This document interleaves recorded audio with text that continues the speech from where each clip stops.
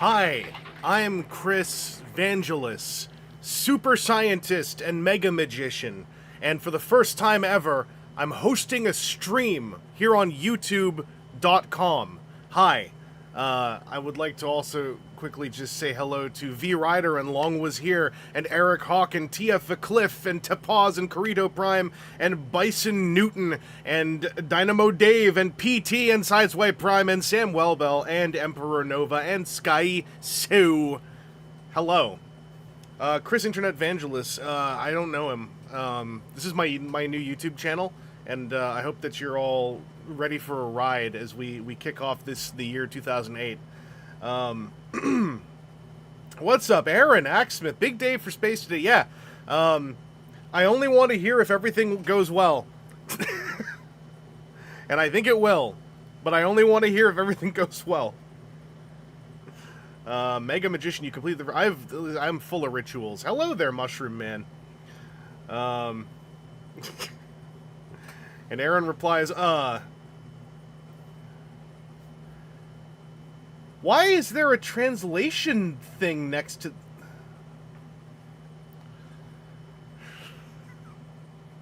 You all see this, right? It's telling me that it has automatically translated Aaron's so,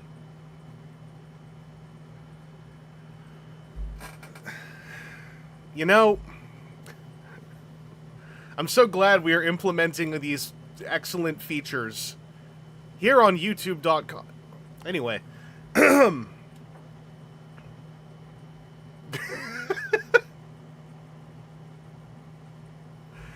The capsule's having a hard time communicating with the rescue crab, but the capsule made it through the atmosphere, yes? Like, that's the big one. So, when I set up the stream, I specifically went and turned off the leaderboard.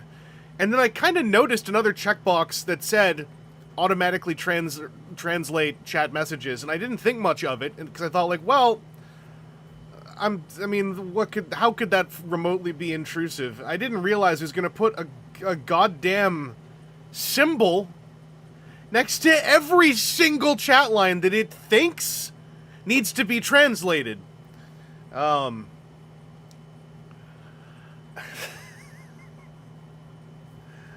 We are here on a great platform. But yes, I'd like to welcome T-Bone the Disco Spider.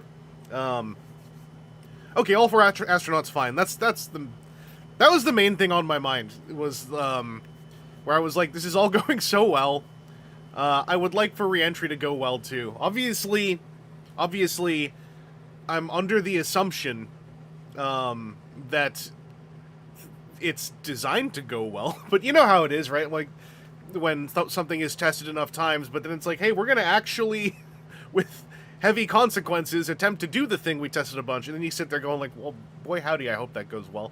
If you haven't, by the way, because I know this has been kind of a soft conversation I've seen here and there in my circles, not like my online circles necessarily, but just all over the place. Check out the photographs that Artemis 2, the crew, have been taking. I believe they're all available still, easily.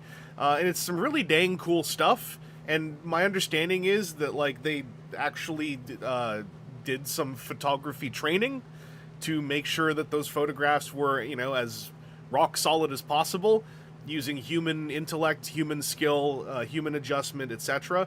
And I think that it's really cool to see that stuff. Kind of, obviously doesn't manifest out of nowhere, but like when the launch happened and it was pointed out, like, so this is the first time we're going that far with people in like your lifetime. I was like,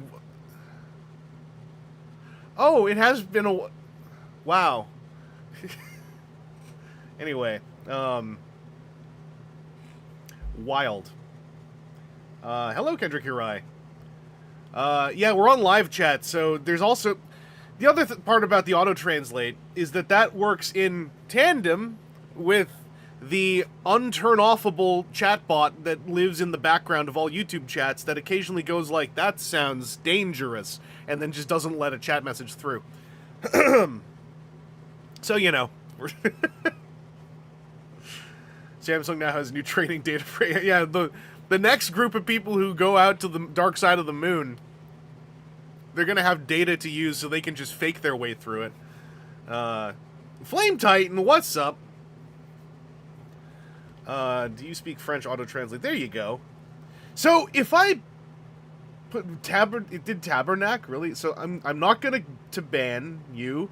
Okay, so it's not offering me the chance to untranslate. And, stop it. And if I hover over it, it makes the symbol go away. So it just puts something there to make sure that we know it auto-translated, and I can't turn it off manually, message to message. So that's 2 checkboxes now I have to remember to turn off when live streaming. I love it!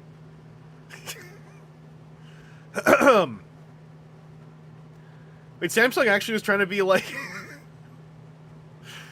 I mean, I feel like, okay, I don't know how it all works, but I'm kind of like, Samsung, if you wanted your phone up on the rocket ship, then you should have given them your phone to take up on the rocket ship. Like, I feel like that, I don't know. I was going to say, I feel like that would have been not the world's greatest ask. The Mecha Invasion hook just broke at the crane arm. Dang it! I don't know how they are with, whatever you call, parts replacement, but might be worth giving them a pester and a shake. Or whoever you bought it from, if that's possible. Here is Ohio. What did it turn my greeting into in the chat on the... I mean, you can see it on the thing. Chris Muse, it said yours was right! As in scribe. Make a note to remind you to pay for the automatic translation at the end of the program. NASA made phones with different antennas so it wouldn't interfere with things and etc. Well, yeah, I guess also what I would say to Samsung is like, why didn't you just give them a camera? I don't know. I feel like public FOMO about not having your phone being the camera being used in space is kind of like something that could have been solved before people went to space with phones and cameras. Because, like, also the camera is the important part. The phone is less so. Yeah, there's also a listings leak. I saw a bunch of the names. Neato. A lot of it, as always with me, and leak listings, a lot of it is kind of meaningless to me until I see, like, what the toys actually are. Because a number of those could be literally anything. So the concepts are cool. It's just I have nothing else to really add to it. It's like, cool.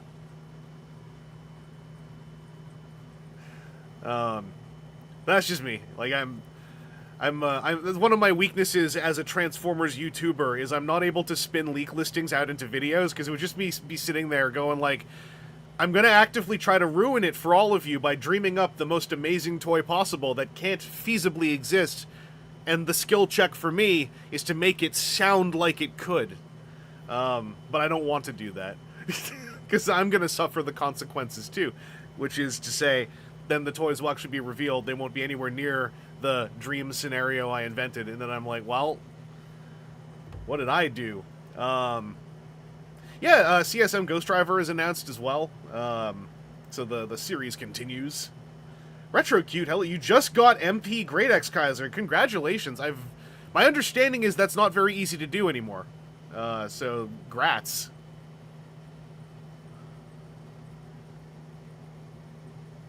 My phone is first a camera, second an MP3 player, third a psychic damage device, 12th a phone. Yeah. It's going to sell my Craftsman Computron. I mess with Strafe and Lightspeed more, spent time with Astroburner, Afterburner, Nosecone, now I love them. Yeah, I still want to... The Craftsman Computron feedback I've heard in hand, past the one that I have, is like... I really do want to pick them up eventually, I just, like, don't want to pay for them. Is it, you know, that very specific thing where it's like, man, I want to mess with those with no consequences? So, you know, I'll just play it by ear. Worst case, I might just, like, that's exactly how I end up buying random things at conventions if they line up with, like, me having spendy money. Is I'm like, wait a second, I was just thinking about that toy a lot, I should buy it. Because specifically when I say without paying for them, it's not like, that is me saying, buy me one. It's like, literally, it's a very specific mindset. Like, Blockies falls into that for me a lot. Aldi falls into that for me a lot as well. They're like, man, I want to mess with those. I just don't want to deal with the part where I have to, like, go buy them. I want to skip to the part where they're just here in front of me. Jarkspore, hello, we are going to be Dragonkaiser. Same way about Rising Force, FOC Bruticus. Yeah, like, I think there's I'm a big proponent of coming up with lots of ways for us, as hopefully my, like, where are we at now? 9-year-long panel series has made clear. I have a lot of, like, vested interest in figuring out ways for us to enjoy and discuss and talk about our hobby without having to predicate everything into the binary of purchase or do not purchase. And so part of that is coming up with these, like, gradient sections of how I regard certain pieces of, like, yeah, no, I think it looks really cool, and I, in fact, would even like to own it. I just don't really want to, like, go out and spend money on it. Whereas there's something else, even if it's more expensive, where I might be like, well, man, I want to actually spend money on that, too, dang! Like, it's a very specific, bracket, you know, in the wider gradient. Yeah, I had to think about that for a bit, Sam. I was like, because 2017, I believe, is the first Why Do We Enjoy the Toy panel, and then I was like, how long's it been since 2017? And I was like... Because I was like, it hasn't been 10 yet, because the numbers aren't the same on the end. But then it took me way too long to realize, like, the numbers are simply one apart, which means the number 9. Robot Lorekeeper, what's up? If I'd ever found those peeing Transformers things, I would have given you one to mess with. Yeah, Chris, I don't think they came out in Canada. I know that the peeing toys came out in Canada, but the Transformers ones specifically, I don't think they came out in Canada. I think that they fell under the umbrella of someone justifiably going like, well, surely the world doesn't need all of this everywhere.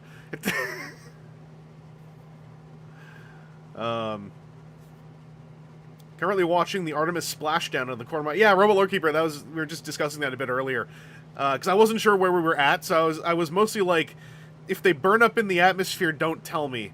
Because I don't want to deal with that. But it sounds like they made it through, and it's more like there's communications issues and etc. And, you know, this is still, you know, I want them to be safely on a landmass. But the part I was kind of low-key, like, about is, like, well and past now. Will I be doing a full recreation of the transformation like in your old review? Well, not during this live stream, because there's certain elements that get in the way of that.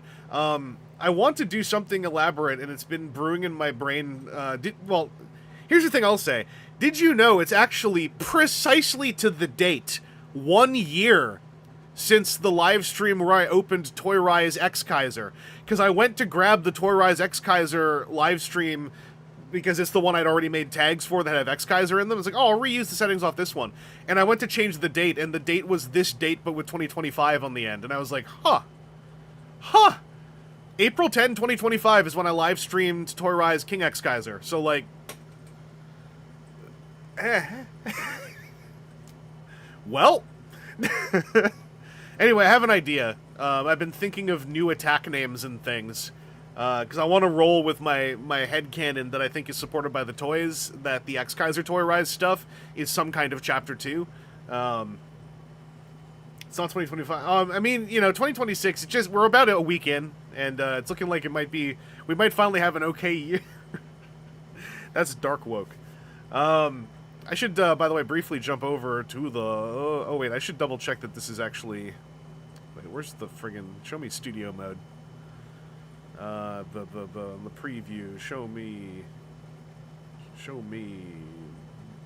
that's the wrong one. Hang on a second.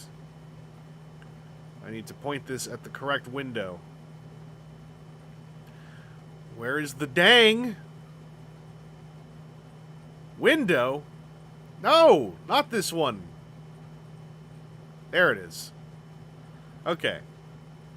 Anyway, I need to also share, because it is a new month, because we are actually in the midst of April now, the coupon code. So, I've had an interesting series of reactions to my innocent little coupon code I made for April, and none of them happened until it went live. And, you know, I do email a coupon code to somebody, go like, hey, can we do this coupon code?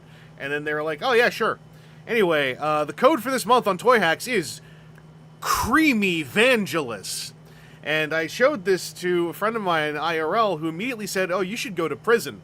I've had at least 2 people react to this with only one saying JK. I'm not using the code this month. I don't want to type that.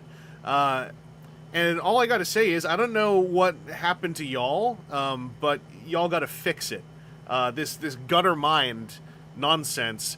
It's Easter! They got eggs and chocolate that are creamy. And I tried writing it with the CREME thing, and it just didn't look right. I wanted the Y. It made more sense with the Y, because we're not branded. We're not branded here. We got no brand deal with somebody's CREME eggs. We're just talking about generic, creamy sweets. And everyone's like, wow, creamy Vangelus? And like, yeah, dude, does nobody anymore? Was not the great sacrifice on the cross made so that we could enjoy creamy treats? So anyway, the code is Creamy Vangelus. Can you tell Toyrise to make some Dagwon figures? I mean, they're doing Fire Dagwon, right? Like, they haven't shown anything, but my understanding is we got Toyrise Fire Dagwon with forearm swap integration with the Dragonkaiser family. And that seems pretty cool. Why is Egolysis... Why not Ego... I mean, here we're proving why, right? But no, I wanted to go. I was sitting there one day and I was like, no, creamy. We're gonna be creamy today, creamy like peanut butter.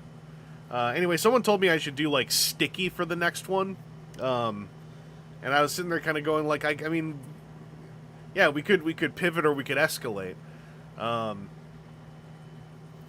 But yeah, support Braves in Toyrise I think is a long ways away. I think that my understanding is, because I guess this was like said somewhere, the next like X Kaiser sized project Toyrise is doing is going to be something out of Eldoron, which makes sense. But I think that when it comes to like fully modernized Brave lines, it's going to be Godbrave Studio working with Good Smile on the Gutai. Just seems more likely, because Toyrise is also part of the T-Spark umbrella of projects, which there seem to be 1 million.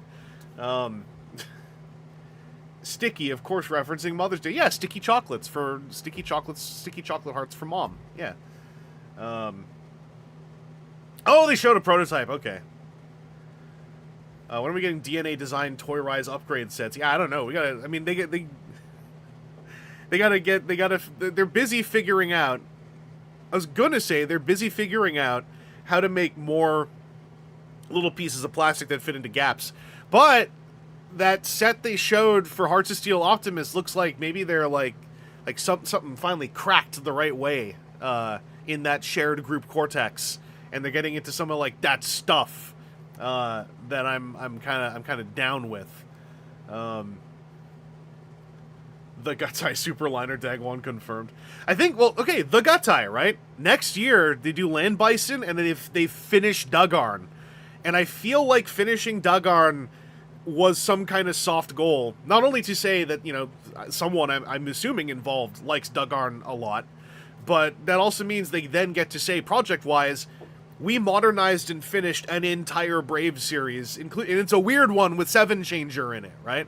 So I feel like that opens doors. I think most likely the next place they might shift to would be Might Gain, because a lot of people like Might Gain. I'm not sure if like Firebird is beloved enough for its robots, but also I wouldn't have expected Dugarn to happen before anyone else, so I have no idea.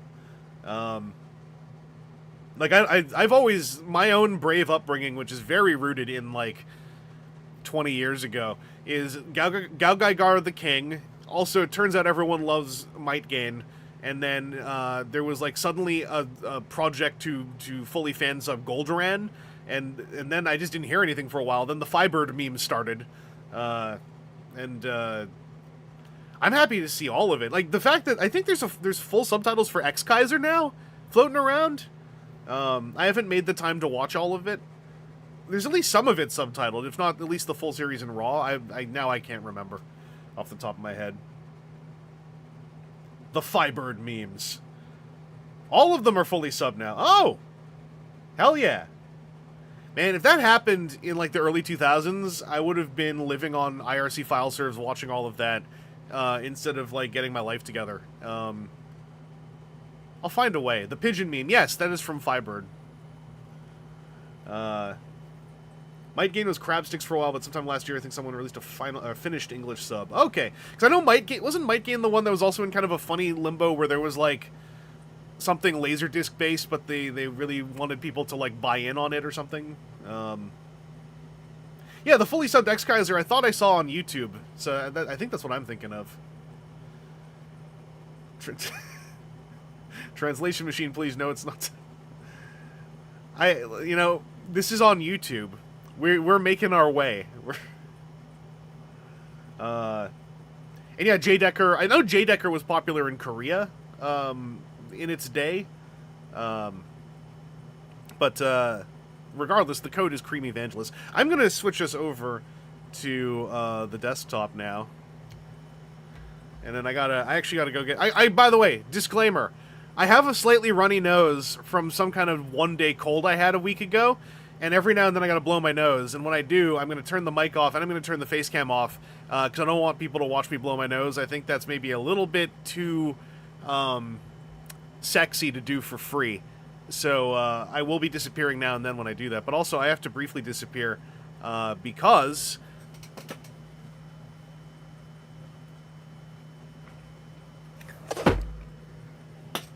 we got a box. I'm not getting this in the shot, by the way. That's impossible. But in case you're curious, you know, here's how big and redacted this thing is. It's a bigger box than an Agress Versalter. Don't ask me how I know that. And it is also clearly a bigger box than King X Kaiser. I have a cold tune. I've got no idea how I got it. I didn't leave the house for like 2 weeks. Sometimes, like, bacteria don't care about whether you're on your property or not. I have gotten sick from actually being too sedentary and sitting next to, like, you know, a fan or something for too long. Just dried my nasal passages out. Do you have other Toyrise boxes for scale? Not with me. Oh, there's even more tape on the sides. I know that some of the Japanese reviews on YouTube have the X Kaiser boxes side by side. What I'm hoping for, because I've looked at how this toy works a couple times as I was waiting to be able to get a hold of it. By the way, thanks again to Tim, who spotted me the shipping cost of this when I lamented about it a couple streams ago. But one of the things I didn't know was how they use the tray, so I want to see.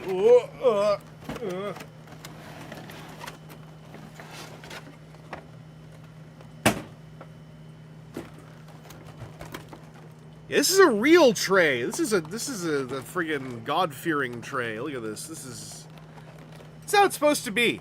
This is how it's supposed to be. Where the tray contains the toy.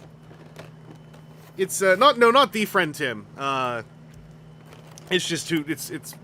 What I'll say is that is who it is credited on coffee. Because I went to double check because I wanted to get that part right, and then I was like, where's the pseudonym? So I threw it out there. We need a comparison with Toyrise Ryukendo. Toyrise Ryukendo falls under the realm of, dang, I want that, I just don't want to buy it. Yeah, there's a couple Tims out there in the world. It's messed up. This tray can choke so many baby seals, and I'm gonna let you have it for a sick deal. Sideswipe Prime opening up Genesis Gaugaigar Toyrise, hell yeah. Yeah, the Gaugaigars are a long-term thing for me, because I couldn't swing the pre-orders when they were happening. So they're a long-term project. The bummer is the shipping on them is always going to suck because their boxes are ridiculous. That's the nice thing about the X Kaisers. They have like demure, small, normal boxes that are proportional to the contents therein.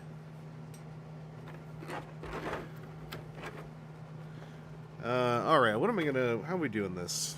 We'll pull the. I'm gonna pull the little bits out first, just so I can make a bit of an arrangement here. But yeah, I have a plan that I would like to enact for some dramatized sequences with these. I wanna do it with some HasLab cameos.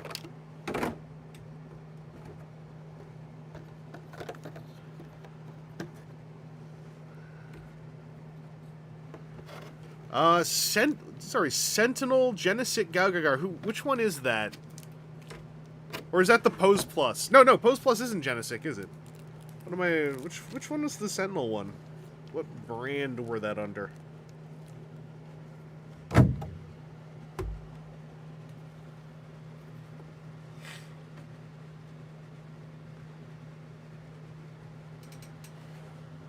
Because it's not literally like Sentinel, right? Oh, it's Amakuni. Okay, yeah, the Amakuni one. Yeah, the Amakuni one is beautiful. I think that it's perfect the way it exists. I don't think I'll own one ever, but I think it's perfect the way it exists.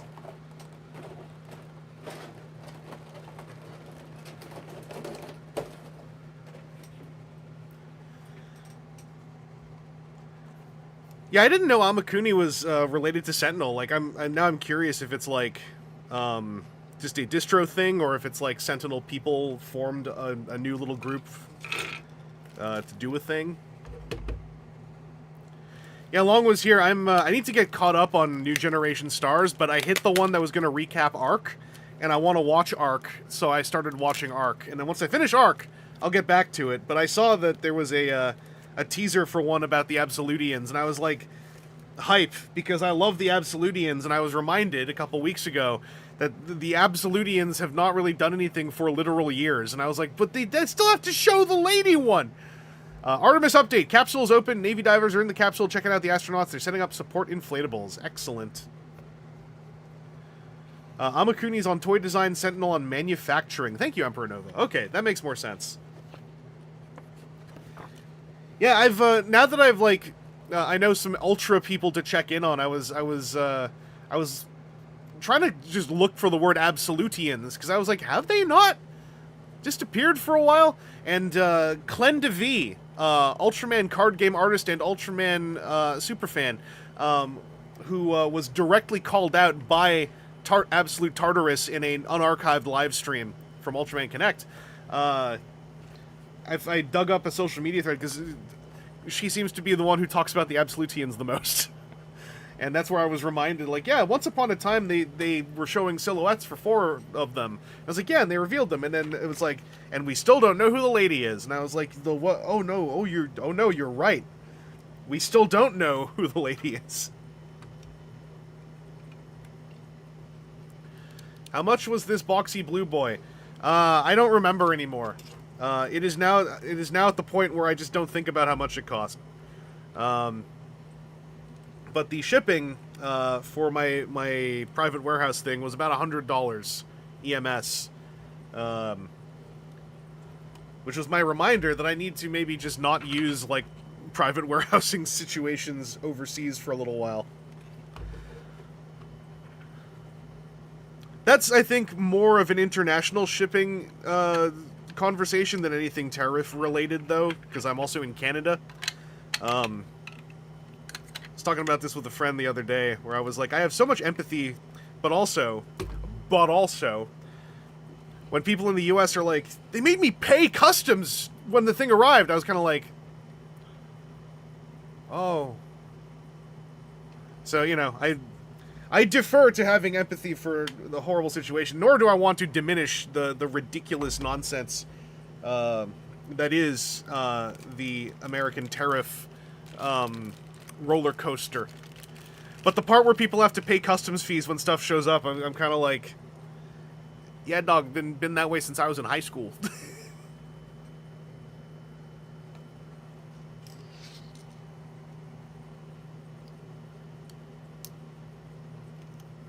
I'm gonna set a faceplate face in here for now.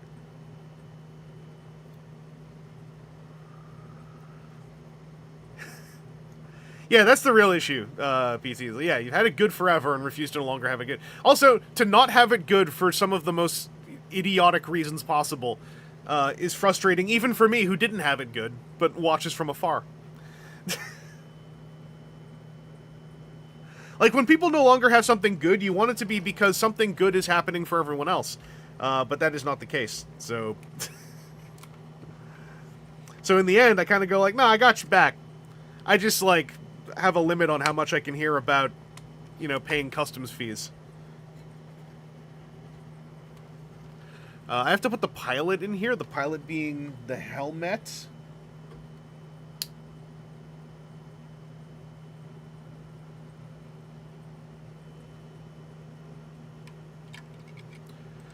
This, by the way, one of the sickest parts of this whole thing, having just places for stuff to live.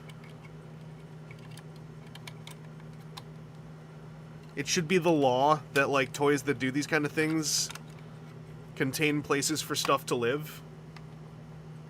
Can you put a Titan Master in there? I'm just going to say yes, you can. I don't think it will be secure, but there is easily enough space in there. Yeah, it's not for Dionauts. There's even a spot for the other face. Like, this rules.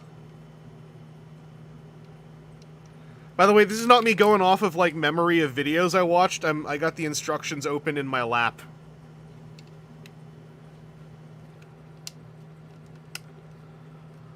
Yeah, look at that.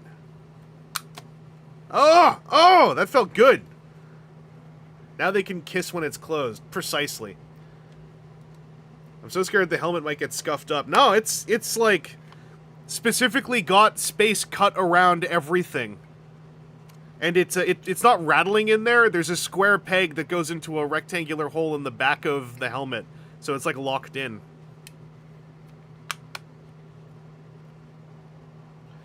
Could you tell Fans Hobby to re-release their monster bots? Hey, Fans Hobby! Yeah, you! No, don't get up! Re-release your monster bots right now. I got your back. Do you ever get a sense memory of handling another toy? Yes. I couldn't tell you like a time it's happened, but that concept is very resonant to me.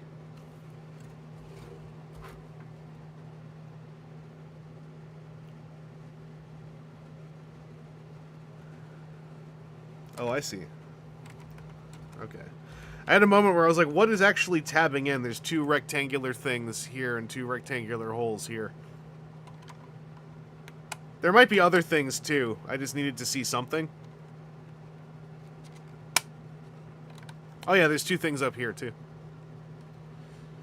And then it's saying to flip these up.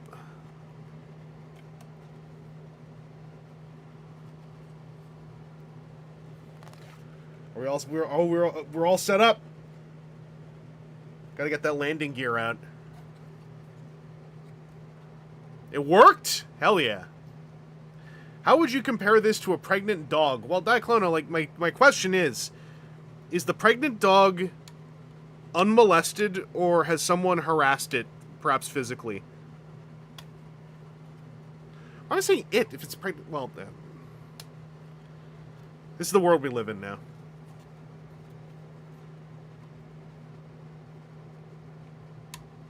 See, what we're doing is we're continuing a bit that you could find out more about if you check out one of the 9 VODs over on Daniel06, where we were hanging out last night. Oh yeah, look at this. Can it float? Totally. I did watch that. Well, it's VODs, actually. LTT Taylor 1970 VA, which version do you think is better, the Masterpiece of the Toyrise? I think the Toyrise is just better overall as far as being a playable toy. I mean, if you're asking me specifically about this one, I've only actually handled it for however long since I opened the box, so it's not really my place to tell you either way. But, in general, Toyrise are built to be playable toys, which to me is infinitely superior than any other approach.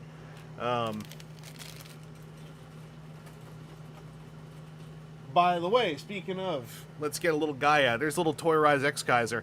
I'm going to make him a car to set us up for the future. There are few joys in life as pure as transforming jet with 3-point landing gear. You know what, though? What's the, because I've watched Japanese reviews of Toyrise pieces, and there was one that kept using this one phrase, and I don't remember what it was now.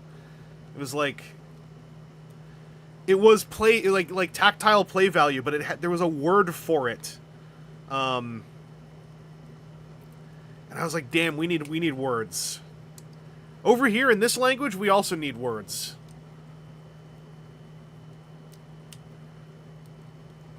It started with like a K, it was a K or a G word. It was like a K or a G. I can't remember what it was now. I can go dig it. If I do enough like searching, I can probably dig it up again, but it's one of those words that you'll hear Wotafa say it.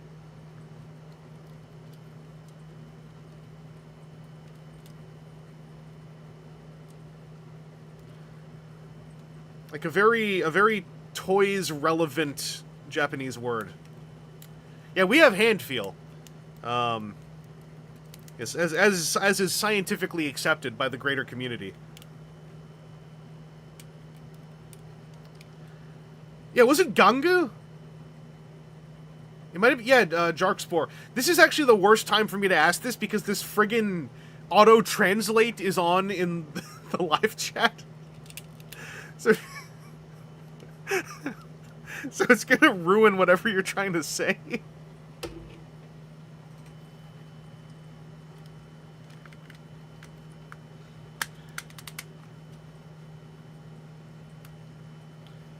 I'm also just busting out the other jet.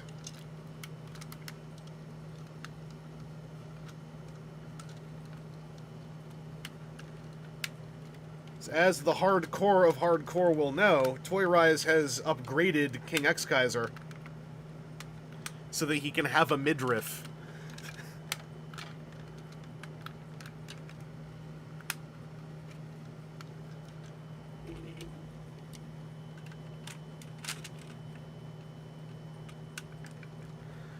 So we've got the double Kaiser jets.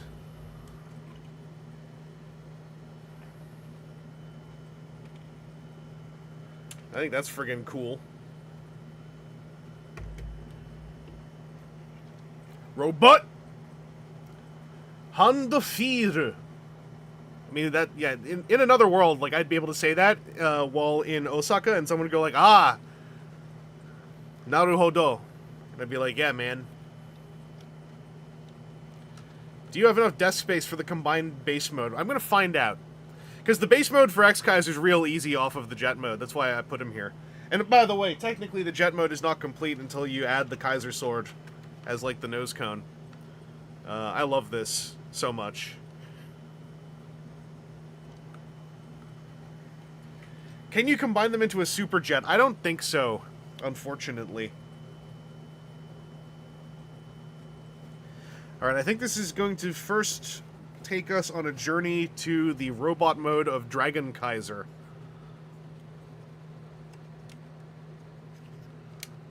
So with toys like this, for those who are wondering what I'm doing here, I'm following the goddamn instructions. So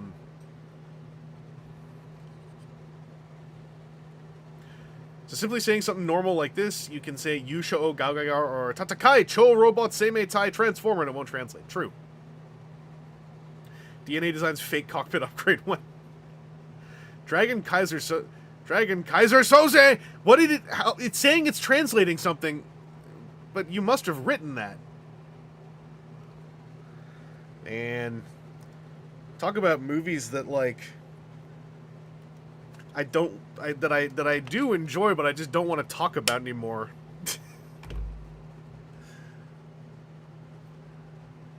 I'm lucky in that I didn't grow up on that movie. But, like, what an unfortunate rot that permeates from trying to rewatch it.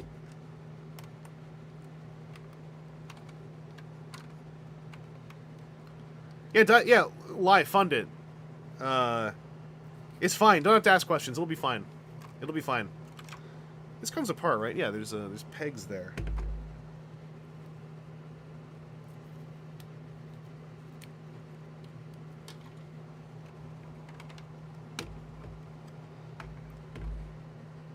Oh my god, parts forming. Do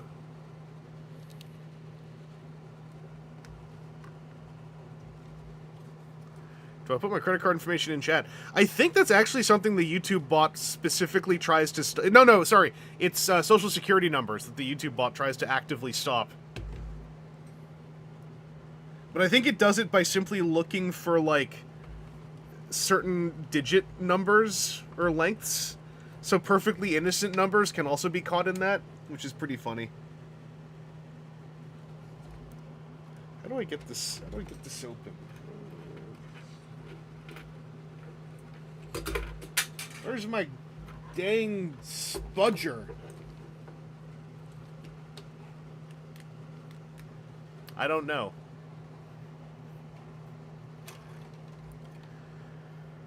We'll do it live! I was thinking about that the other day.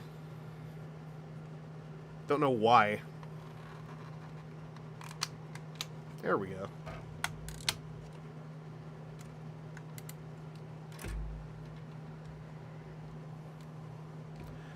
Spudging stream for free? Rider Strike, what's... This is a big boy on the desk. I tell you what.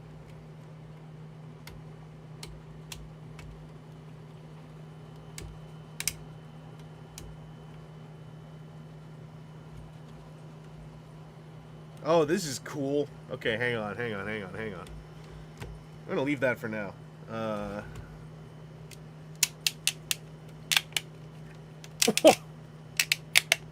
Oh! Oh, that specific noise right there. Hang on. This is not the creaking, but the final click here. Oh! Yeah. Okay.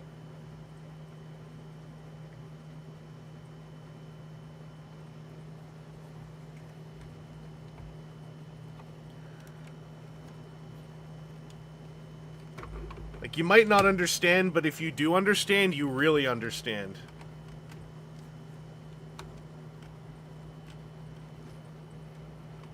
But yeah, this is not a ratchet joint. This is a Takara Tomy thing, where they just have big, creaky, tight hinges.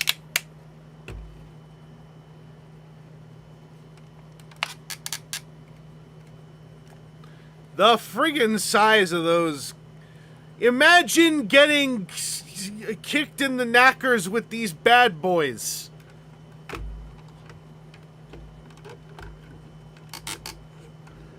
Imagine getting trodden on the giblies by these honker-donkers.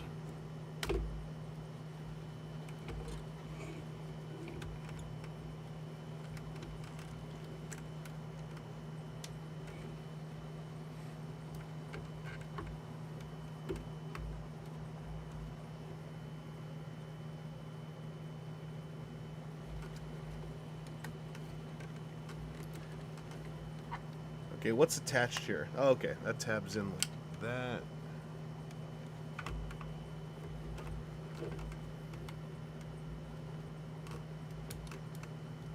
Oh, can I fake it though? Yes, I can. So, you're supposed to pull this off, turn it around, plug it back on, but there's just enough wiggle room that you can be a Goomba like me and go like, Kanzen Henkei!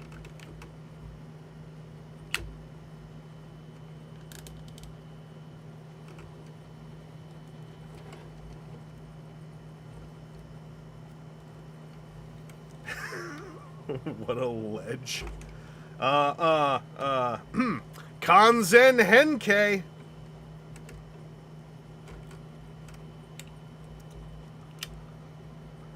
This toy is so goddamn cool. Okay. Where is he?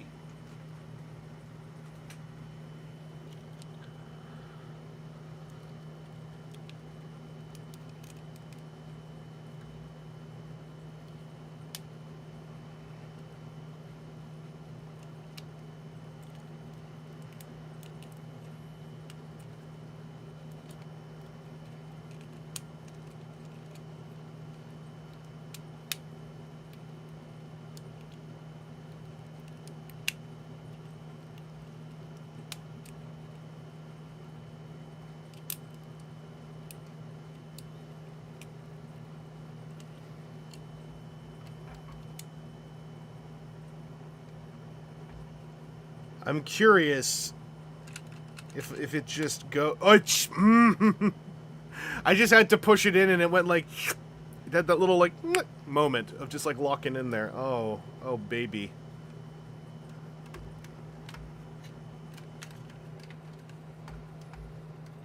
And then like these panels lock onto the sides of this.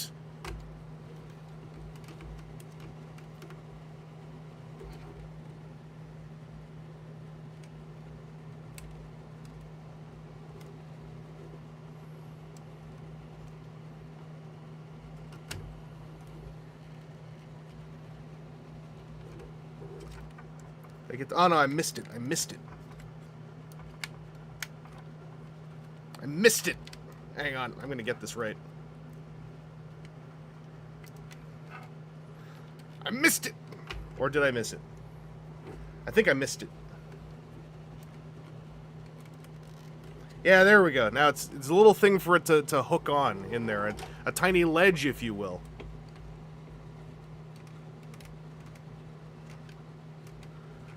as a whole rucksack, right? That's the burden of the power of Kaiser.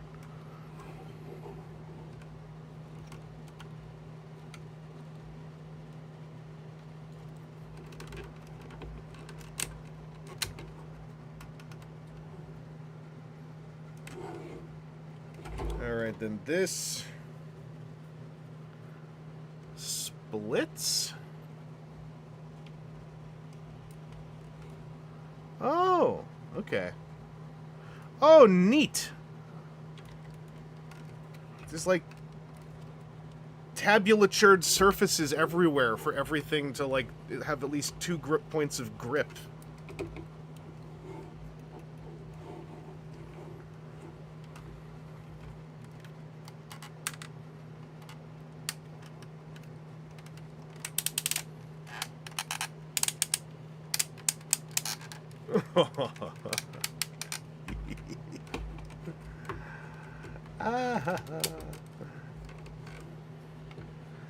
The best part of this figure is like these proportions, right? When you swing the leg up, it's like, look at how much would be hitting you in the face if Dragonkaiser kicked you in the face.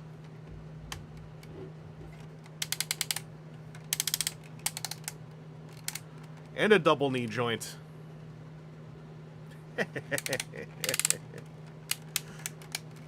I also love that there's ankle tilts on just these freaking gigantic feet. And then that little toe tapper. I also love the number of times that the stupid auto-translate symbol is popping up for literally no reason. Damn. Oh yeah, what language is that? Google? What language are you translating when someone says damn? Knackers flattened!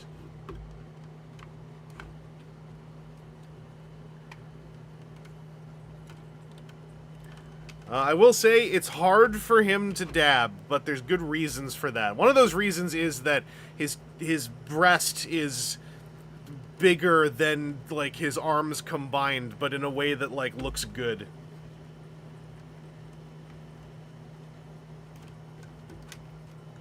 Hang on, there's like weapons and things this guy can do. Yeah, you get the dragon anchor.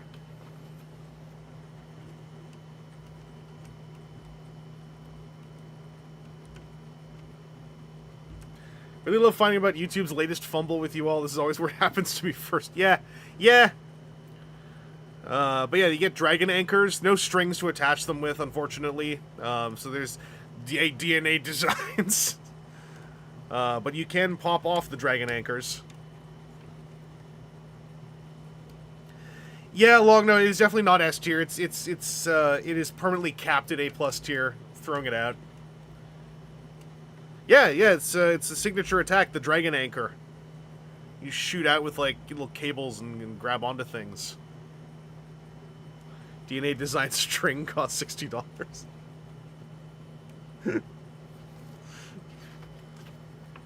We are proud to announce, for the first time ever, DNA design string.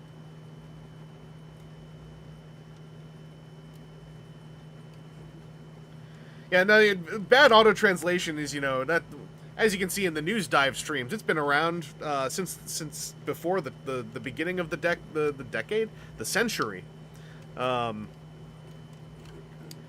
it's a new option on the actual live chat in a YouTube live stream.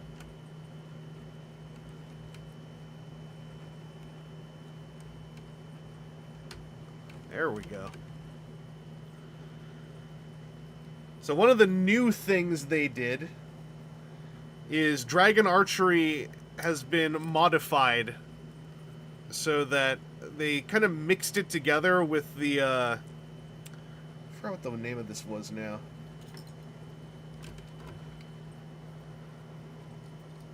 I think Great X Kaiser is the one who uses Dragon Boomerang. But these things, they're smaller and they're designed a little bit more like hook swords, but they're also like little short bows.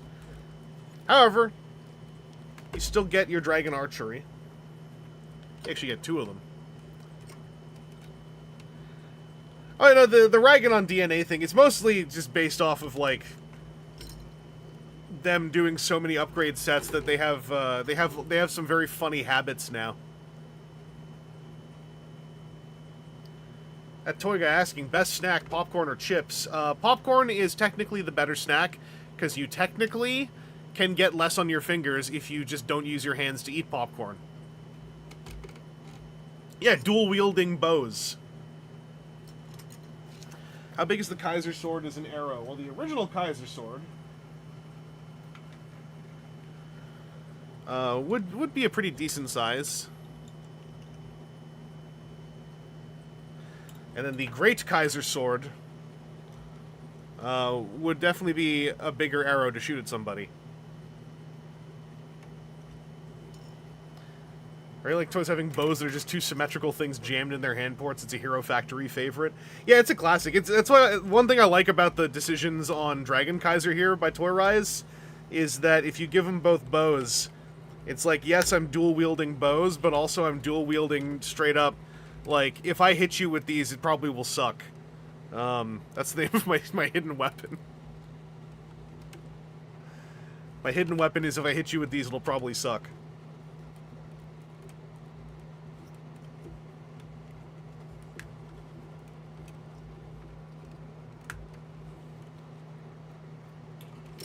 Zambles, yeah, they're kind of like hook daggers. Unfortunately, there is not enough room to put them in such that they're facing forward. I was just thinking about that, but, like, there's not enough. There's too much cuff.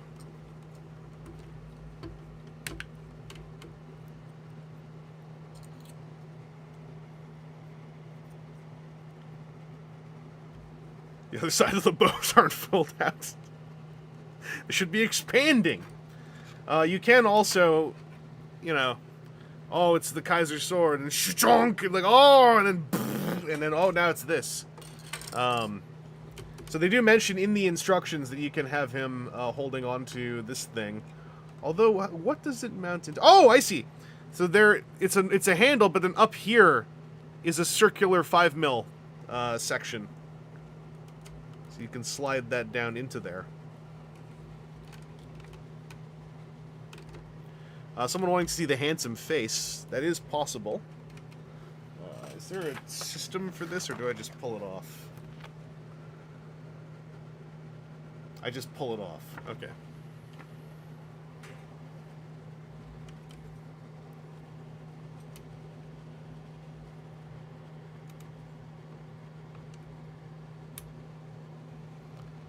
Hello, Adam Rockmore.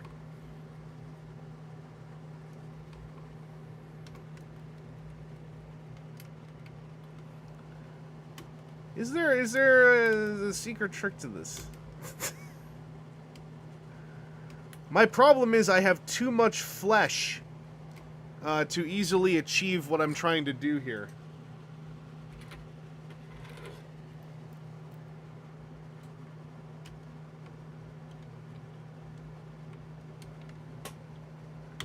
There we go.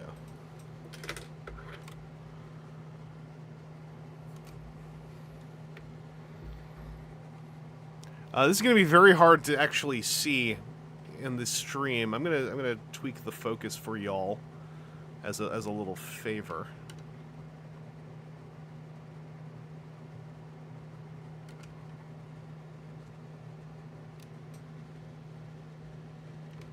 Move this out of the way.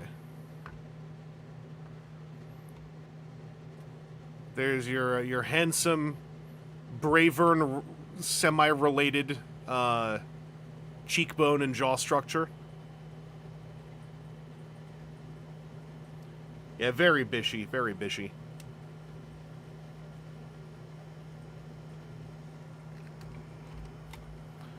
It's also messing with the white balance. Something fierce, much like Titan's Return Blur.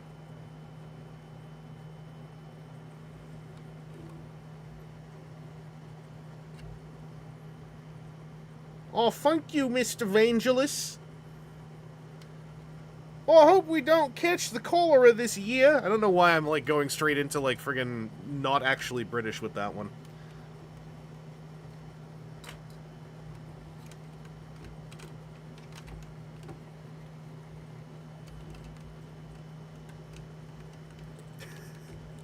His chest is too wide for him to actually Obari pose, so you have to fake it. You have to fake it a little.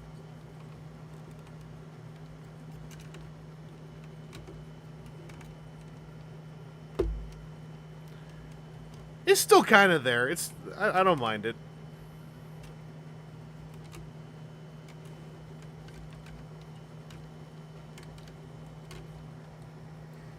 Hoping X Kaiser sold well enough for them to commit to a Toyrise Dino Geist. I think the question is going to be, like, do they want to finish any one Brave series or just keep doing, like, sort of one-off related projects under this umbrella?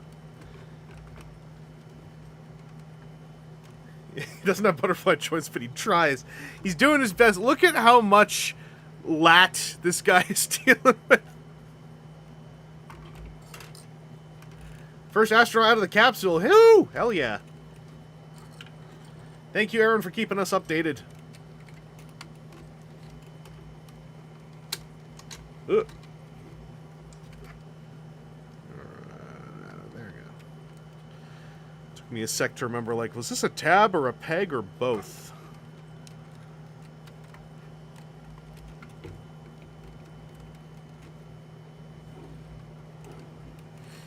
Would shell out for nice toys of the four guys. So, Robot Lorekeeper, here's what's killing me. New Age has Dinobots, right? They have all of them. New Age does goofy redecos and repaint and even with new toolings like head parts. New Age has made a new guy to combine their Dinobots together, and I'm sitting there the whole time going like, gesturing at the shattered glass colorways, going like, I'm sure this is nice for somebody. Where are the Geisters? Why are you not making the Geisters? The Geisters are literally 4 of these with new heads. And now you can make a combining one, so you could invent a 5th Geister and invent a new combined Geister. So I have to believe someone at New Age has the wherewithal and the humanity to be aware of all of this, and they're simply choosing not to yet. But we should already have at least New Age Geisters now. But yeah, also, at this point, with Toyrise being around, I saw, like, yeah, Wotoff is not wrong. Like, you can now do Studio Series leader-size Geisters. It's just New Age are, like, the New Age is the company I just assumed would do the Geisters. And then when they showed the 5th Dinobot who combines, the 6th one who does the combination thingy, I was like, Yusha AF, yet no Geisters, why? And, you know, I yelled that at the wall and nobody replied to me because, you know, they hate me. 3 crew members out, hell yeah.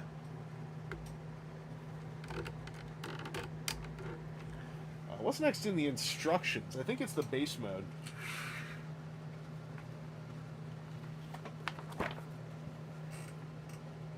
It is the base mode. Okay.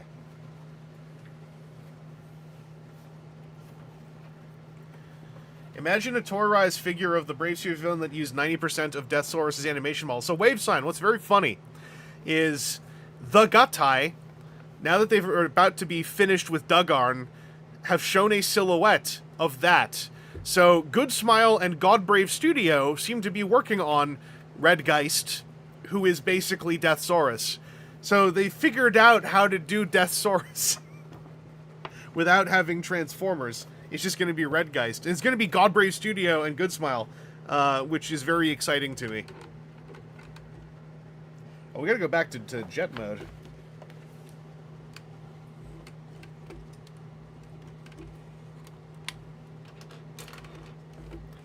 I want to see how satisfying this moment is when we crack the hatch open.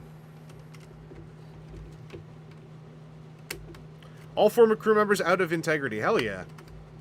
So we're all good.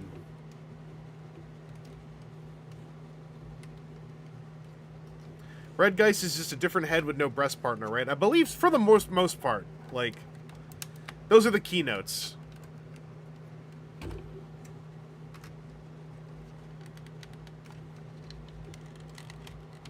Waiting for DNA to, or some other add-on company to release a set that will turn Red Geist back into Deathsaurus. Oh, you didn't see that happen.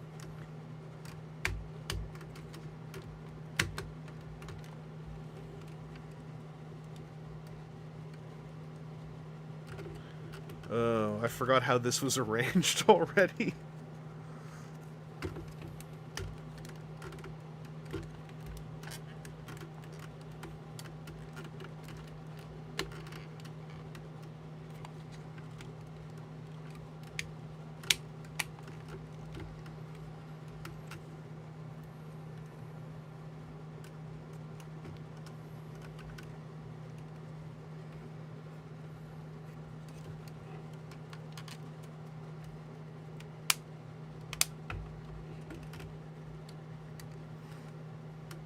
Don't worry, guys. It's the hit character, Legacy Red Deathsaurus. That's right. He's in the Legacy fiction. Did you not watch the Tubi series?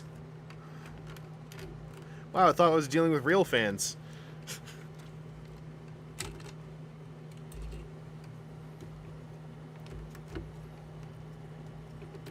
Yeah, to go with Red Cog.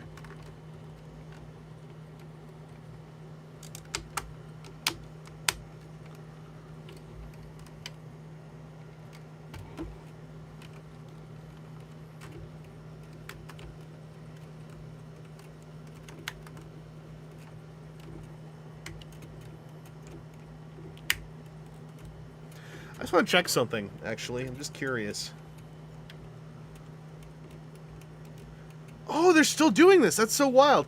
So something that has been recurring in my experience with Toyrise, King X Kaiser, and Bravern, is whenever there is a hand that can rotate, it's usually actually swappable with a universal size of either 3 mil or 5 mil.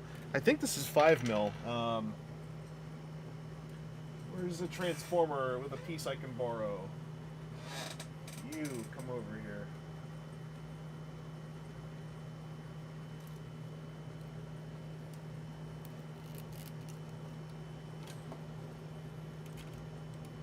Yeah, that's 5mm. So Dragonkaiser's hands are on 5mm hand swap ports.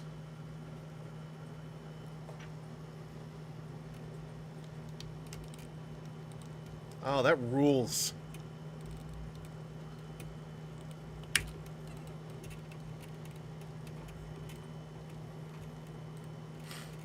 Oh, the hands are on... Okay, you stuck them on Toyrise Ryukendo once while doing stupid thing. Hell yeah.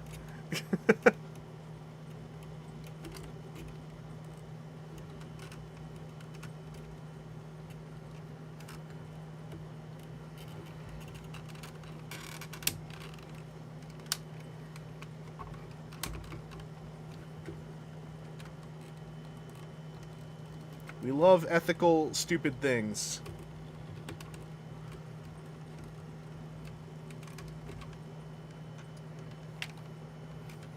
There's 2 ports here.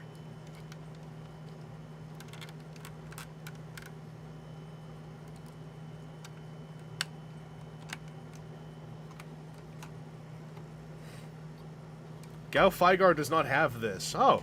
Gaufar Gaigar's hands are on mushroom pegs. Interesting.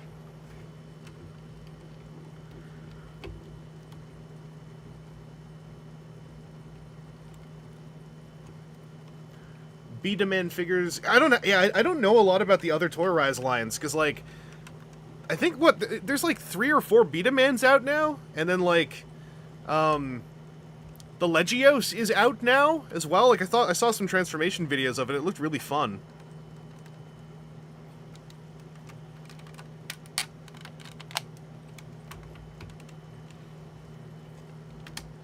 I know the Toyrise Betamans do like a Gutai thing.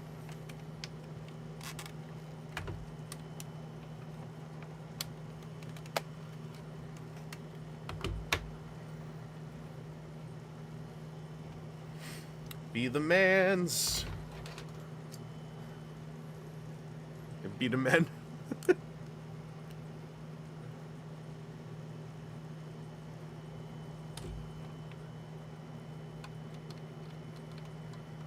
You to be the man now? dog. This guy's really bulky. Well, Zambles, that's because this guy has a secret. Part of that secret is something I noticed in the instructions that I also need to try out, because it was in the instructions.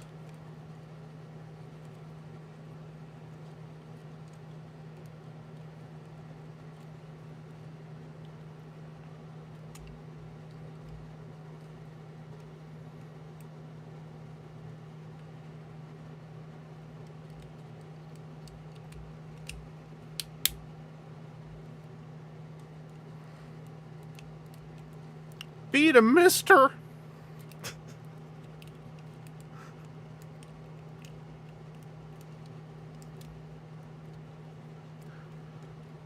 There's nothing little about Toyrise Dragonkaiser. I dare say nothing miserable either, but that's an assumption I'm making. Oh, where's the spot for this? Is it here? Yes! Mounting tabs. Whoop. So you can mount X Kaiser on here as well, which kind of rules. A happy large pile of secrets, yes.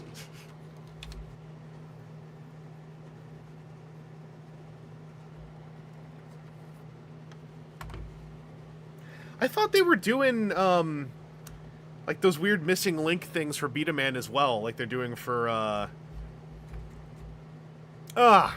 you know the one. Microman.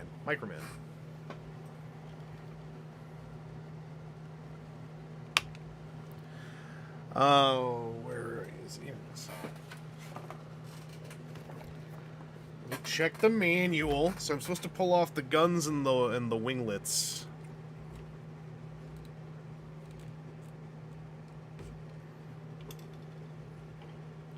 Legacy Soul, that's it. Yeah, I thought there was a listing for Legacy Soul Beta Man. So they're doing like missing link Beta Man.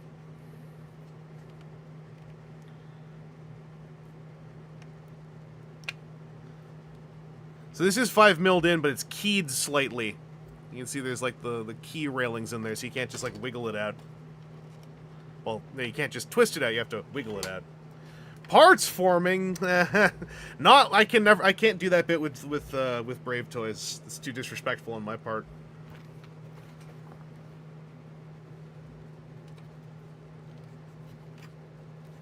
I forgot to flip these back up. Oh. It's that thock that they make when they relock in. Oh.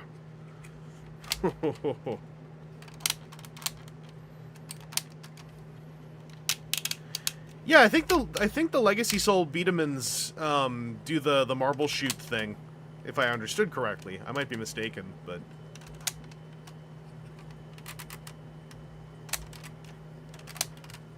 what's going on here?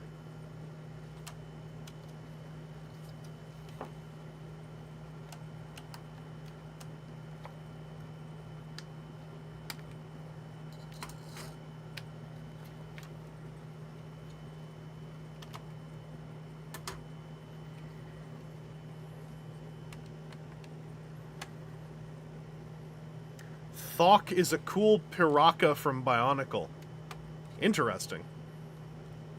Why does Bionicle keep stealing all my good ideas?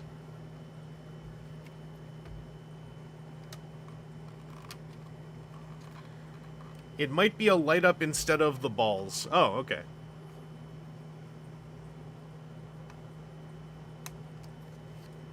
I am very much... End of the day, let's be real. I'm a real Beta Man tourist.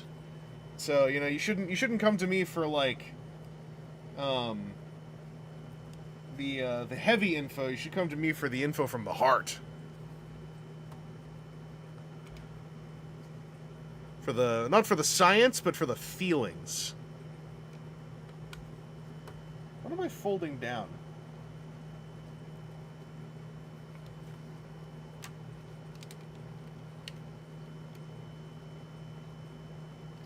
Oh! He actually has to do some of the disassembly stuff for this mode. That's wild.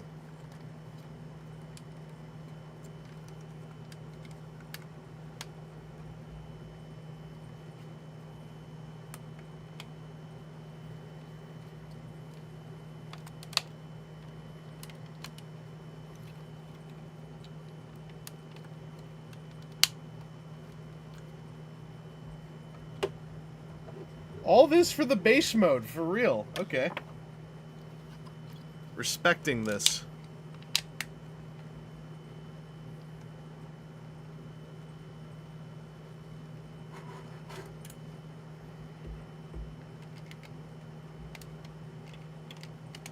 And I think these are new, yeah, these are new connection spots for the base mode.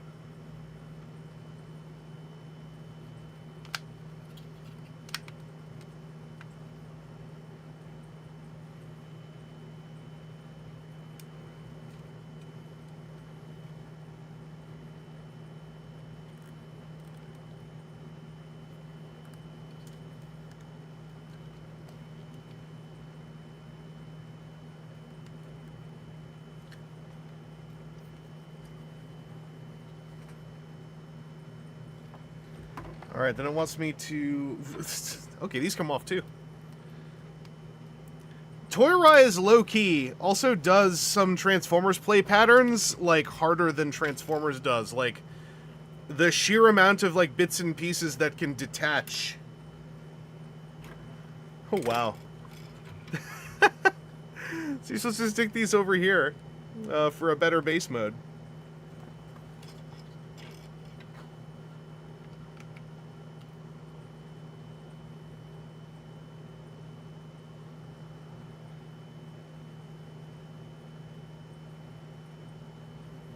I missed a whole bunch of chatter.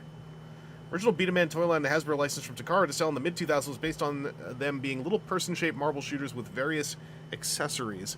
Yeah, Bedaman was always in my periphery, even like back in the day when it would show up in like magazines or like other websites.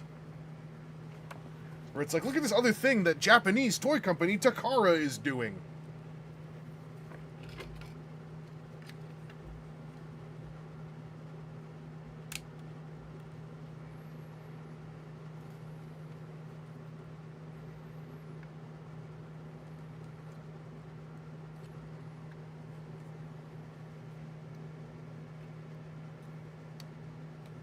Okay, now we're gonna do stuff with the legs.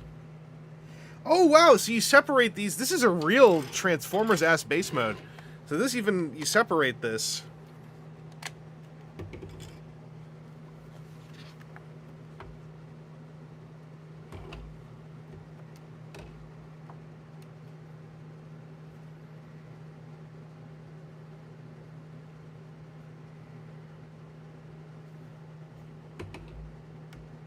Okay. But then they're like, plug these back in. Why did I even plug... Oh, right, okay. So let's plug this back in. On this bottom hole? So originally it was in that keyed hole, so that's moved to this bottom hole here.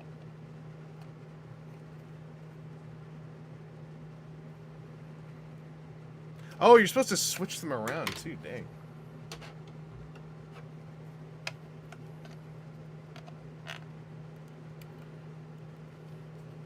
Like that.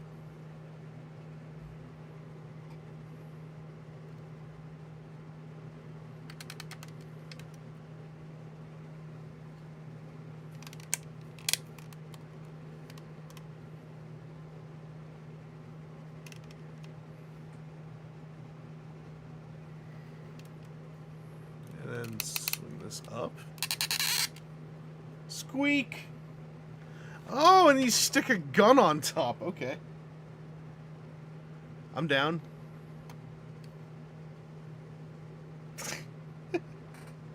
That's great. Let me just do that with this other one. I love bottom hole.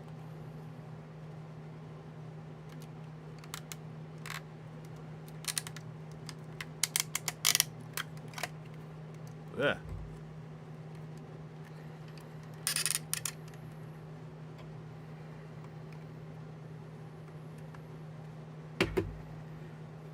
And how do these attach? Onto the arms.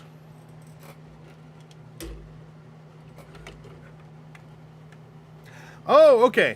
So there's a very like flat tab there, and there is a matching slot for it there.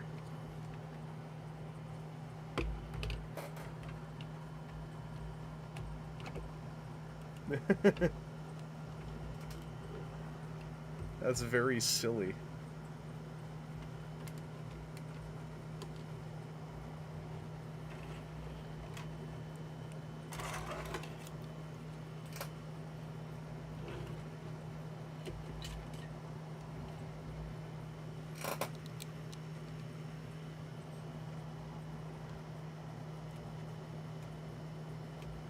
This is a Toyrise original gimmick. They invented base modes for both X Kaiser suits. And I believe the extent of them combining is you just put them in front of each other.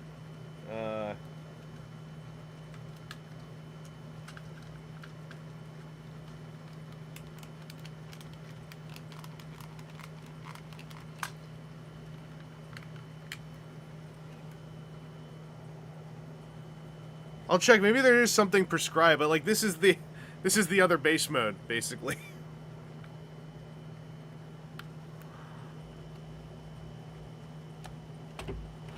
Okay, they don't actually connect together. So yeah, you just lay them. You lay it down like this. It's still kind of neat, though. I don't know. It's very whimsical.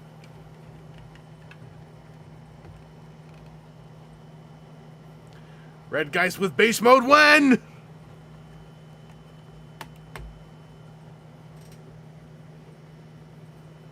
How Transformers like of them. Yes, you can store the... Look, it fits perfectly! That's why they put the fins there. Yes, you can, like, slot the car there, you know?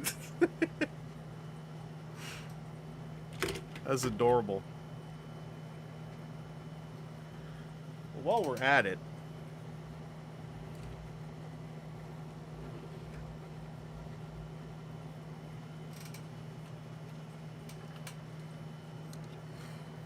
Just gonna go ahead and, bring this guy back up to a certain level of standard.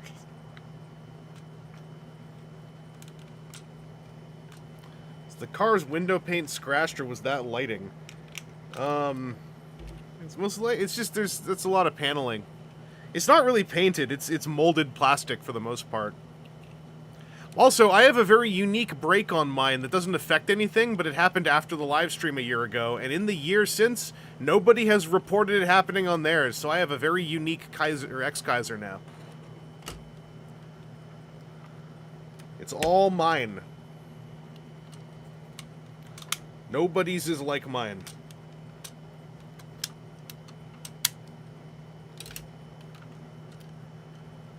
What's the most not just doing a squat base mode in Transformers or Transformers adjacent toys?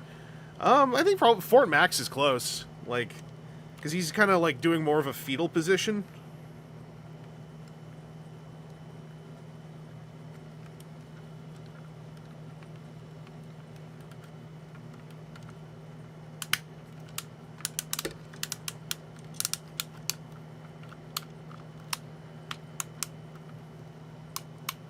Last astronaut is sling-loaded and headed back to the aircraft carrier. Hell yeah.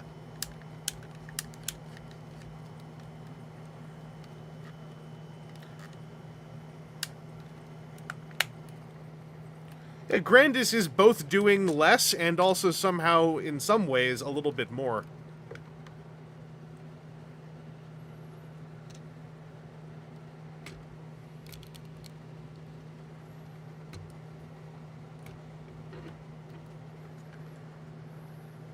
Grandis? I hardly even know us.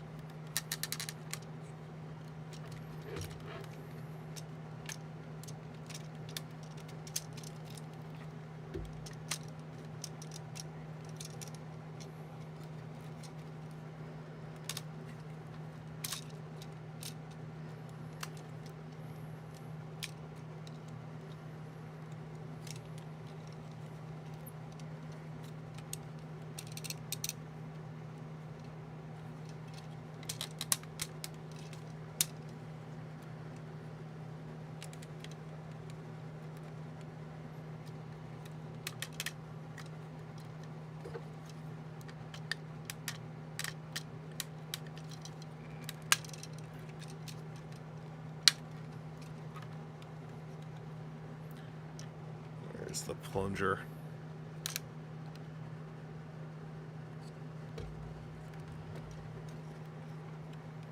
Any thoughts on the SOC and King X Kaisers? The Soul of Dragonkaiser X Kaiser is fascinating. I think it looks bad, but also I think that I really want to own one. I think it is a fascinating project. I think there's a lot of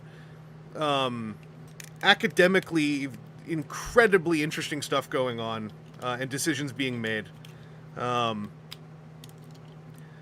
I think it's also it's a huge boon that Bandai put out that like little micro documentary about Soul of Dragonkaiser King X Kaiser, because like, you know, for better and for worse, it really helped me better understand what exactly they were doing with that project. I think it's going to be a very well-made piece. I think it's going to be fun to mess around with. I would love to have one without having to actually buy it. That's one of the parts where I'm kind of like, ugh. And I think it looks completely confused. It looks like it is hung up on doing exactly one thing that was decided 2 lifetimes ago, before the project as it is now. Like, it was very illuminating to learn that Soul of Dragonkaiser King X Kaiser began as a metal build project. Like that, there's a lot about that little documentary they put out that answered a lot of my questions.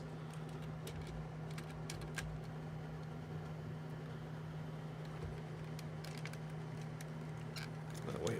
I gotta pull them out for a sec.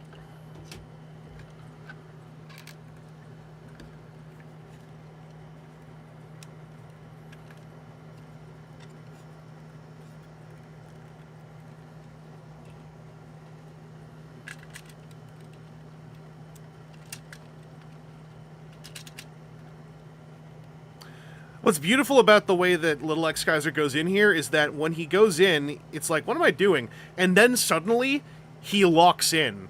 Like, it's like he gets sucked into a hole that's just the right size for him. The SM, what is it? Shokugan Modeling Project? Because it's not Super Mini-Pla anymore. Anyway, the Simp Project X Kaiser, the Sump Project X Kaiser, looks like it is kind of, yeah, like it's doing everything the SOC wants to do, but like with less restriction, with a little bit more whimsy, a little bit more like, hey, we're just making this work.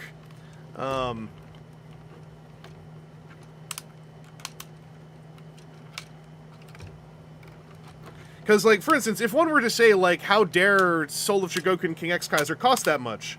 My response would be, like, no, I mean, it costs what it's going to cost. Everything about its cost is fine. Because it has a mission statement, it has a thesis statement, and it is adhering to it. The shame is that thesis statement has deformed the entire project. And it sounds like, going by the documentary, that thesis statement also caused the project to be in development for literal years, spinning its wheels, trying to figure out how can we make sure it does this, this, and this.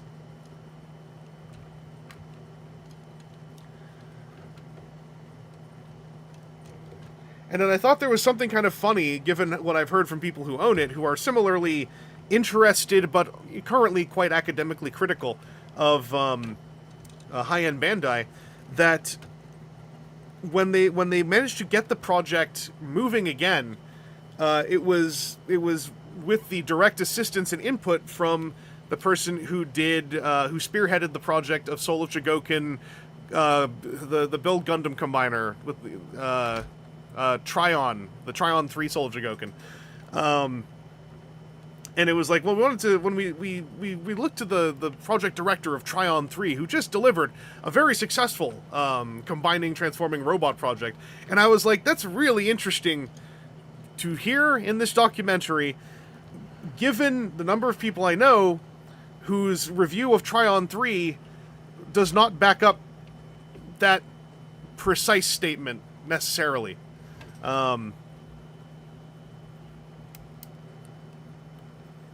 know, not like it's not like they lied, but I think that there is a very siloed development and design environment over at high-end Bandai, and that it has occasionally, some slightly negative effects on the stuff that comes out of there.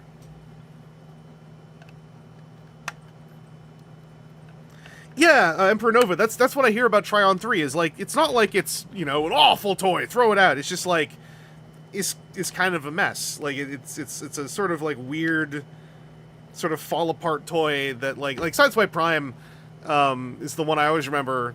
I'm paraphrasing it here a little bit, but it's like, there's a very specific interlock point, a critical interlock point, that relies on like 2 tabs or something. Like, it relies on friction tabs and then kind of goes like, anyway, that's good enough. And it's like, but you're the guys who made Soul of Chogokin by Kanfu. Like, what?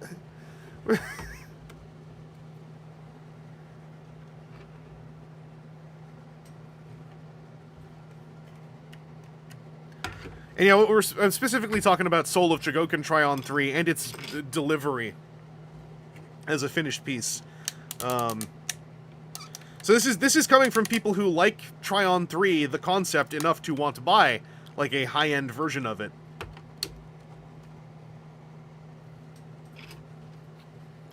So their X Kaiser, I should explain, yeah. So what I mean by confused, their X Kaiser is so intent on doing 2 things. X Kaiser has to be able to do the classic form up, where you can pose it with all the panels open and X Kaiser, T-posing inside. And it also needs to be able to do Thunder Flash, where he can raise his sword with 2 hands and hold it aloft like this. And so they ran into the very common, storied now, situation with not just King X Kaiser, but also by Kanfu and other similar robots, where you have you have to come up with an intricate way for there to be a robot existing inside of a robot, and the articulation's still working, where it's not just existing inside, but literally, like, inhabiting, like, an exosuit, that robot. And Gordion, thank you. I always forget Gordion. And so, the Soul of Chogokin King X Kaiser's solution, eventually, is that there are swappable cores. So there's the frame-up body, which allows you to put little X Kaiser inside. And then you can swap that inner body out and replace it with the posing body, which fills this suit, with joints instead. However, the issue is that in practice, it seems to involve basically disassembling, like, it's not literally, just socket in X Kaiser or socket in the joint skeleton. It's like, to socket in the joint skeleton, you also have to disassemble about at least 30% of the toy and reassemble it onto the joint skeleton, which means there are now 2 different King Rotor modes. There is the form-up King Rotor and the articulated inner skeleton King Rotor. So they basically designed 2 different versions of King X Kaiser, and they are differentiated by the internal skeleton, and they make it a feature that they provide you with both internal skeletons. But the end result of this, and also what is sort of a little cherry on top of this, and this is a problem with Masterpiece Brave King X Kaiser, when you try to scale little X Kaiser to the King Rotor and to the form-up gimmick, you run into the issue where in the anime, he simply morphs his size so that he can pull the King Rotor like a trailer or also step into it like an armor suit. Physically, that doesn't work, scale-wise. So inevitably, what you end up with is a tiny X Kaiser who doesn't actually inhabit the entire armor. He inhabits the middle lump. JTM! What up, Brave? So the long and short of it is that Toyrise's King X Kaiser solves this problem in 2 ways. Number one, most obviously, the form up now is little X Kaiser just sockets into the back of the torso. The other part is they changed X Kaiser's design to have a stomach. Because another thing about X Kaiser, just to lump on the physics that are being solved here, original X Kaiser doesn't have a midsection. He has a chest, and then his pelvis is just under his chest. And the rest of it is solved through anime magic, right? So what Toyrise did, and the reason why, one of the reasons why I laud this toy so much, is that they looked at X Kaiser and went like, well, the issue clearly is X Kaiser's base design, so we'll just update it. And that's what this toy is. And I think this is therefore a success.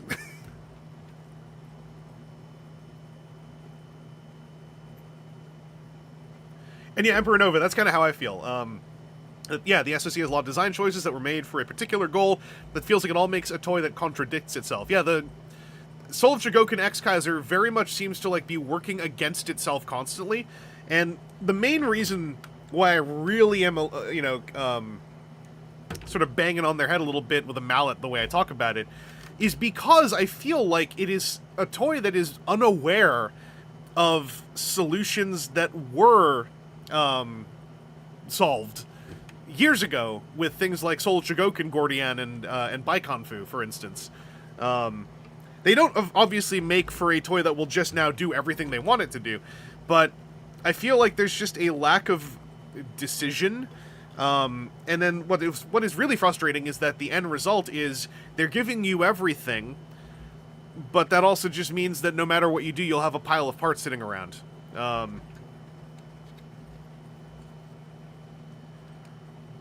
Gordion and Baikonfu, they have swap-in parts, I believe, but there's something a little bit more elegant about the swap-ins, wherein you aren't having to, like, actually disassemble and, like, you know, pull the legs off, pull the arms off. Like, there's sort of just a dummy plug you can stick in. So you end up with a figure that is, like, inherently a little bit less posable, but I think for a better and more intentional final experience. And they also don't have to transform. That's the other thing. Although to be a little bit fair, the King Rotor transformation is not like the most like exciting thing in the world. It's a big stick that stands up and folds two arms out of it.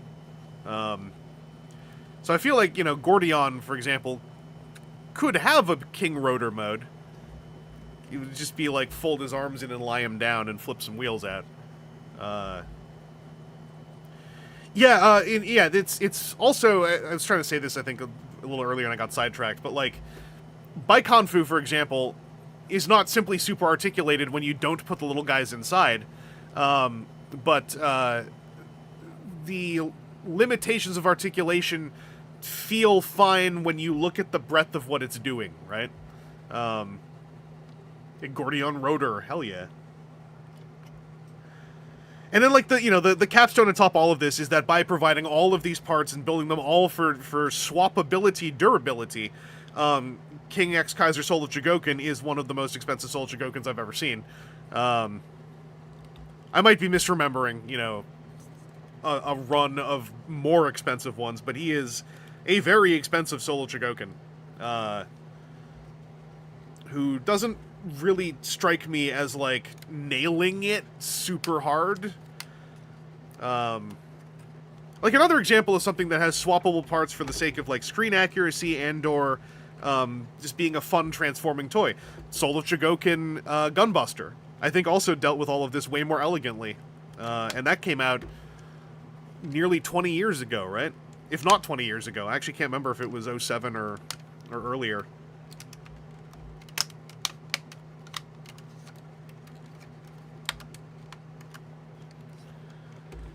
In the case of Gunbuster, what they did was they actually brought in the original designer to come up with perfect transformation versions of the parts that do just morph on Gunbuster.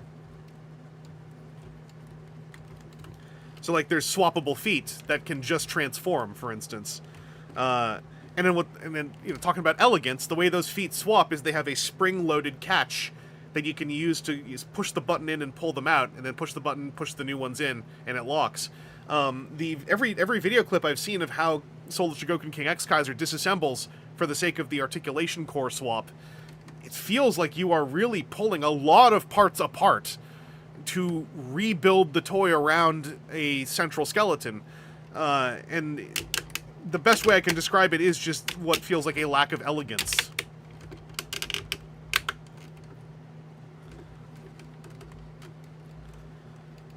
But I should say, like, amidst all this is not like me going, like, how could they do this to us? You know, how could they fail us?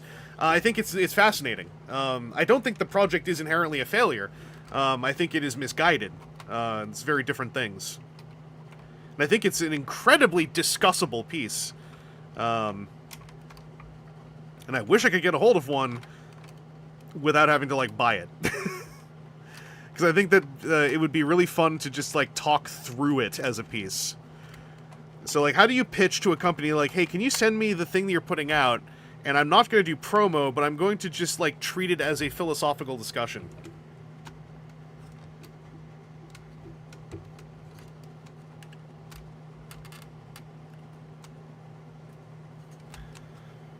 Oh, yeah, I didn't do the backpack. I'm just going to do this briefly. I want to show the two of their masses next to each other. This is cool AF and hell.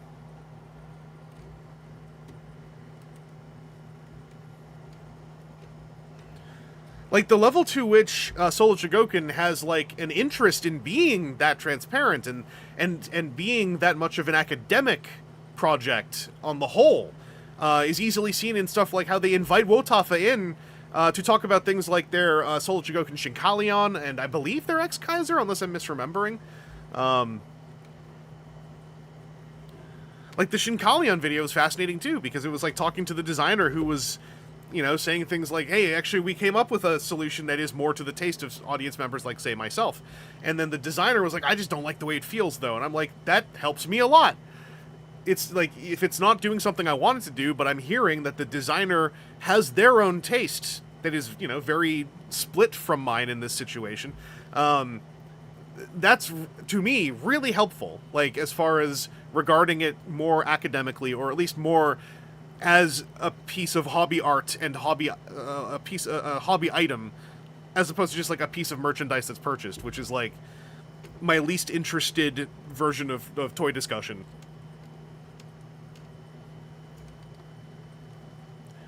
And, like, that's just me. Like, I just don't find it interesting anymore to, like, kind of boil down, like, well, is it a good buy or not? Because, you know, for various reasons. One of them being, like, that I consider toys to just be so subjective, even to this day, and in the current environment, that, like, it's more fruitful to talk about what they are doing and etc. Wait a second.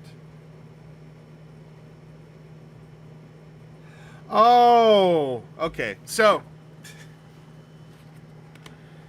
that's not a combined base mode, but they're telling you how to take all the little bits and pieces off of both base modes and plug them onto each other's base modes so that when you set them in front of each other, there's more unified aesthetics. I'm going to have to do that some other time. I don't want to do that right now. I want to do the super fun part right now. I've had enough of my vegetables! I want pudding and cake!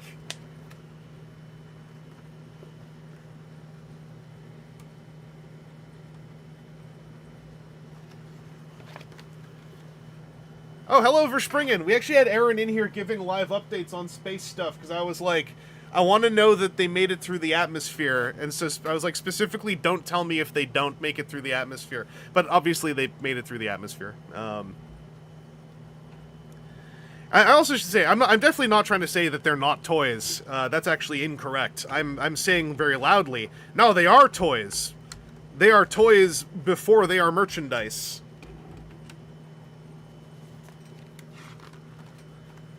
Verspringen, you just missed a very long tangent about Soul of Dragonkaiser King X Kaiser, which I think you probably would have loved to participate in. So, everyone give Kevin Verspringen lots of FOMO about how relevant the discussion was to his tastes. Boy, if only you'd been here.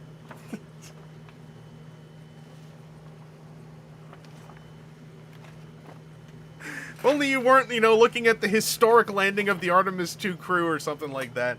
If only, you know, if only you were like something that is literally more important than what I'm doing here. It's a shame YouTube videos on streams don't get saved as VOD. That certainly never happens. It's impossible.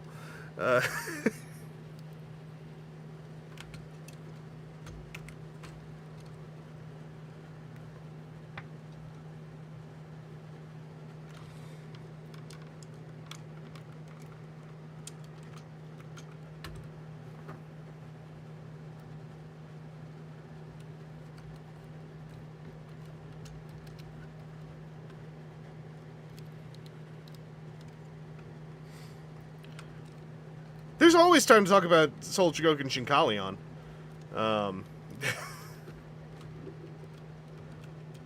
Yeah, Emperor Nova, that's what I mean, is they had that prototype that was a all built-in transformation.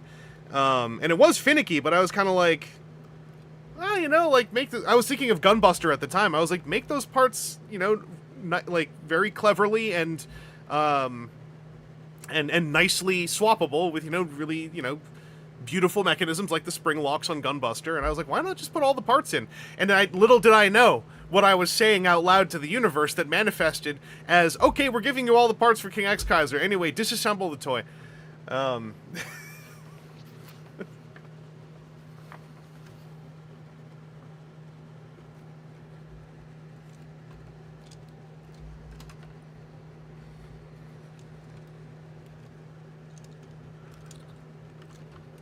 Oh, right. So this is where, a year ago, I found all these pseudo-hidden extra tabs that happen to line up with things. So I'm doing this only on one side because I wanted to share one of the coolest friggin' parts of this toy. And again, something where it's like, what if we just do something new?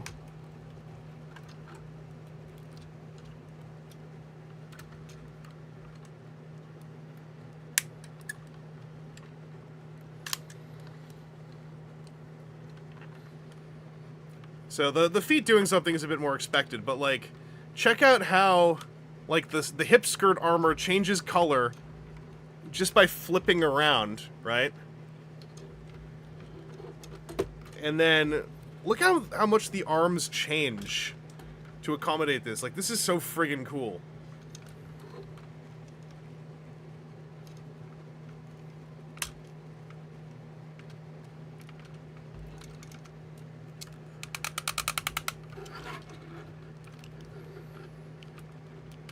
It's all got, like, locking points and things. And yeah, like, these wrist extenders are also things that, you know, we use to do extra poses on this toy in the meantime. Or did in the meantime.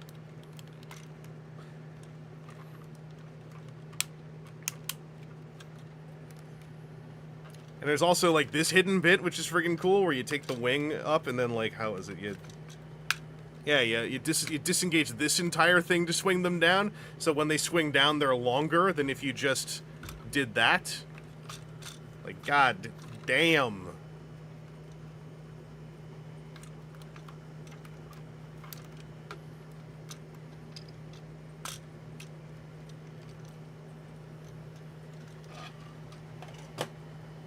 Alright, so...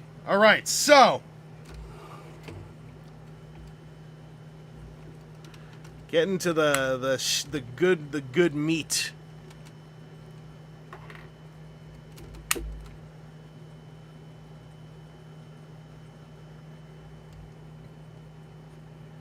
Oh, right. So one other thing you can do, because the way they do the helmet swap is actually very direct.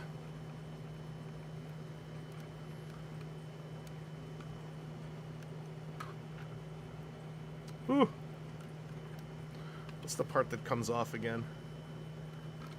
Yeah, so this whole helmet comes off, leaving X Kaiser there.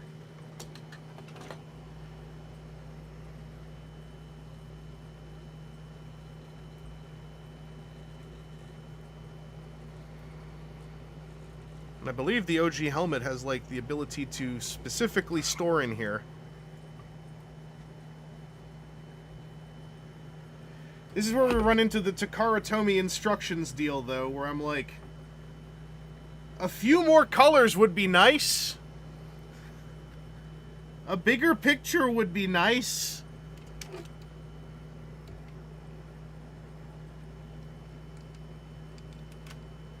Oh, okay, I got it. So it very specifically is keyed to fit in like that.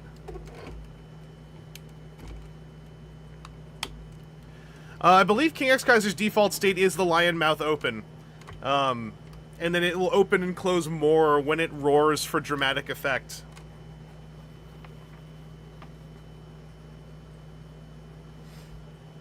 Addendum to Galgagar not having 5mm wrist. Broken Magnum on Genesic is 5mm, and that's what he uses for his wrist swivel on his right hand. Aha!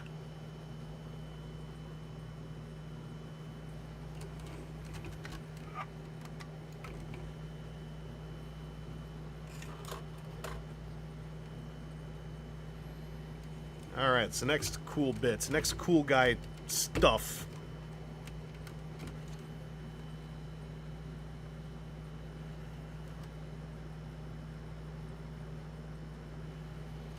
I did this by accident once, and now I don't know actually how I did it by accident.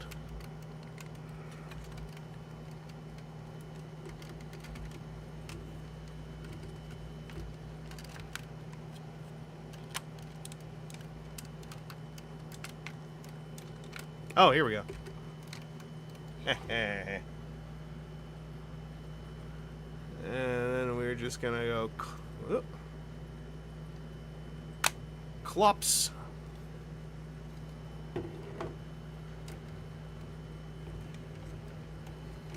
Then we'll do the base mode transformation again. Make them kiss before they combine. No, they don't need to kiss. Their heads are... They've done something beyond kissing. They have integrated their heads together.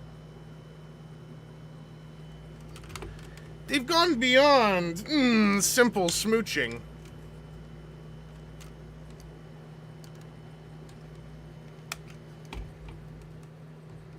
These are also opening way easier now that I've done it once.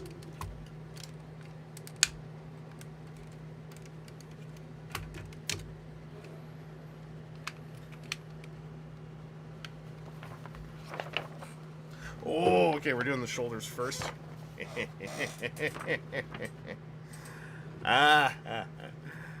Oh, I'm having a good time. I was like, I want to stream this because I just want to hang out. I apologize that I am not streaming this in a way that is like good streaming.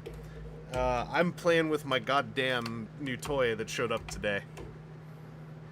That's how real men kiss homies, is you integrate your face together with your homie's face.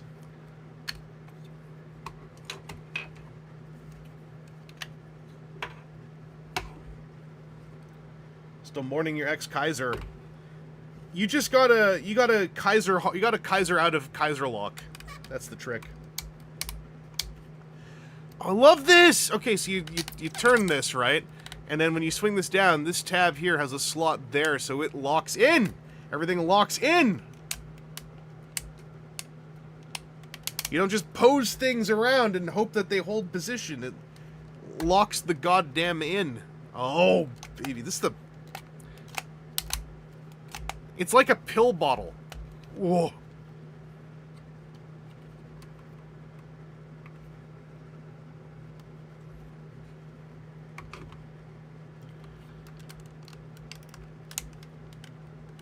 It's these little things, you know, like having a place for this to tab in so that it is solid means so much to me.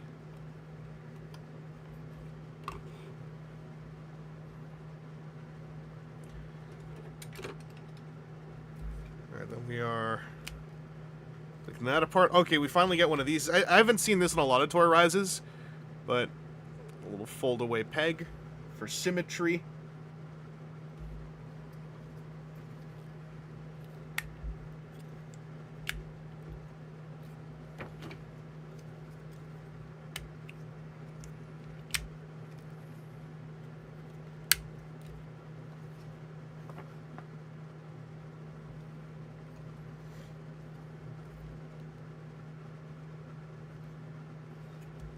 And we saw the dragon anchors that come off. They also, this whole piece here can fold over too, which is kind of sick.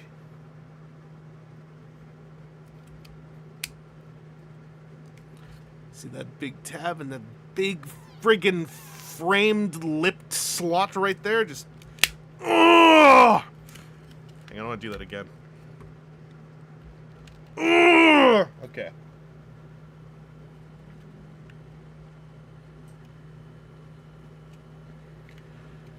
So you turn the joint there, but then you turn this mid-forearm joint here. And then this is set, ready to go.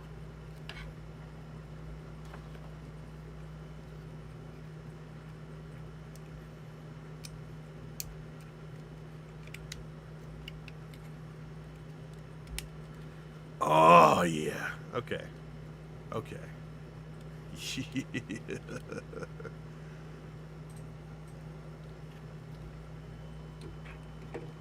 get to start doing the cool stuff? Okay, here we go.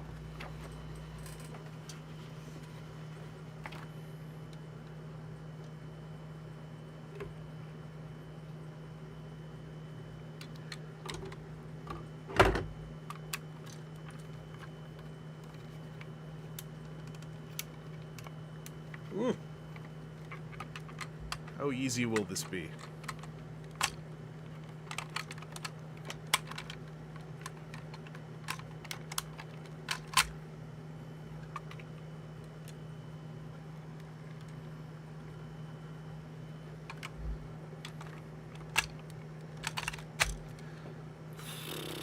That felt pretty good. Okay.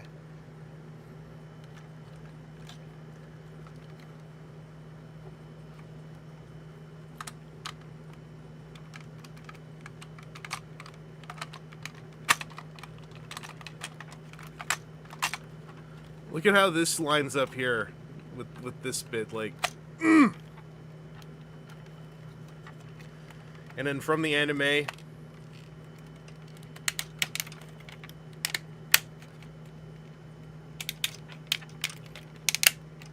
Post-tab slot clarity, you know it! Oh, this is sick if this is what I think is gonna happen. Okay. Yeah! Oh, Jesus. Okay. So... You see this gray thing in here? That's a giant C-clip. And it's gonna grip the back of King X Kaiser's calf. Oh!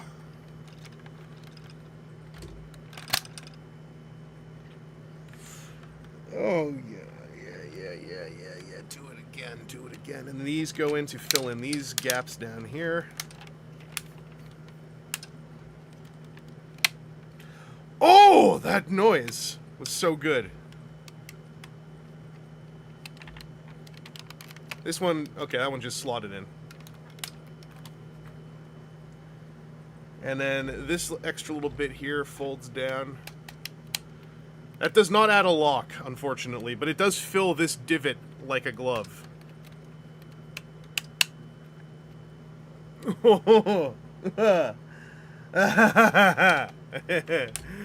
Him big legs.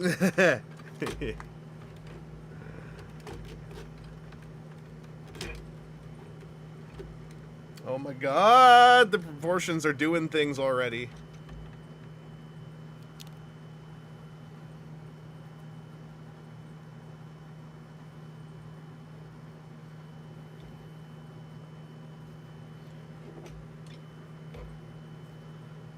Okay.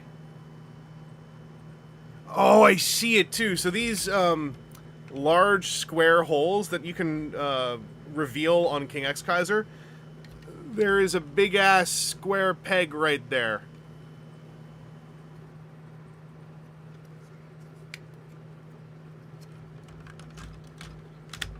Oh, that went hatunk right at, like, hang on. Hatunk. Oh.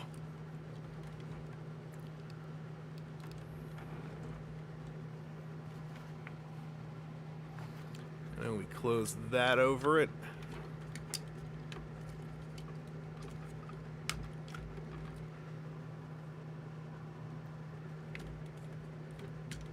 Fold this down. There's a slot there for that tab. Oh my god. There's so that little tab here has a little slot on the inside here.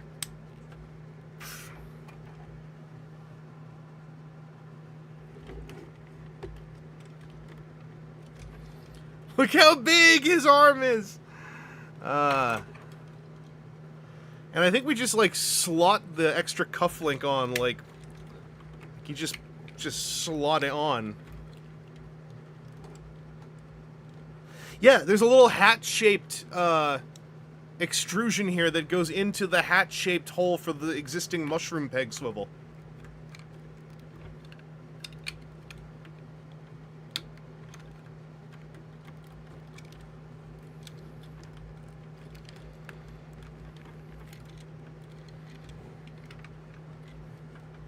What a way to transform an arm.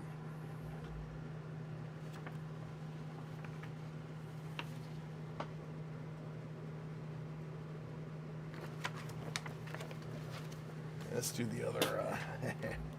Let's do the other arm now. Yeah.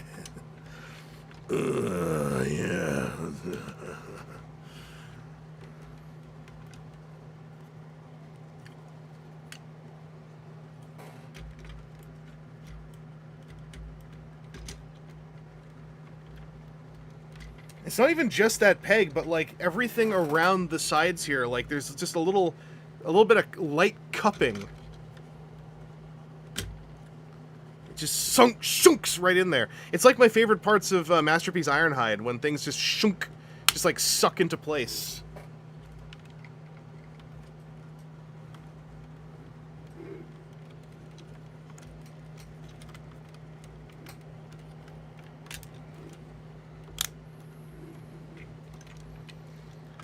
Oh, he's so big.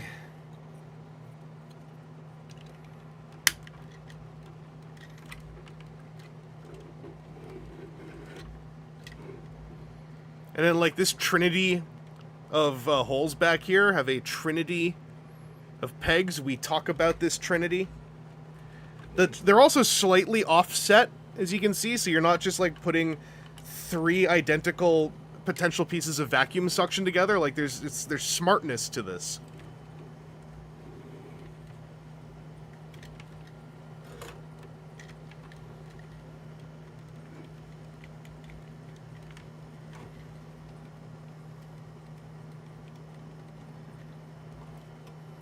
So the one bummer I do know about going in is King X Kaiser's waist joint and ab crunch are about to disappear.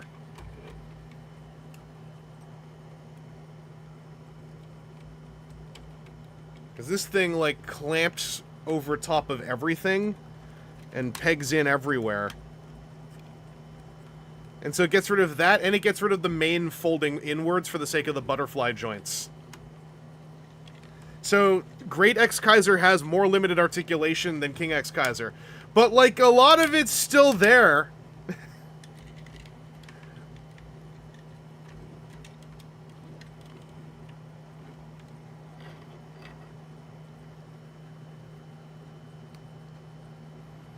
Yep, trash. I think there is a... So the reason why this is so complicated... Because this technically can split, right? So you could do this. But that doesn't help because this is still up over the midsection. Because what this is also doing is turning the midsection gray. So if this piece had its splittability slightly different, it might have helped. But I think that this thing is riding a fun... This is almost like this piece here is Soul of Chogokin X Kaiser, in that it is trying to accommodate like 4 different modes where it's aesthetically supposed to split apart, be in certain places that are now wider on this version of X Kaiser. And I do feel like that this could have been meddled with more, because this little piece here is very slavish in how it's delivered. But I can't fault the fact that you also can just slap it on there and you're good to go.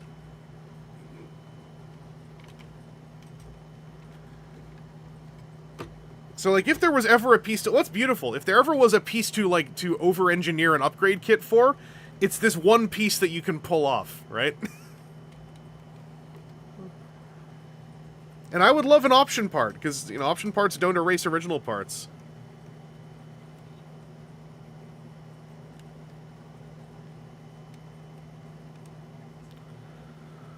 Oh!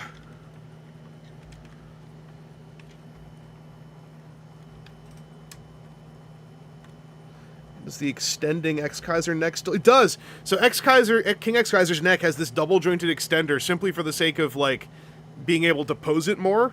And I was hoping that would still be free and flowing, so you can get this full-on neck joint going.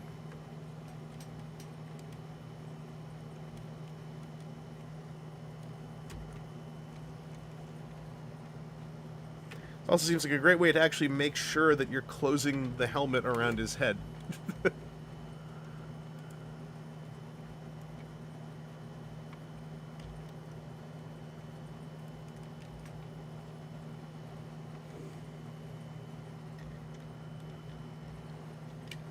Otherwise, he's a turtle.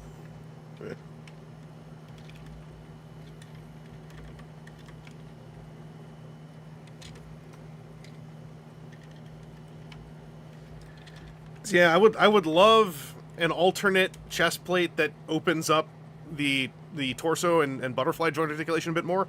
I would love some hand swaps, because, like, it's right there, right? Like, just some big, like, you know, dynamic hands.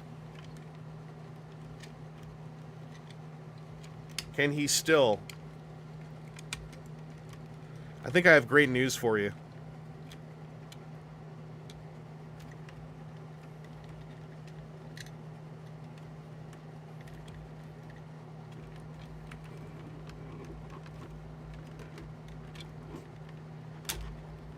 Oh, he has a toe joint now. That's right. I think, yes, he can.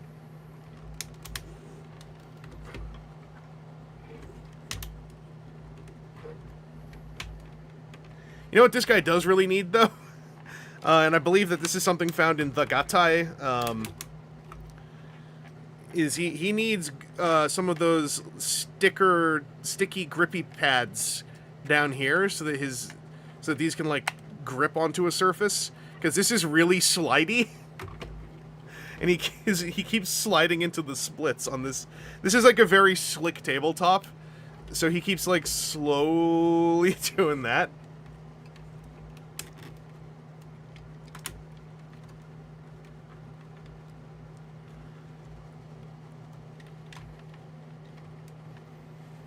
Oh no, nothing lives on my shelf doing a dab, because, like, you know, Big Dab has to pay me to do that.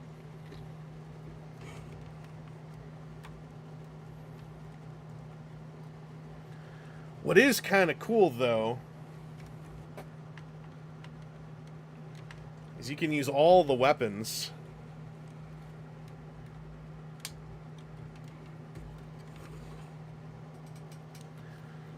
So, like, you could take, you know, the Dragon Archery and the Kaiser Sword, and you can still put them together, right?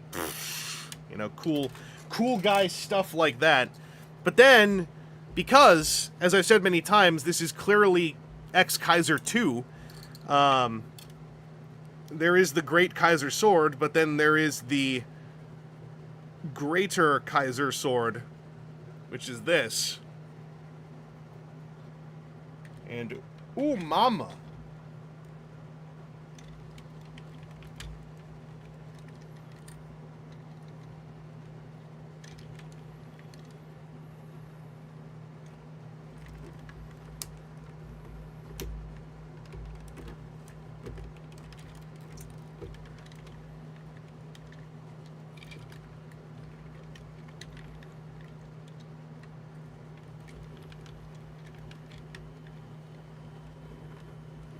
Kind of Obari. A little bit Obari.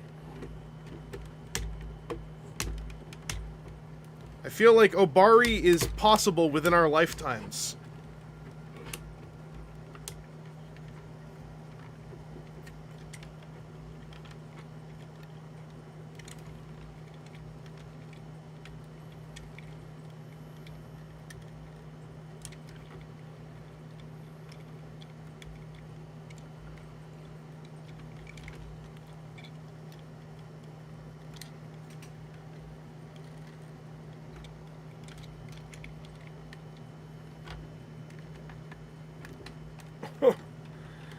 That's a lot of toy. That's a lot of toy. That's, you can see it entering the, like, this is how big he is next to me.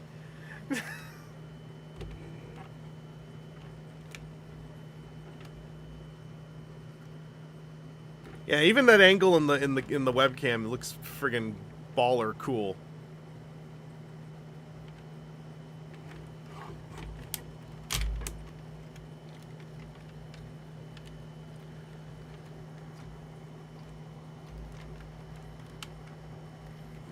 Excuse me? Okay, so I can't complain too much. These move still to get out of the way of the arms. Oh, god damn. Okay, so you can.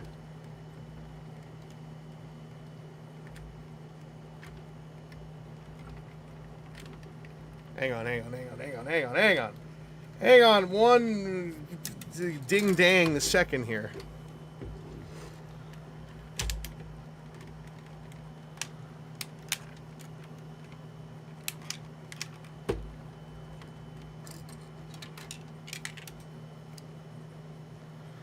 It's very large.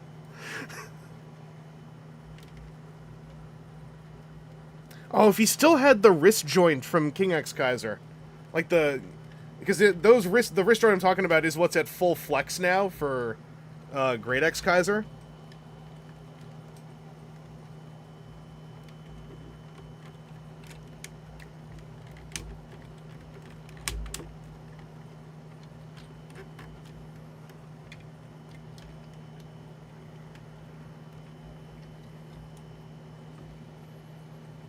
That's still pretty cool, though.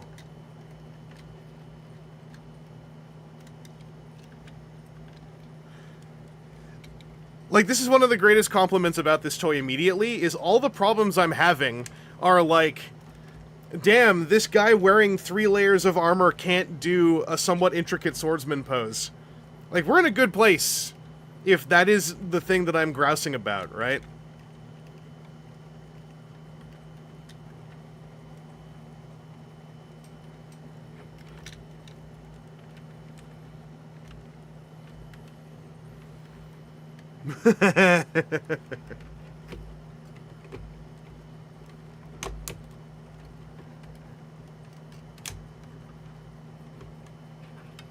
I saw a question, by the way, about loose parts. So there is a loose part, which is this. But I could... There. Now there's no more loose parts.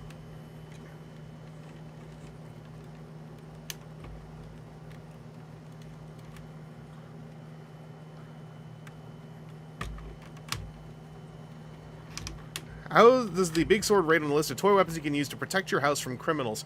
Pretty decent. Ow! Okay, actually.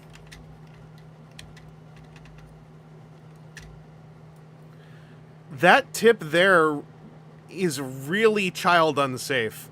Doing this actively hurts my fingertip.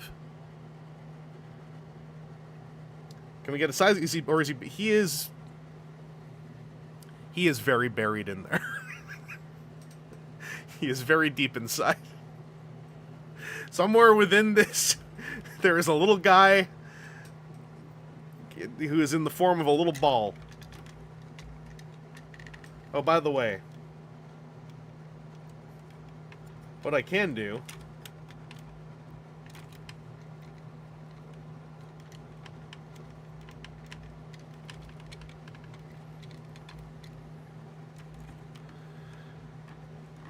Chub Cub, technically speaking, one could argue this guy is whatever Diaclone reboot scale is.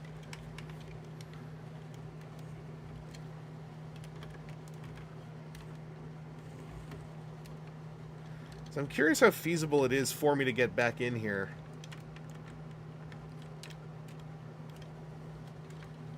Yeah, I think there's an argument to be made that Toyrise stuff is generally a very soft 160 scale.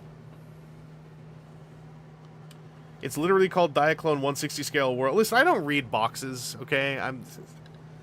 They should be saying that in the cool animated featurettes they do.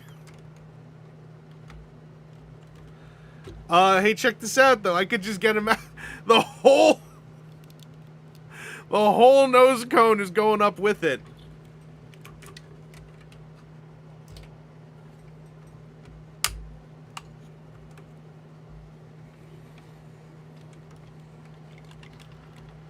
Release the Chud's son!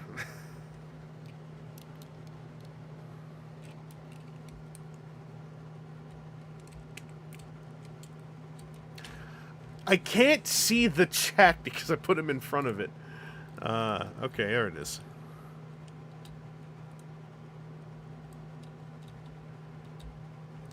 "160 scale." Thank you, Corito. Exactly.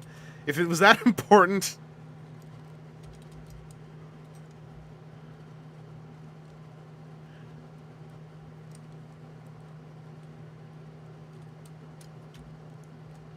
Ichi rokuju skeru.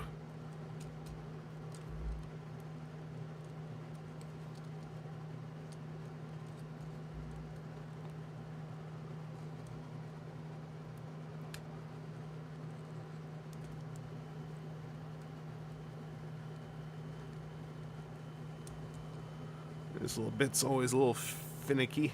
There we go.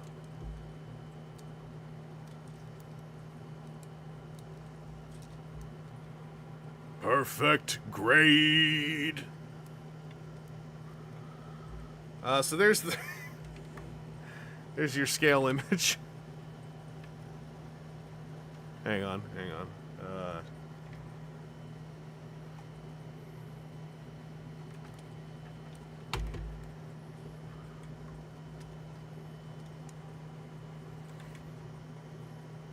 Oh, let me show you my break, by the way, that none of you have and probably will ever have. So you see how this piece here is on like a little, oh, let me change the focus so I can describe this better.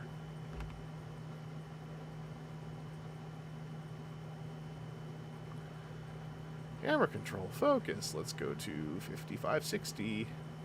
Okay. So you see how this piece is on like a little hexagon thing that like clearly detents, right, to give it some soft locking. This one does not. As you can see, this one's hexagon piece, actually you can't easily see it, but basically this blue is supposed to cup over here. You can see over here. See how there is a matching blue cup there over top of the hexagon piece, and over here the blue stops because it cracked off like a C. So that's the part that broke off on mine, was a C of this, a little C-shaped chunk, like, cracked off in multiple pieces. And I tried to fix it, and I couldn't, and then a bunch of it fell all over the place, and I was like, whatever. Because all it means is on mine, this is a bit loose here. It does that. And how did it happen? I don't know. And given how I've not seen this break happen on any other X Kaiser reported anywhere, I think I just got really unlucky. Okay, Emperor Novus. I think someone on TFW reported a similar break, but the crack was on a different spot around the hinge. Yeah, some around here. I think this, like, all I can deduce is these two pieces, right, form together to form the swinging plug that plugs into here for when you plug him in, when you turn him into a little ball. And I might have, like, just cranked on it without realizing it. The solution is easy enough. There is a special color version of this with metallic blue that comes with a fully gold version of this sword. So simply, sometime, I'll pick that version up, and that'll be my little X Kaiser who stays outside of the suits. But as it is, that just means that my X Kaiser here is a special version, only for me. And none of you have one like this, only me.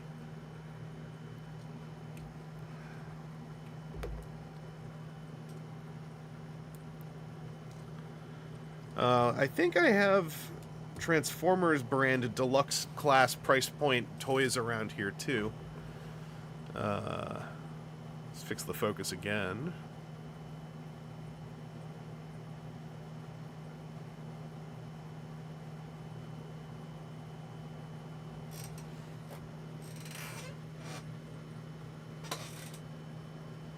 Who's hanging around here? What do people have?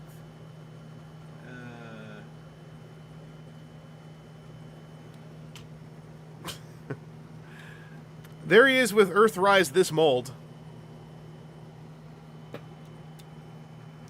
So long, Zambles. Here's a side-by-side of these two.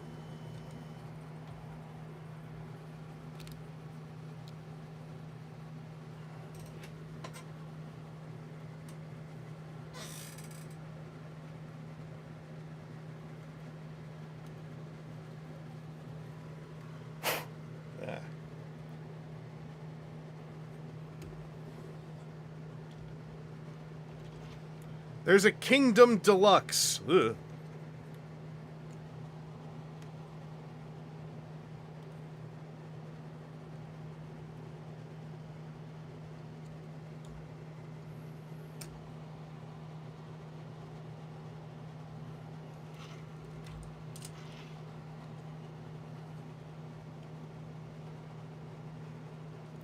Yeah, I meant to get Armada Prime out for this, and I forgot. So I don't have him nearby. I have to dig him out from somewhere.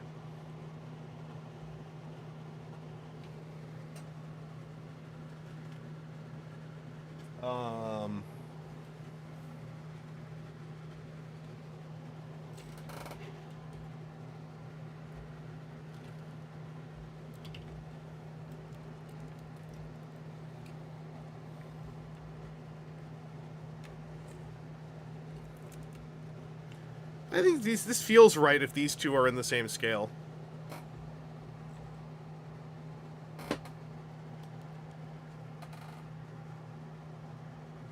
Oh, yeah.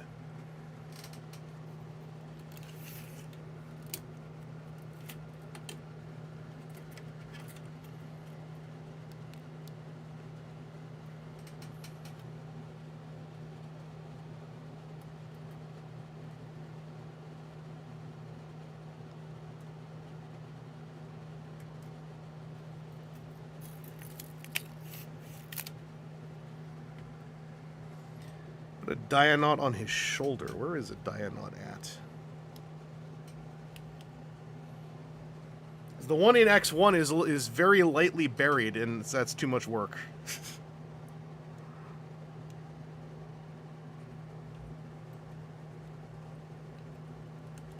Oh, there we go.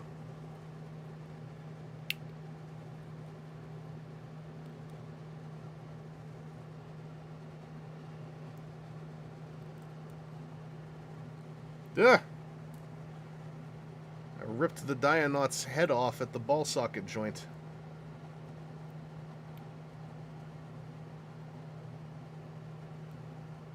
Get out of there. I forgot the X1 cockpit doesn't swing up. So it's hard to get a grip on the little guy once you actually want to pull him out. There we go.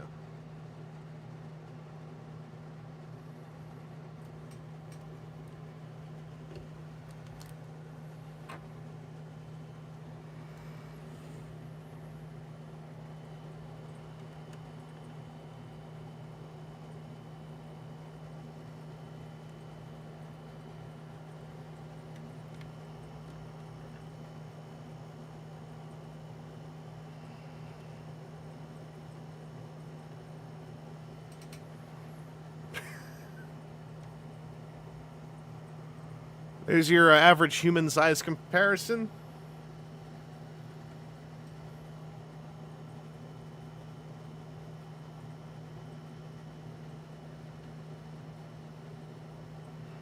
Yeah, Great X Kaiser is definitely like, you know, bigger than Legacy Armada Prime Super Mode. I think at the time I was like, the King X Kaiser is very much just a commander toy. As far as like shorthand.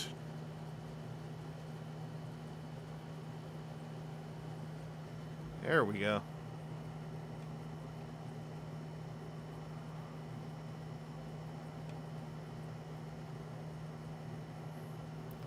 As focus is off. That number was the right number, but it's not. How dare. There we go.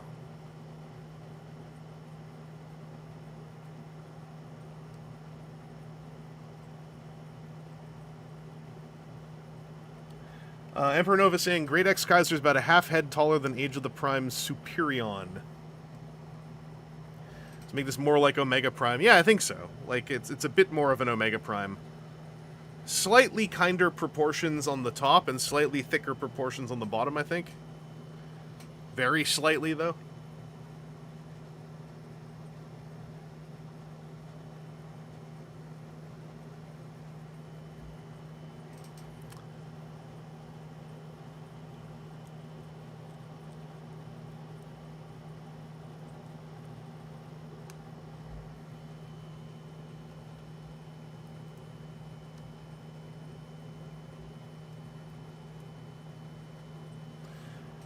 Oh, Verspringen, yeah, when it comes to X Kaiser, it's just whatever one you want. They've Romanized it as everything.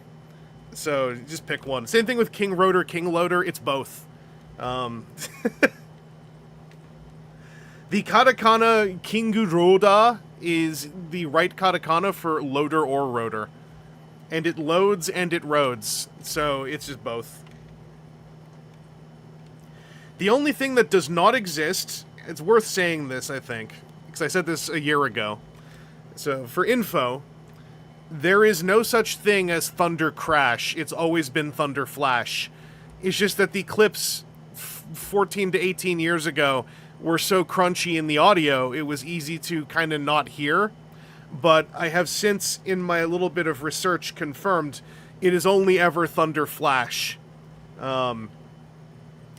It's actually never been Thunder Crash.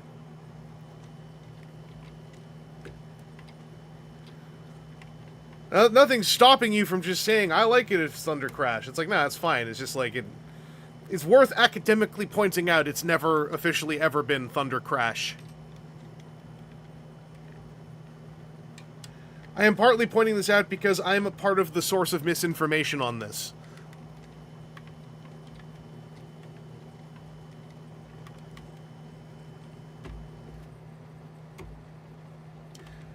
But yeah, there is a case to be made for Kizer, because they are aliens called the Kaisers, and it's maybe a little bit less weird to call them the Kaisers Kizer as opposed to the Kaisers, the German ruling class.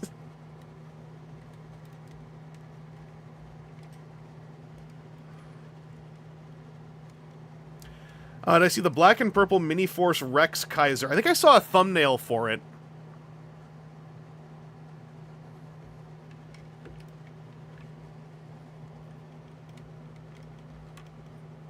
That's recent, right?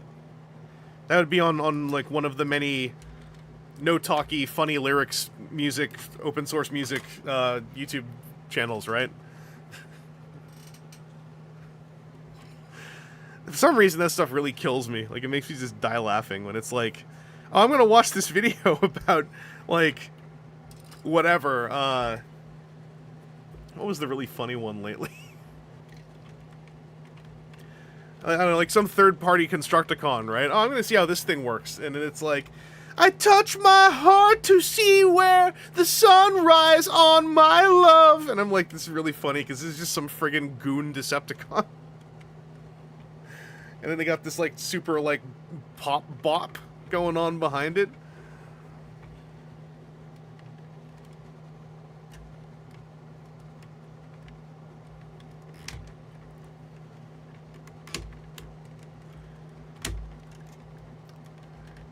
East Carolina.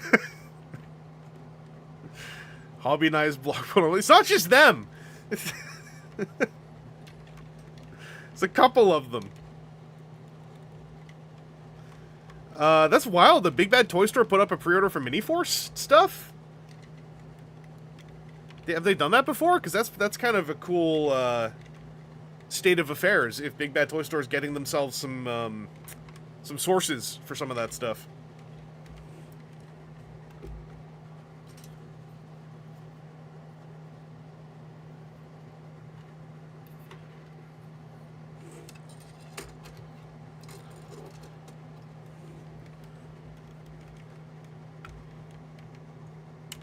Oh, nice.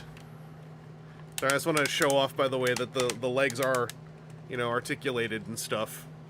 In case anyone was wondering, it's just like, this guy's calves are, you know, the size of a house. So bear that in mind. $225 for the little combined. Oh yeah, given like what it would cost to ship everything from Korea. That seems pretty solid.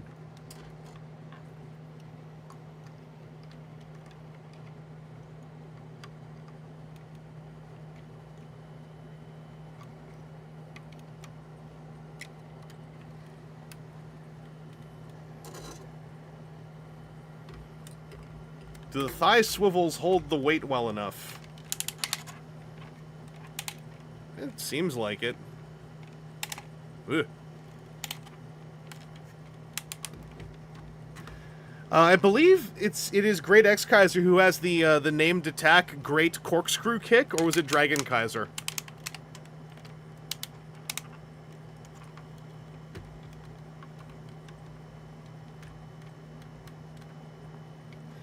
Yeah, there was like a Devastator where they're like, I'm fucking smacked!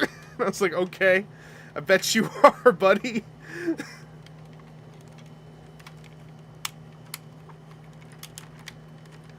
This is totally possible, by the way.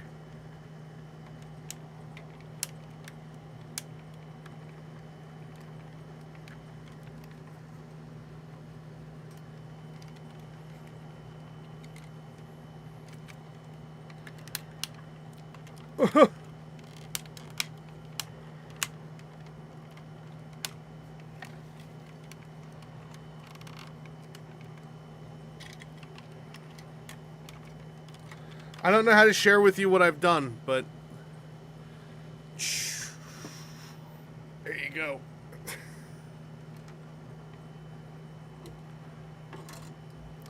Got no smacking supplies.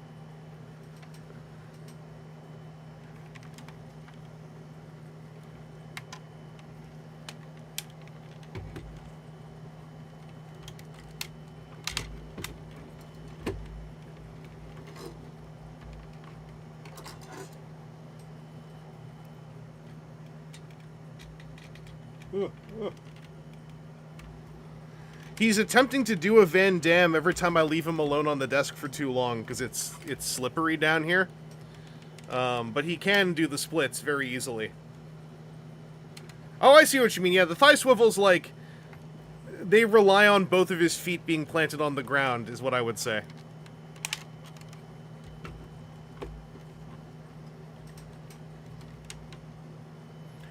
They've got that thing where, you know, where it's like, what's up, I'm the thigh swivel, I'm the one friction joint surrounded by ratchet joints. Uh-oh, why is everything heavier?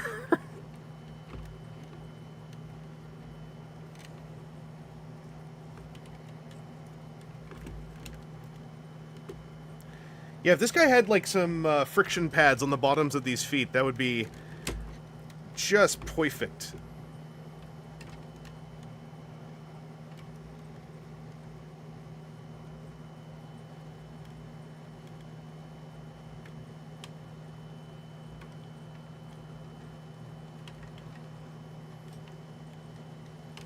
Genesik and Gao Faigar can also do a rider kick. Hell yeah.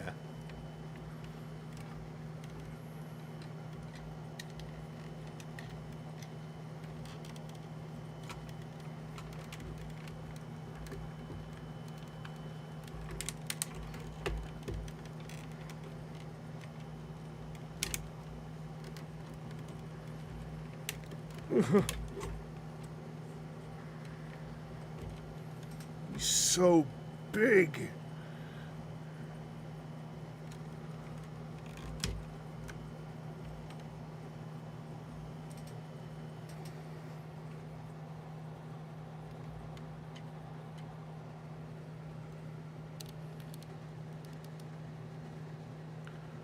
Just objectify him with me for a few moments.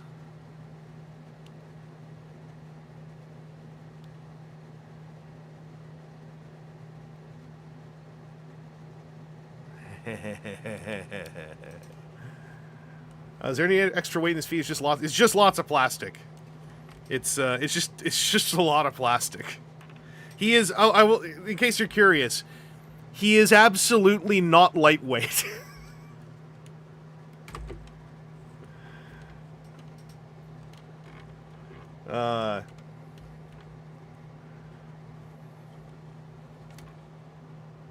In fact, I think if he was a little bit more lightweight, it would almost be better.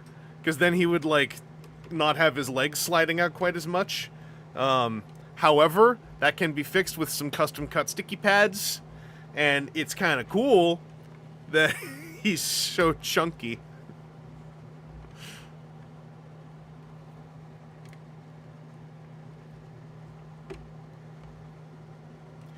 Yeah, the Action Toys versions are again, I think they're interesting. It's just like, when you are caught between the boulder and the monolith of, like, Takara Tomy doing stuff like this, and Godbrave Studio through Good Smile Company doing stuff like the Gutai, it's like, you gotta bring a big ass game, and also not proceed to get uppercutted from stage left by Pose Plus, right?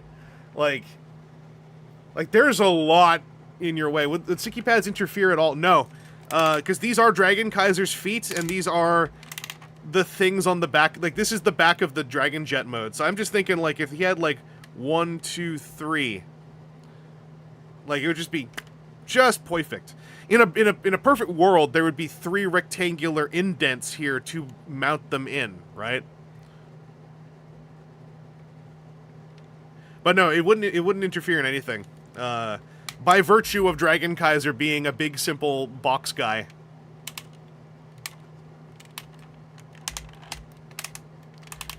I already don't remember what Evolution Toy Firebird does, because the Gutai Firebird is the only one that's in my brain.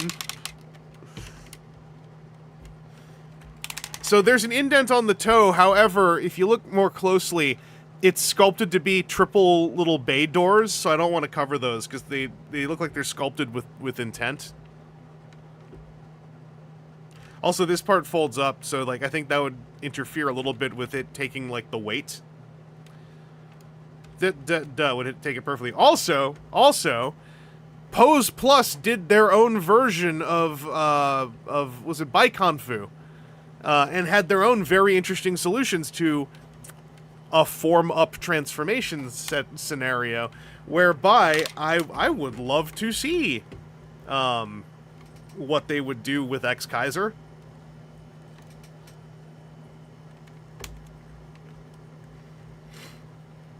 Speaking of the Gutai, by the way, very much in part because Pegasus Saber got delayed till the summer, and also a middleman company that you've probably seen on a bunch of other related toy and other channels on YouTube reaching out to me. I am making moves to make my debut with the Gutai happen very soon. The only thing that I need to do is sell a couple more I need to sell some more toys. And what would make it the easiest is if I could just sell some hot toys. But that is not easy to do on the internet anymore. I can't just go like, hey, American audience, buy my toys. Shipping is like $15, because it isn't anymore. So I gotta figure stuff out. I've not been dabbling with local marketplaces at all, because, like, I don't want to. Like, I've been more tempted to go to a collectibles pawn shop than try to, like, list stuff online. But I found Canadian sources, hopefully they're still working, for the Gutai Firebird. And the thing that's going on with this sponsored video pairing is something I have manipulated into a means of slightly more affordably getting at another the Gutai. Originally I was thinking, like, oh, I'll just do Firebird this way, but then I was, like, doing a lot of clicking and a lot of digging, and I was like, Firebird is easier to find right now in context compared to someone else from Firebird. Could I possibly be talking about? So, my hope is that in the next, like, month or two, I figure all that out and then get set up with the Firebirds. I am too good for Facebook Marketplace. I've been eyeballing Facebook Marketplace. I'm just like, I hate dealing with people in bad faith, and I just feel like Facebook Marketplace and eBay have so much friggin' potential baggage of, like, someone wanting to, like, I want an in-person meeting and a full inspection to purchase, and I'm like, no, I get it, but, like, I'm happier doing that stuff at toy shows, where I feel like we have a more agreed-upon reason for being there.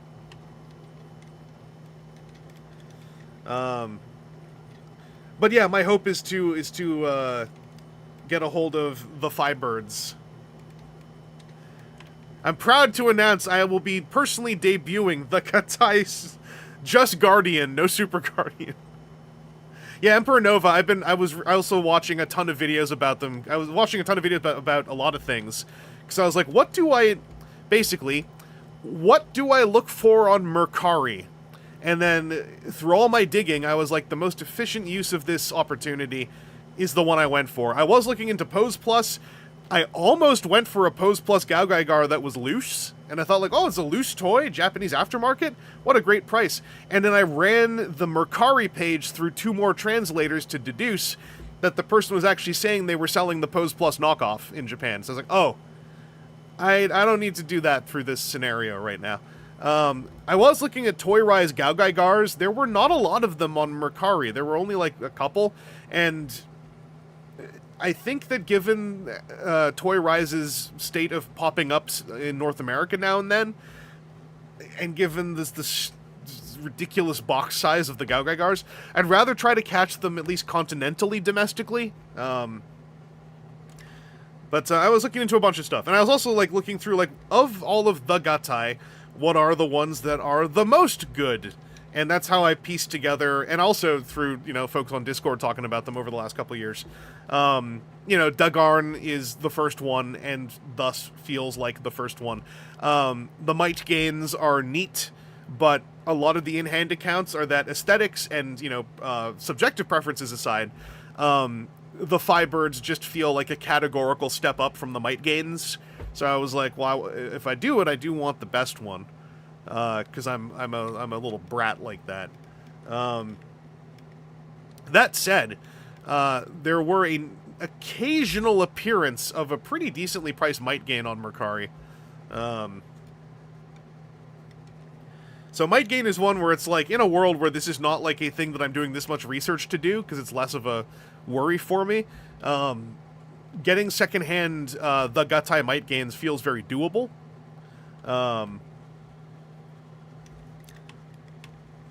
Well, technically it is Maitogain, but I am choosing to Romanize that pronunciation to Might Gain. Definitely feels a bit of linear progression. Yeah, and even the Firebirds, I was kind of like, on what level are the Firebirds going to start getting overshadowed by specifically Cardbot W? Because it feels like Godbrave Studio is on this, like, just, I don't know how else to put it. They're on like a bell curve of their ability and their ambition on everything they're working on. Light Diaclone says, I come here for proper pronunciation. I'm really disappointed in you, Chris. Let me tell you something about Blood Stark from Kamen Rider Build. And because you can hear that his name is Blood Stark. It's Blood Stark, right? So when a bunch of people go like, it's Bloodstalk, they're wrong. Because in Japan, Stalker is something that's even said once in Kamen Rider Build, and that is always with a to. It is Sutoka, right? So if he was Bloodstalk, he'd be Blood Sutoku. Instead, he is Blood Suto... I've gone on this rant for how many years? Anyway, he's also... Blood is stark red.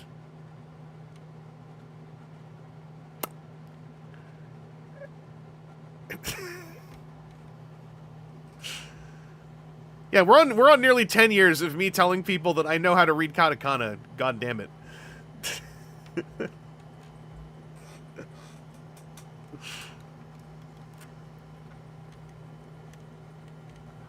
Blood is stark red. What's a blood stalk? Yeah, Tony Blood Stark. Exactly. That's how people should remember. Because people were like, he's not Tony Blood Stark. But I was like, no. But that's a mnemonic. If you need one to remember it. But I also, this is where I start getting petty. At a certain point, I'm also like, are you listening to what he's saying?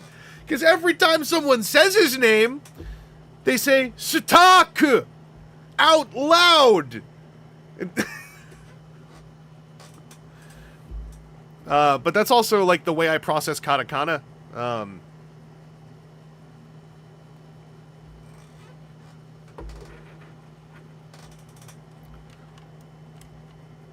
I went through this with Gurren Lagann, too, because everyone's like, it's Gurren Lagann, and I'm like, no, that's what a dub said.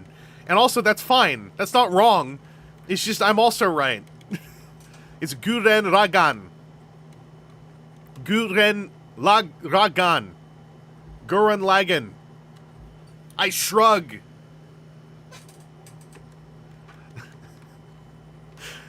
Also, I watched it before it was popular.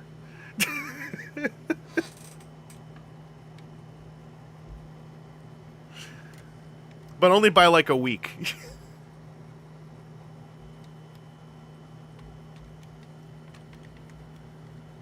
But also, my understanding, because I don't know Korean very well at all, which is on me, but I have been told by folks that, like, everything I'm yelling about, you can also amplify tenfold if you start pulling in Korean phoneticization of, like, foreign words as well, because of the different structure of the Korean alphabet.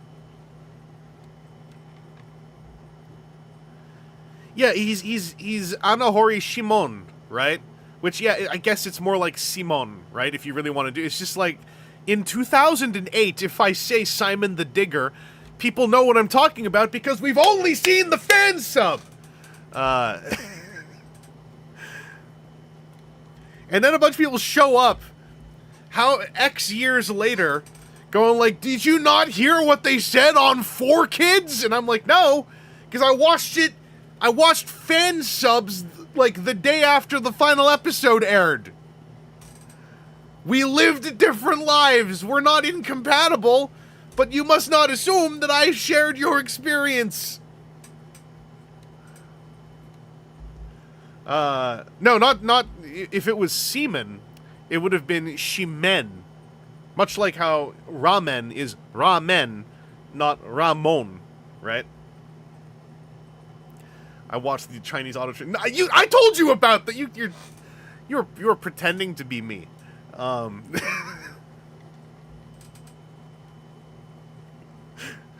Yeah, stalk gourd semen like lagoon. Lai had reminded me that back in the day, when Kamen Rider Ryuki was still on the air, that was around about when I got into Kamen Rider. So I was watching Ryuki Raws off of an IRC file serve, but also back then, the way to watch Ryuki subbed was you watched the 3 or 4 episodes somebody fan subbed, and it was early 2000s ass colorful fonts, really hard to look at fan subs. And then after that, you got the Hong Kong DVD box sets that had double machine translated English subtitles, which were the Japanese closed captions, machine translated to Chinese, which were then machine translated to English afterwards. And so that's why the real fans know that it's not Shinji, it's Jancy, it's not Ren, it's Lian, and it's not Kitaoka, it's Lawyer Bagan. And then, you know, subsequently after that, real fans know it is the Fi's girdle, not the Fi's belt. But no, I've always had a soft spot. Every time something new for Ryuki happens, like the Rider Time special, etc., it's always like, man, to me, that's Jancy, Lian, and Lawyer Bagan.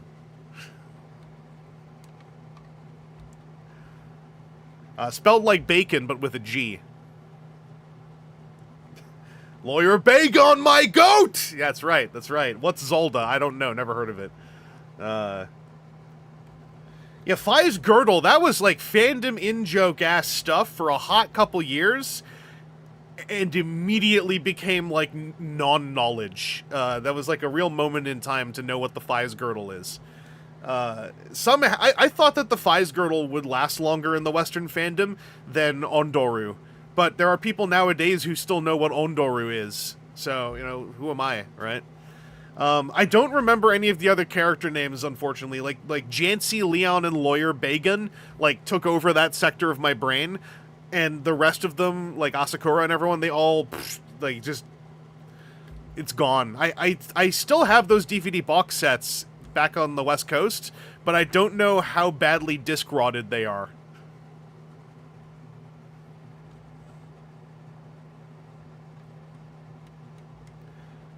Like, also, I'm imagining that we all know about Ondoru. Or not all of us, obviously. That'd be really weird, actually. That would be really weird if every single one of you knew about Ondoru, but I'm guessing someone has to know about it.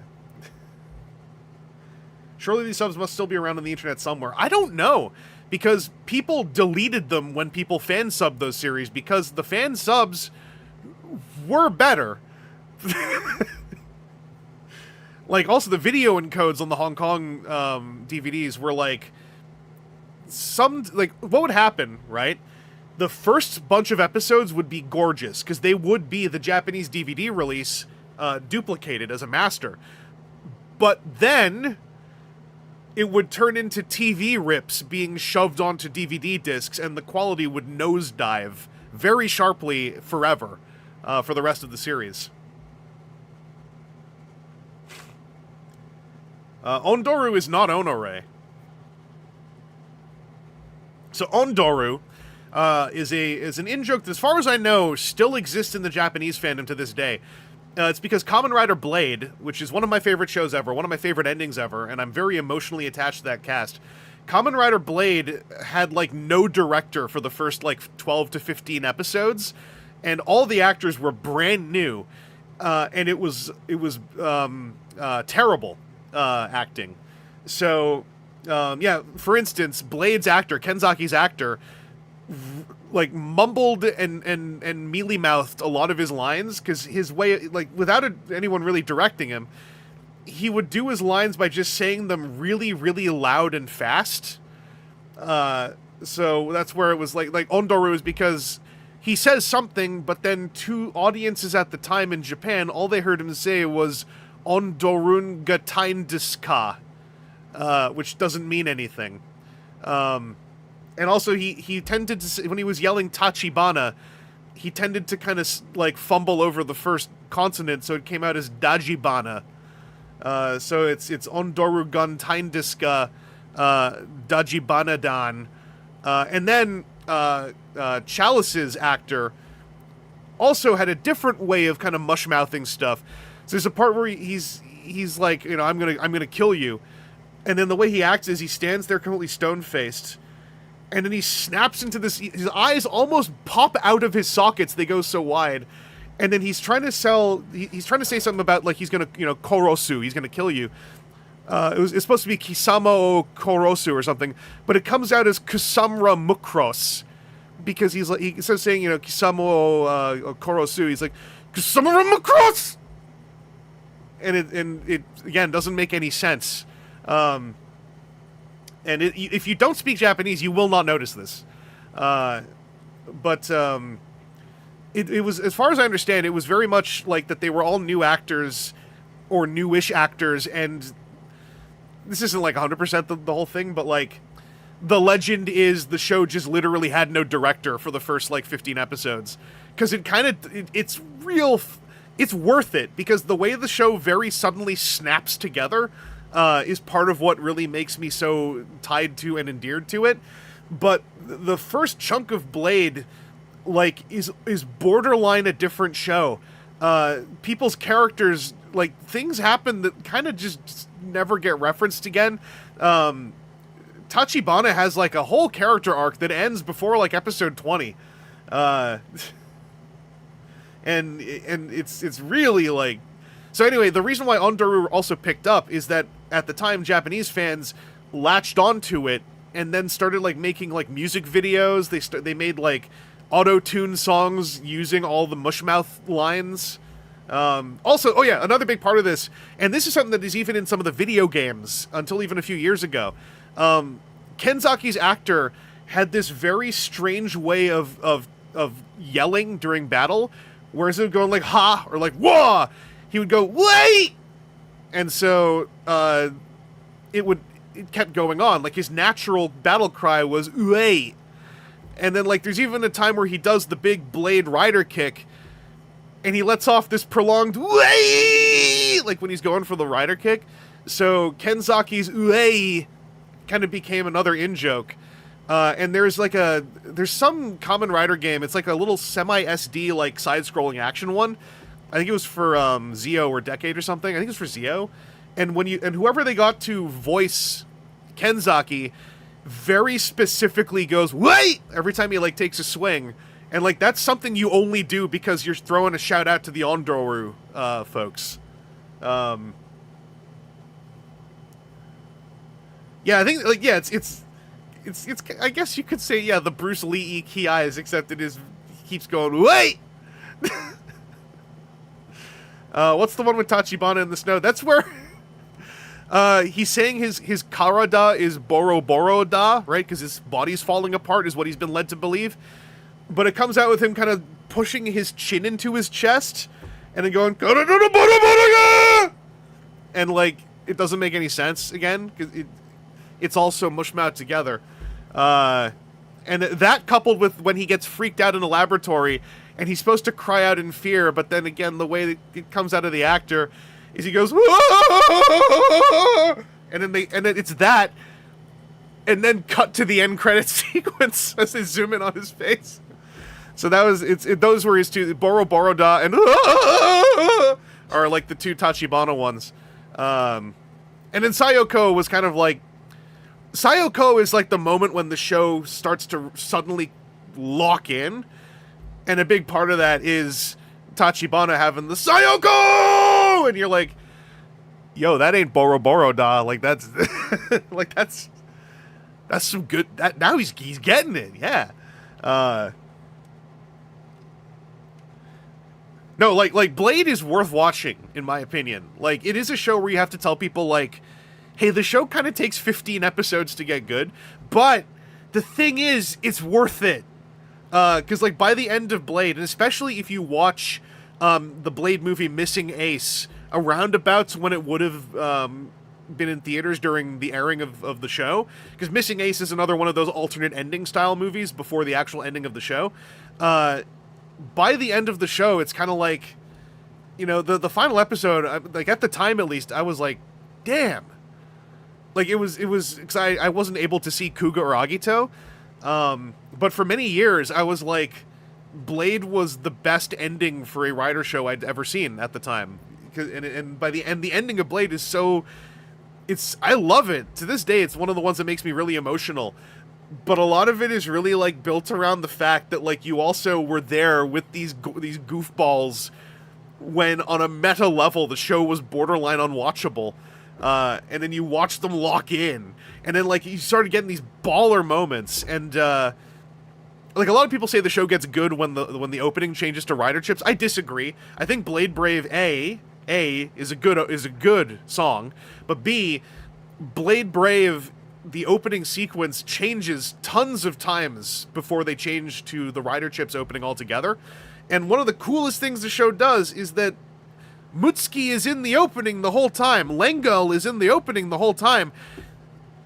It's just that when he shows up in the show, all they do for the Blade Brave opening is they take the camera, right? And they, like, move it like this. And then, like, they might have shot all this stuff new, right? But they make it look like Lengel was lurking in the just off screen of the entire opening sequence the entire time. It is such a friggin' cool concept. But also, yeah, I'm glad some people are here to defend Blade Brave, because I've dealt with people who dog on Blade Brave as an actual song, and I'm like, you don't know what you're talking about.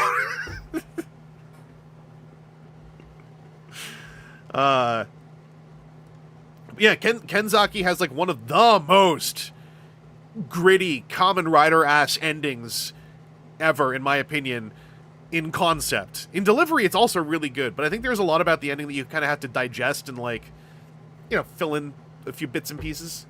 Oh, yeah, like, when people are like, so Blade Brave or Elements, I'm like, the show didn't pick, so why do I have to pick? Like, like, the show just used both.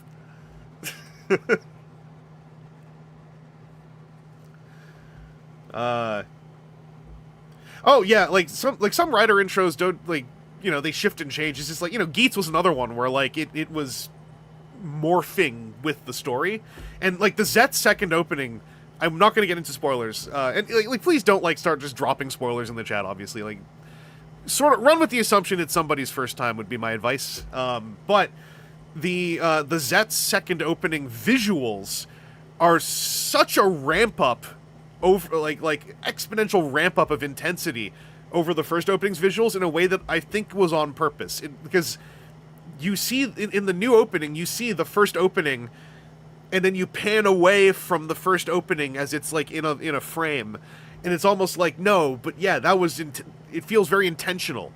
It's like, yeah, you were watching that show, and now we have all stepped out of the show you were watching, and the real show is landing for better and for worse for everybody. And like there's stakes to it I really like.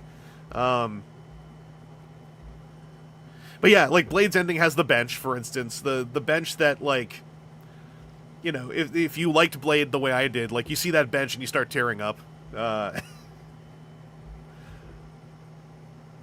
Should I watch the original dub Blade or wait for the Spanish dub? I think you should. If you're okay to watch it subtitled, Blade is one to watch subtitled to kind of get some of the goofy, like, internet memes. But also it's worth it too because everyone's acting gets better. Like, Mutsuki's acting maybe doesn't get the best better, but you know that's not on Mutsuki, right? That's Mutsuki has to exist in that story. Yeah, Nemu going through all the costumes, super simple technical shot to do, conceptually, very technical, like, you have to commit to doing that, but the end effect is so good. I love it. Yeah, Mutsuki, I mean, there's plot reasons for Mutsuki's acting. It's just, there's a moment when you might think, like, well, now that the plot's moved on, surely, and then it kind of doesn't, but, you know, he's a little friggin', a little dough ball of a guy. Like, he kind of just want to grab his face and go like, ah, you little loser, go play basketball. Also, I say all this, right? Like, Mutsuki comes off like a total loser. He also has, like, an absolutely devoted partner. Like, I always imagine, like, he turned out fine in the end. Yeah, like, this a lot of this conversation is because, like, you know, Lai is going on a journey through Kamen Rider stuff, as many other people are, with so much of it being available in simulcast, and I really love talking about it with folks who are, like, checking it out, because, like, back when Decade came out, there was a whole other version of this. Now it is amplified for the better, where people are arriving and wanting to check out Kamen Rider and Ultraman and other tokusatsu, and they have a menu in front of them of stuff that I watched as it aired over the last, do the math, let's say 23, 24 years, right? And so I'm, like, enjoying so much getting to hear about and witnessing people's journeys through all of this, but also I love the way that our experiences are in many ways so entirely not incompatible, but of completely different polarities. Because when Decade came out, there were people who were, like, talking to me at the time in my friends' circle about rider shows they watched, and we were having, like, some disagreements, and then I realized, like, they had elements of their experience based on the fact that they watched the entire series over, like, 5 days, whereas in my case, I never had the ability to do that with any Heisei series until someone subtitled Kuga and Agito, right? So I was basically watching, for many years, I was watching them as they aired through fan subs, like weeklies. And so, like, finding and then celebrating the ways that our experiences were different was really fun for me.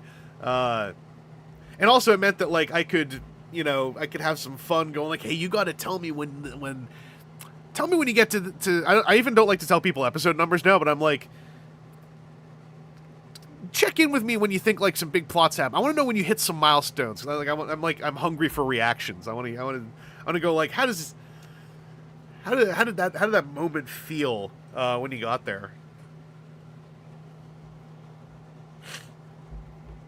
Did you do Ryuki with the don't molest the lawyer subs? No, one of my little problems with me and Ryuki is I watched it with Hong Kong machine translated subtitles, and then when it was fully fan subbed, I never actually went back to properly watch it. So I know what happens in Ryuki, but, like, there's a lot of people's very specific memory codings that are fully incompatible with mine because I watched garbage rather than the better versions that were available to people. I gotta blow my nose, and I don't want you to listen to the horrible noise, so excuse me for a moment.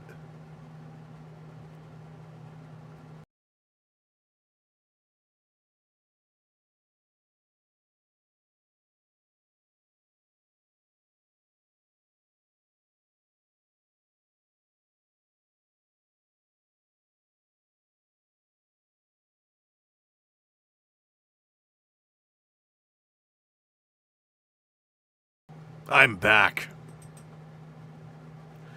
Ejecting great reams of chum from my passages. And yeah, now there are series I haven't fully watched. Like, I haven't seen Gav. I still haven't finished Ghost. Not for any reason of hating it. I just, like... I was having this thing of, like, checking out somewhere between 8 to 12 episodes of Ghost every year, and then going, like, I'm gonna take a break, and then, like, forgetting to get back to it till a year later, and then, like, when COVID stuff happened, it completely fell out of my mind and got replaced with Saber, and I need to finish Saber still. I watched up to, like, episode 40-something, and I caught up, and I was like, I'll wait till it finishes airing, and then I never got around to actually going back to properly finishing Saber.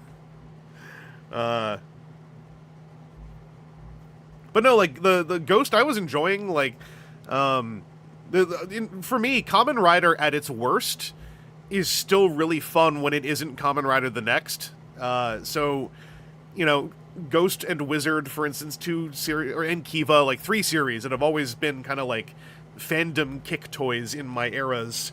I haven't finished Ghost, and I super haven't finished Wizard. But, like, even, like, bits and pieces of them, I'm like, that's still cool. There's just, you know, there's ones I like more.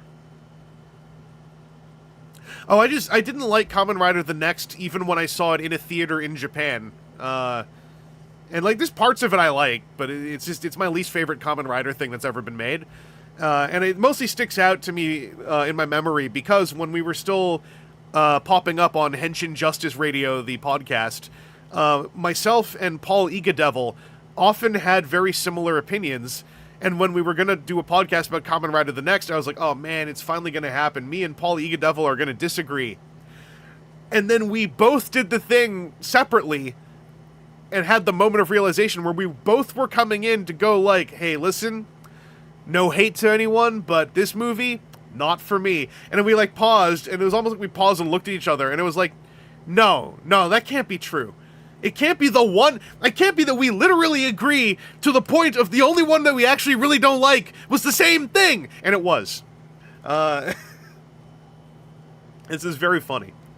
Like, I like the first. I think the first is cool. It's kind of goofy. It's a little, you know, but it's fine. The reason why I don't like Kamen Rider the Next is because, for whatever reason, the J-horror insert subplot was absolute anathema to me for a number of reasons. And every time I've gone back to look at it, I still really hate the J-horror subplot that is crowbarred into the movie. Yeah, I like O's 20th. I think that O's 20th was good. Not to the point where I, like, want to go fight people about it, because I'm like, I don't think I care enough, even though I do care a lot about the O's cast. But I was like, I think that, like, my issues with this are more so with the soundtrack. J-horror in the whole, like, it's the whole thing with Kamen Rider the Next. Not to, like, I'm not gonna, like, synopsisize the whole film, but, like, there's this whole element in Kamen Rider the Next where, like, there is a 2000s J-horror ghost girl who is a ghost girl from every J-horror film that was not very good in the 2000s, of which I watched a great many of those in the 2000s. O's 10th. Yeah, whatever, the one everyone says was a war crime to them, and etc. It's like, you did not experience the Next the way I did. Yeah, that entire subplot in the Next, there's a whole thing about, like, a J-horror ghost girl, and then they tried to tie it together with a Kamen Rider story, And it doesn't work at all the way they do it. To the point where there are moments in the movie where I'm like, well, is the J-horror not going to be fended off by the presence of 3 Kamen Riders? And it is simply that the Kamen Riders are never on screen when the J-horror is happening. And I'm like...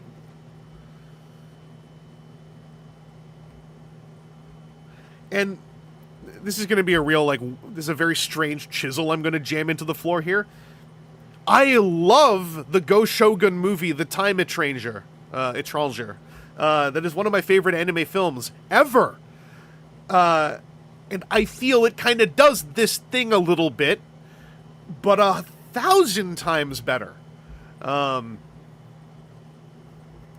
and then the next also ends on a jump scare that doesn't make any sense. Now, I should say J-horror, I'm speaking mostly about the 2000s era genre fad, with lots of, you know, green filters and long-haired ghost girls and The Ring at home. Yeah, it ends on a jump scare where a guy is playing the at the time brand new Kamen Rider pachinko machine, and then the J-horror ghost girl gets him from the pachinko machine. Like, I'm upselling how much I didn't like. There's a lot of people who are like, who have much like harsher takes on a lot of Kamen Rider, who look at me like I am a monster the way that I talk about the next. So, like, you know, because, like, name a Kamen Rider thing you hate. I probably am at least, like, tepidly fine with it, or I'm like, I shrug. I'm like, nah, yeah, it kind of sucked, but whatever. Yeah, something about the next is absolute anathema to me. And, like, you know, for context, when it comes to adult-ish Kamen Rider things, like, Kamen Rider Black Sun is one of my favorite things that Toei has made in a long time. For a lot of reasons. Not to say it's a perfect project, but I adore Black Sun. Admittedly, right now it's a lot higher in my estimations because of the little, like, I was gonna say micro documentary, but I guess the word we use is video essay about his politics. But like, I liked Black Sun quite a bit, and like the back, like, Black Sun's pacing in the back half got me a little bit sleepy, but, like, just about every plot point I adore that they went for. Especially, like, the more I learned about how much Kamen Rider Black Sun is real world reference, it's just not Western reference. Yeah, I think that, like, part of the reason the batting average for, I would say not even just Kamen Rider, but for various different tokusatsu shows is because, for at least a long period, right? Like, they are made with such regularity that, like, it's a practice that is maintained, to where, like, my least favorite tokusatsu pieces are ones where I feel I can tell the director is an older person who's very set in his ways, because the shots get boring, right?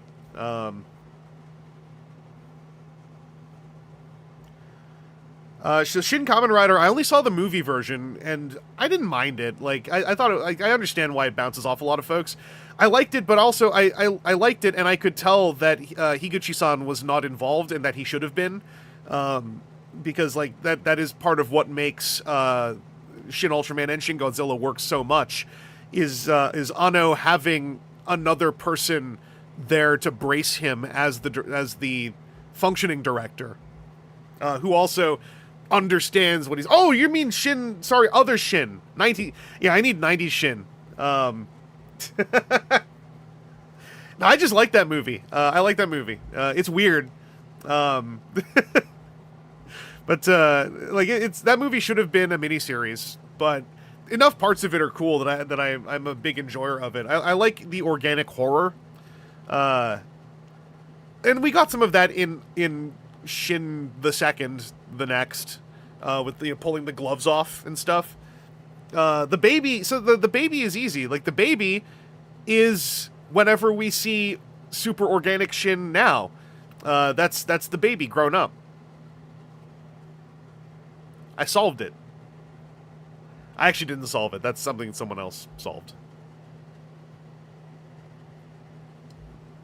Yeah, I need to see TV cut Anno Shin badly, because I had a prediction. For a long, long time, after I saw the film, I was just like, this would have worked better as a miniseries.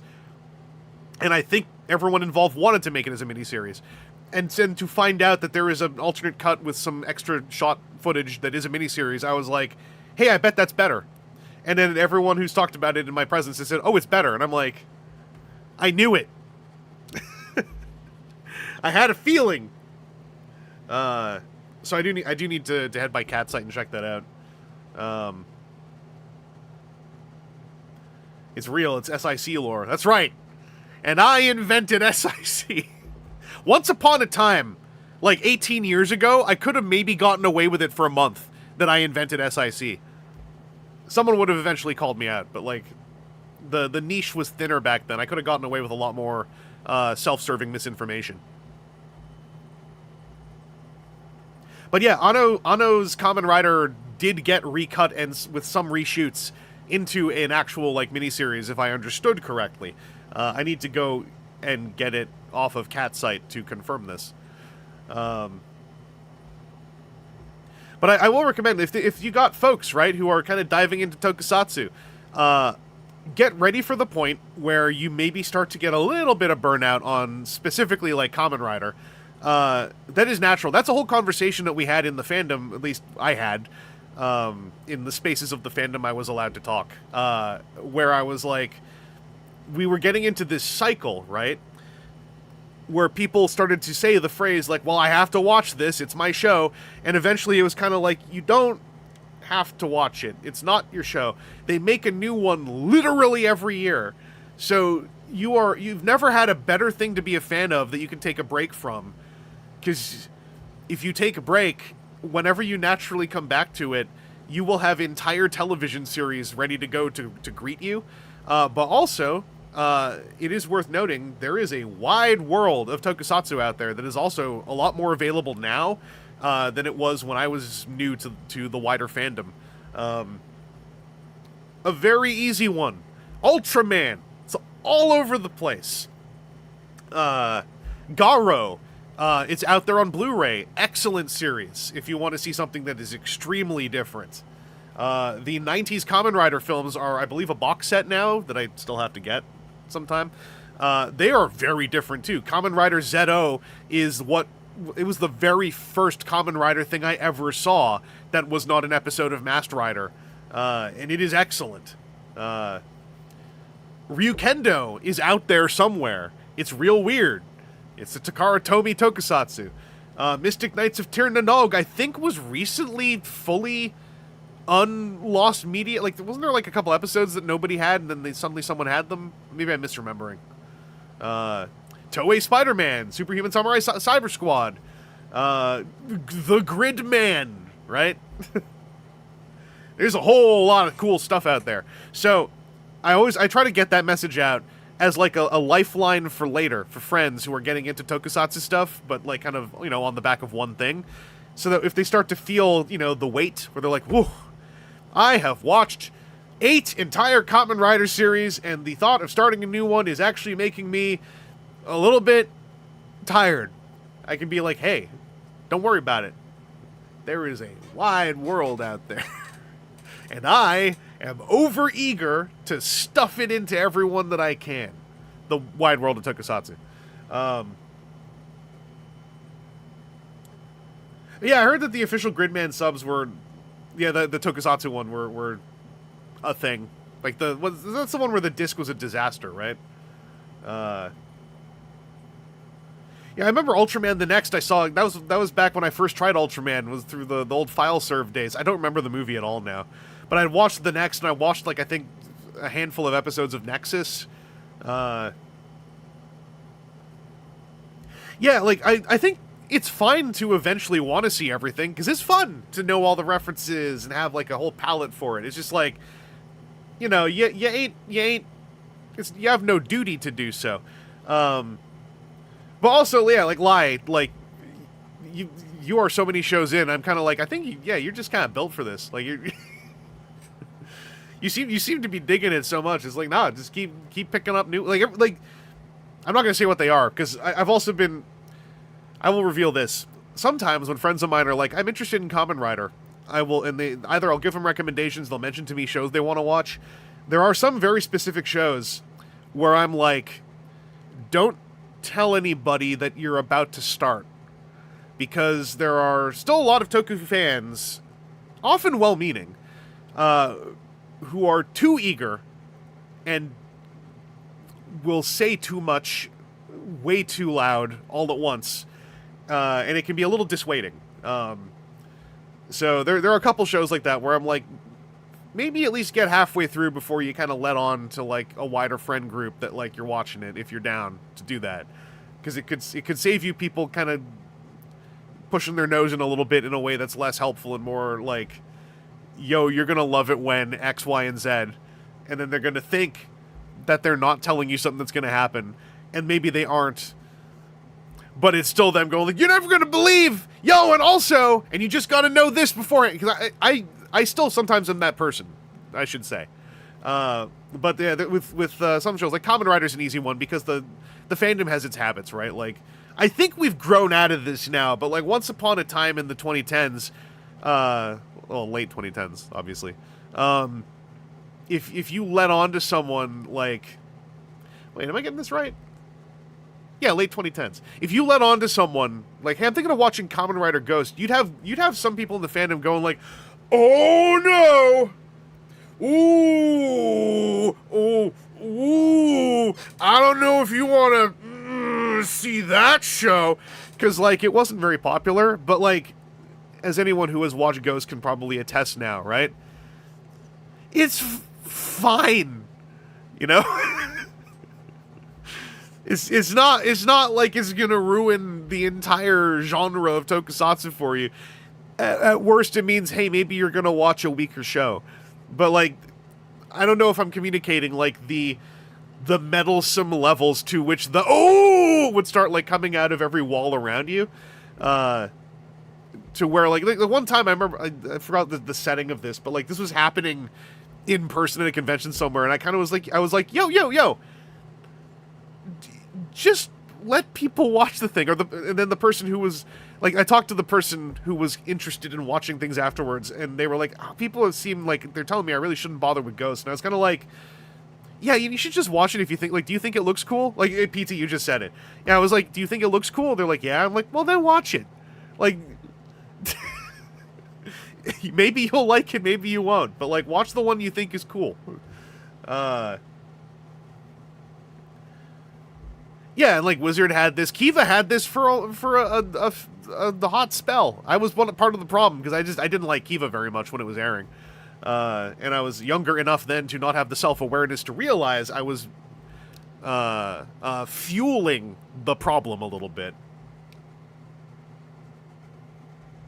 Yeah, Saber, Gotchard, and Wizard, exactly. Yeah, and it's like, when it was airing, people were going all like, Saber's the worst this has ever been. And I remember when I watched Saber, I jumped in. I think it was airing episode 30-something at the time. So I started watching Saber, and then, like, I kept reporting back. I was like, hey, everyone, big update from my watch-through of Saber. I don't see the problem. Anyway, I'm going to continue. I'll check back in later. I come back a little bit later. Hey, guys, just wanted to say it back. I hit about episode, X-teen of Saber. I don't see the problem. Anyway, I'll report back.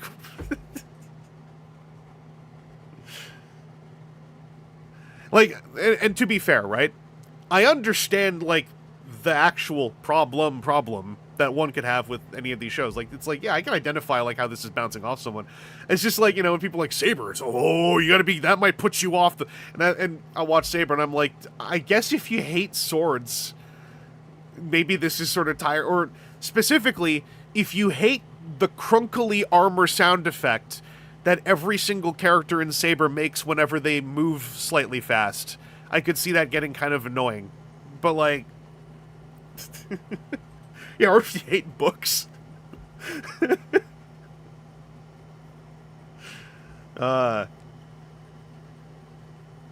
So, swords killed by, I mean, true.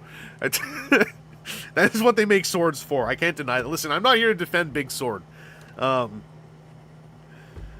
But yeah, Gotchard, I see, get that all. Like, I haven't watched Gotchard. I'm not really like feeling like a need to watch anytime soon. But like, I watched the Gotchard Geats film, and I was like, this is fine. I understand how it bounces off people, but like at the end of the day, it's like, okay, so it's like a sillier show with a slightly annoying protagonist. Like the world turns, you know.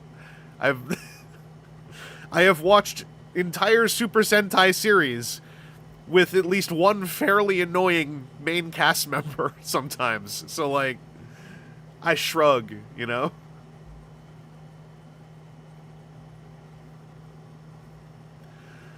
Like, a lot of people, myself included, have many warm memories of Geki Ranger.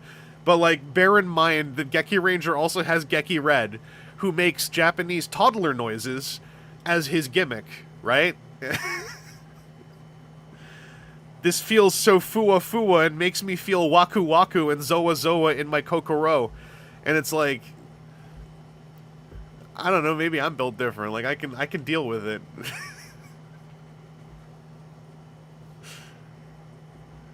Yeah, like Geki Red could be an endurance test depending on like how much you can take, like, you know, that bit. But yeah, I don't know. In my case, like every time there's something that's like this is the critical thing that puts me off, like, and I should say like leaving out like, hey, it turns out that like this actor is a horrible person or something, right? Then like I'm usually like, no, I get it because I saw it in some other show I saw, right? And yeah, I am built like a toddler. I mean, I can run headfirst into poles and stuff and go and giggle. And yeah, like Geki Red is a jungle man that barely knows English and never had his language evolved through school. Like he has a character reason to be making his funny noises, right?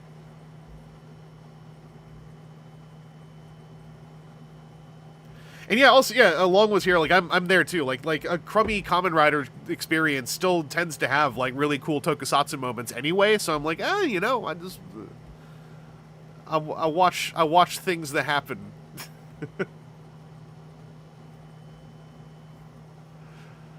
But yeah, it's also why I always recommend, like, you know, don't feel like you have to, even when you're getting into Kamen Rider and, like, you know, people are going, oh, you got to make sure you watch this series, and this series to best understand this movie that I really love and want you to watch right now.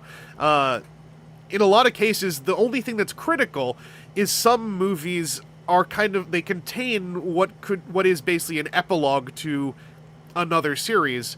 But even then, only in a couple very certain cases could that be, like, maybe critically confusing or diminishing to watching the series in question. But in most cases, it's like, don't worry about it. Like, they're going to say enough... Ultraman's the best at this, but even in some of the Rider films that get deep into this stuff, they'll say enough things for you to get it, because ostensibly they made the movie for you to watch it when you're 4, right? So, like, even though, yes, the film also touches on, like, 2 other, you know, series and contains, like, a minor character arc epilogue chapter or something, they also made it for, like, a child to watch and then go purchase a toy afterwards. So usually, in most cases, like, Wizard's great about it. Every time Wizard shows up in a Kamen Rider movie, usually they're just like, oh, it's Kamen Rider Wizard. He's kind of like an odd, aloof guy who's a bit of a trickster, and he has magic rings. And, like, you're good.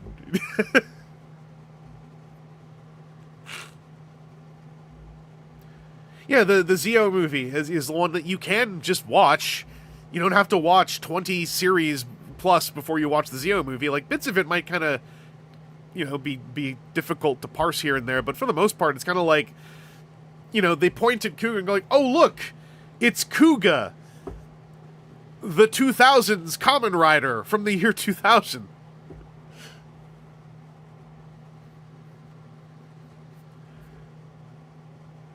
Yeah, Ultraman is the best, because they'll just... like, in the Ultra Galaxy Fight series, it's peak, because, like, 2 Ultramans will show up, and you'll be like, who's that?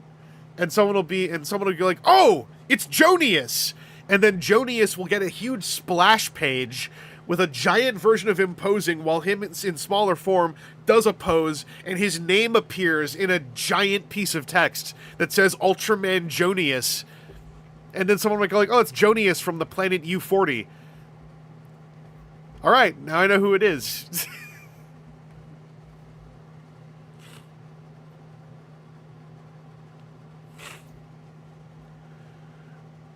The Zeo movie... So Deno comes back in lots of movies. The Zeo movie is the one where they got the actor who went on to become too famous for his agency to let him appear in Kamen Rider stuff. I believe, is if I'm getting that right. But, even then, like, that appearance is mostly...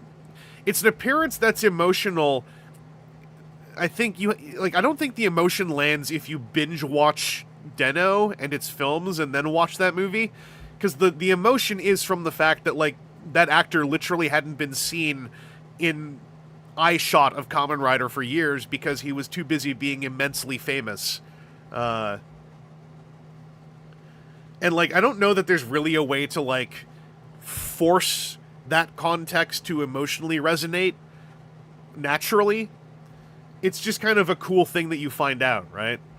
Like, one of the reasons why I always recommend Ultraman Z as someone's first Ultraman show is in part because it does such a good job of being something that touches on the post-series and post, I guess, you know, long-running story arc status of Ultraman Zero, Ultraman Geed, various other Ultras from the Prime universe. But it does it in a way where, like, it's fine. You don't have to watch all those shows. In fact, Ultraman Z is a show that makes me go look up the other shows, because I'm like, damn, that was cool. Oh, you mean that character had an entire show? Oh! Why can't Philip come back? Philip's agency won't let him do tokusatsu because it is considered beneath his status as an actor right now, and Philip's actor doesn't have a say in that because Japanese agencies are interesting. At least, I'm paraphrasing a lot and kind of like muddying it a bit, but the short version is like Philip's actor has wanted to be back for some things and then was told that no, you can't. That is beneath your career.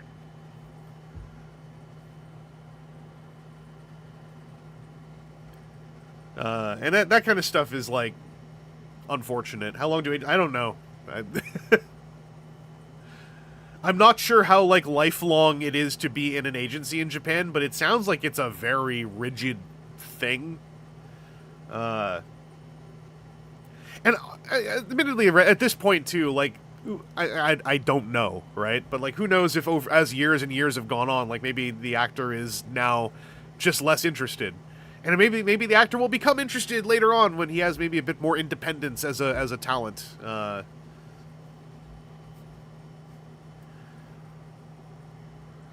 But there's, like, for instance, with the upcoming Kamen Rider Kabuto anniversary special, right? There's the whole question of, like, whether or not, you know, I forgot his name, but Tendo Soji's actor is actually going to appear, because there's, like, the whole piece of baggage around that.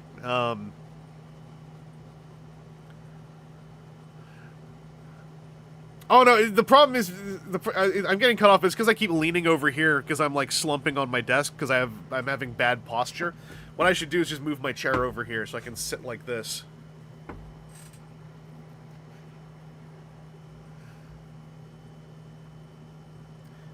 And yeah, like, his agency is, like, because his agency is making business with his performances, right? So to me, it's an unfortunate thing because I think that, I mean, I believe creatives should just have the freedom to, like, go do things they want to do, right? But especially with things like tokusatsu, like, it sounds like to this day there is still kind of, like, this, I forgot the word I'm looking for now, but, like, there's a stigma about still doing tokusatsu shows even though you already, you know, like, did your time and you should be moving on from that. And it seems like that kind of changed over time as there were more people who were specifically auditioning for stuff like Kamen Rider because they love Kamen Rider, as opposed to, this is a stepping stone for my career. You know, this is where my agency is sending me to audition for my first role, etc., etc.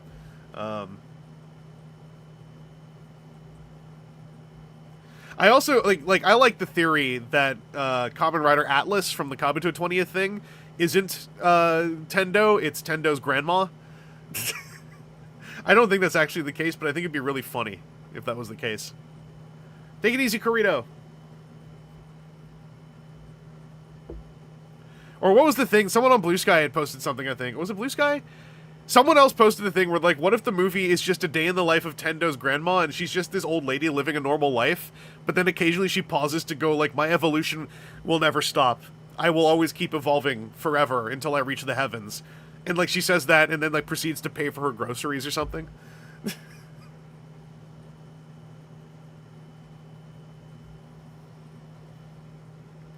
Like, just this Obachan who says all of the Tendo Soji quotes, and like, the music hits, and it's just her, like, doing normal stuff. I think that'd be really funny.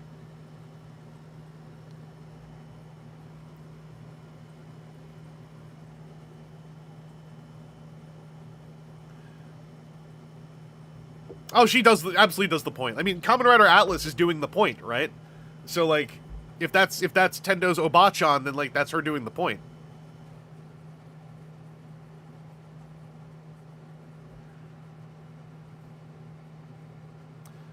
I don't know if there's anything wrong with Sasord's actor being able to come back. It seems like the returning cast members are Drake, Gatak, and Kickhopper. At least last I checked. Was there someone else coming back as well? So there's another person coming back. Now I forgot who. I'm not sure if Sasord's actor is going to come back, because, like, there's also... Yeah, Drake's actor is definitely back because people have already been pointing out that he looks identical to 20 years ago, which is pretty funny. Yeah, I want them to get Gone back where she is demonstrably 20 years older, and no one talks about the fact that he looks identical. No, I think just Kickhopper's actor is back. I think he liked doing it. Like, he seemed to be having fun. Oh, yeah, they should do a thing where it's just like, no, he looks this good, and then someone, like, wipes his face, and then it's like Hiroshi Fujioka or something.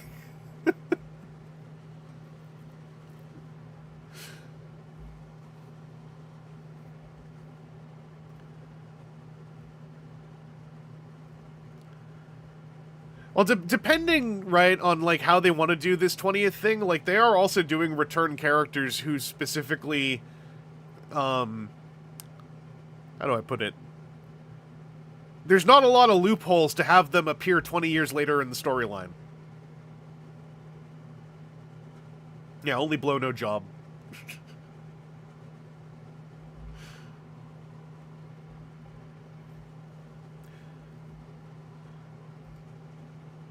If Hercus returns and he just that should be the surprise boss.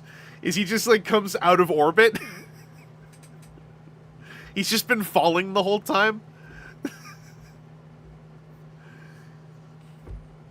He's really, really mad and he's got to pee.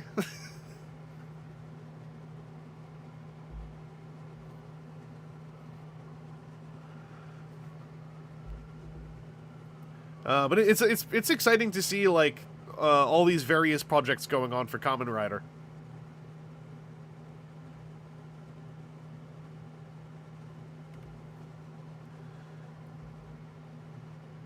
Yeah, where is Furbus exactly? Where is Furbus 20 years later? Where's my Kamen Rider USA The Furbus 20 years later epilogue? Sasord's actor had some situations happen. Dang it! Let go from his agency in 2017 for reasons.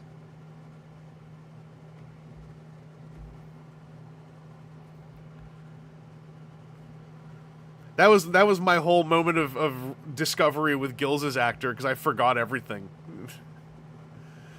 And I was like, oh, I wonder what... I mean, I guess it's a joke about the state of the suit, right? And I went and like looked at a fan wiki, and I was like...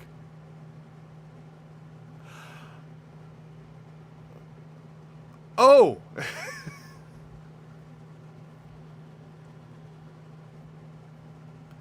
But I think I said I can't remember if I said this on a stream or not, but I'll put it out there in the world again.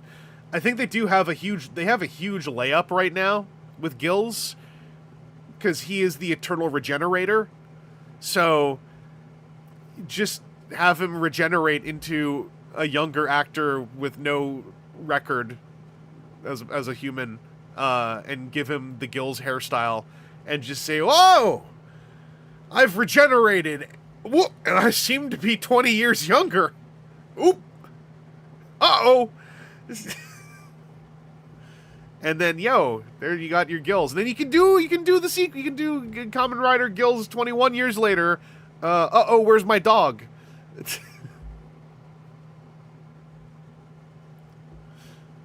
I looked up Sword's actor controversy, and the first thing was he was diagnosed with COVID in 2020. Controversially, got sick.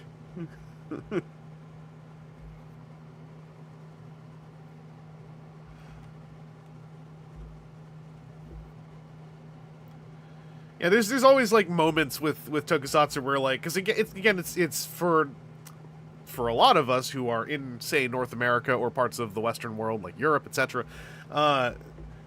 There are chunks of celebrity gossip. There are chunks of happenings with the real people who are these actors that like we wouldn't really have any reason to be aware of, and so occasionally you just you get jump scared by something.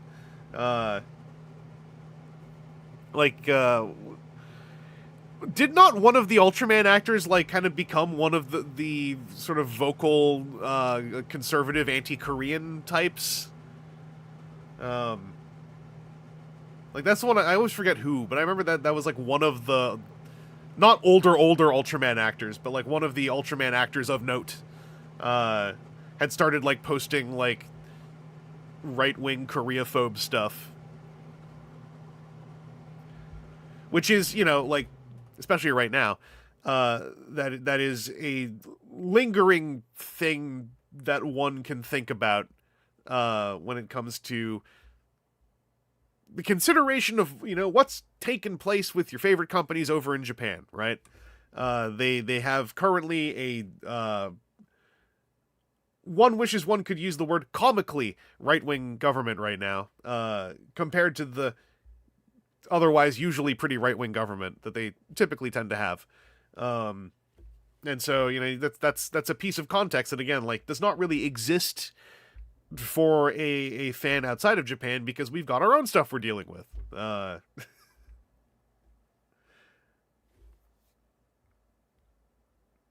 Yeah, right. Oh, I forgot about the Terra Ranger thing. Yeah.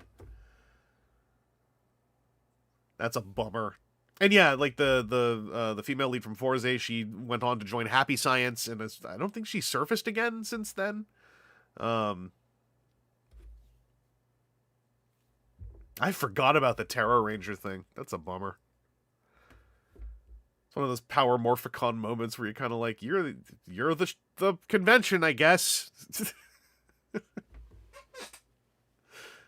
I mean, with Forze, the thing, I mean, it's not like, I fixed it for you, but like with Forze specifically, like when she was filming that show, that was her not in the cult, right? And to me, it's like, yeah, I'm not watching someone who is in Happy Science now. I'm watching a person who was subsumed by whoever went on to become a member of Happy Science.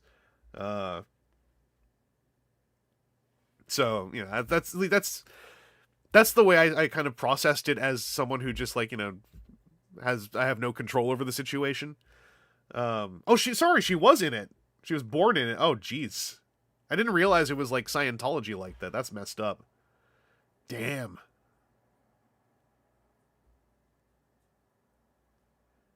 Don't forget Joe Odagiri infecting a whole generation of riders with his hair and facial structure. It's true.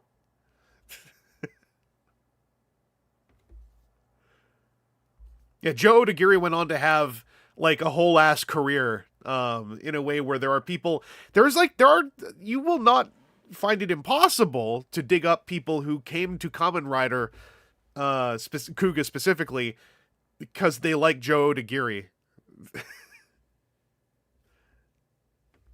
It's not super common, but I've encountered it once or twice. Like, it's kind of neat. And Joe Odagiri is in what's it, God damn it, what's it called? The Netflix show with Midnight Diner. He's the little, he's the cop who lives in the little box in the park. He works out of the little box in the park.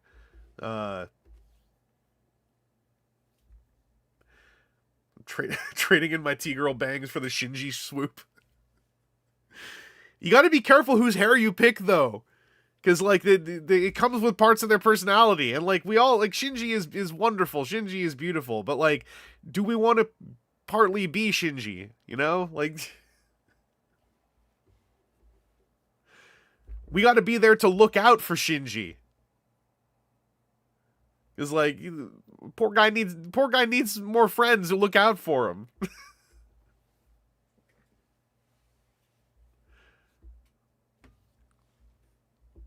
That said, thinking of like ageless hairstyles, yeah, Ryuki Shinji specifically.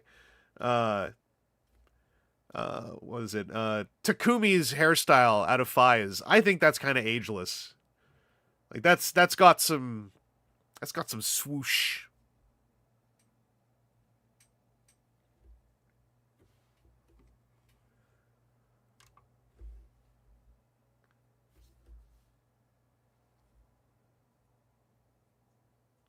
Yeah, I showed Lai the the modern era Shinji hair. It's wrong. Like it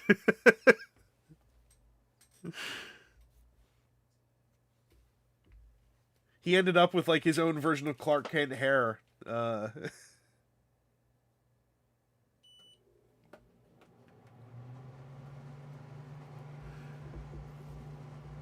But no, that was for instance a moment where it was really fun to hear from someone who, you know, just finished Ryuki, which was a very formative series for me. Like I watched Ryuki like right out of high school. It is getting toasty in here.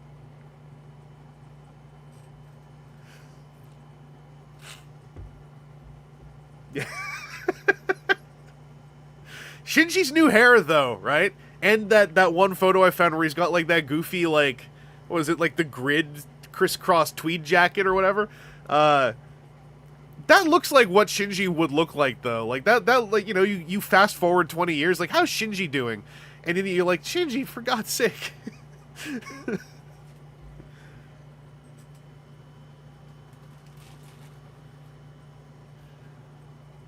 I always think of his sky blue / turquoise parka, his classic jacket. Yeah,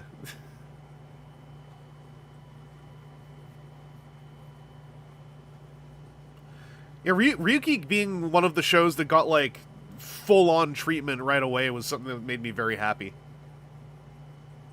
No, I'm like, yeah, Shinji can be a dork. I mean, like, you know, it looks exactly like how I would expect Shinji to. Like, if Shinji looked cool in 20 years, I'd be like, what happened, man? Like, how could you? Who broke you?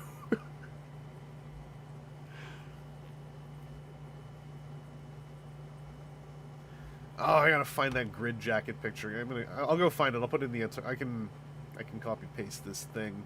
What is this? Playback, never kick a pregnant dog. Playback, sad about my average hog. Playback, watching The Matrix. It's a decent film. True.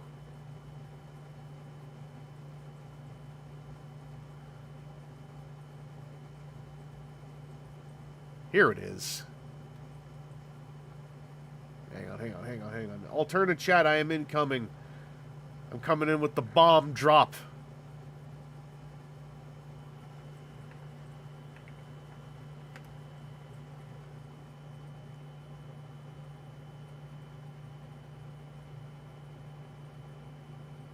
And then let me move this to the browser so as I can stream share it too, because I'm a complete entity and I am an extant life form.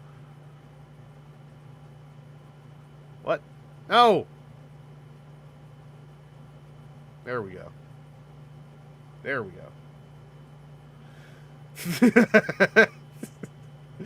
Yeah, y'all see what I'm talking about.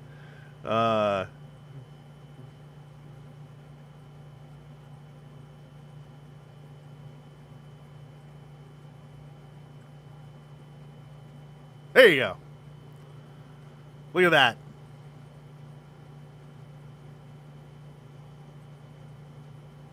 Forgot I sent you that.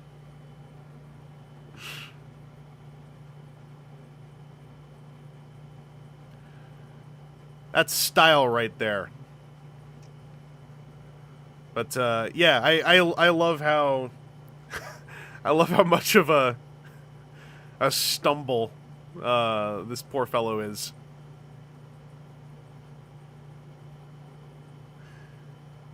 Penis haircut. E-boy haircut.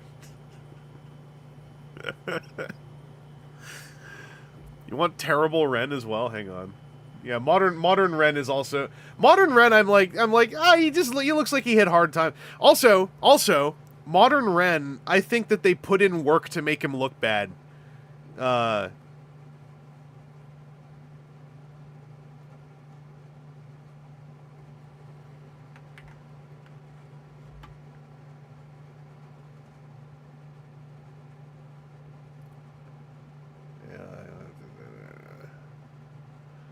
FYI, I'm doing all this on one monitor because I'm baller like that.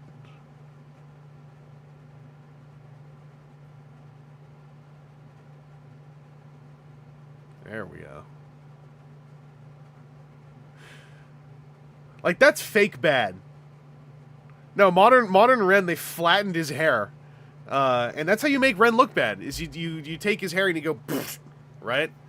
When modern Ren still has the short spiky, he just looks identical. Yeah, Ren's actor's great. I was what did I see him in again? There was a J-drama I watched him in way back. It was either Shibuya 15 or Densha Otoko, and I forgot which one. Or no, Tokyo at Deep. Was it Tokyo at Deep that he was in? Those three kind of like blend together in my head as like when I was watching J-dramas because TV Nihon subtitled them.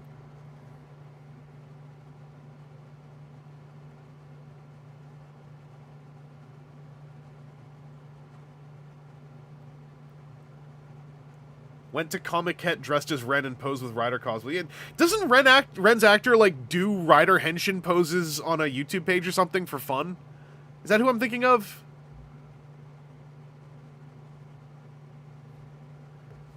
Like one of the legacy actors who just thinks Kamen Rider kicks ass. Like, and wasn't there another one? Was it Kenzaki's actor who was like collecting roleplay toys or something? Oh. Okay, it was Akihabara at Deep. Okay, yeah. Akihabara at Deep was like the last one of those in the run for me.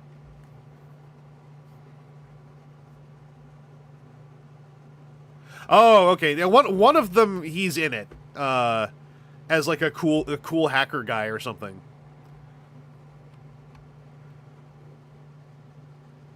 Am I thinking of Keitai Sosakan 7? Damn it, I forgot about Keitai Sosakan 7.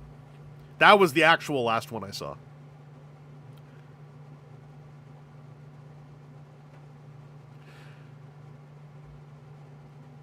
Oh, that reminds me. I was going to tell you the editor-in-chief of Ore Journal. That actor is like one of the journeyman actors who you will as you watch more of anything out of Japan that's live action, eventually you'll see that actor constantly.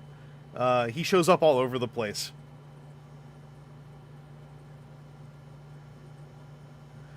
Did you supply me with King Asakura? I can't remember anymore.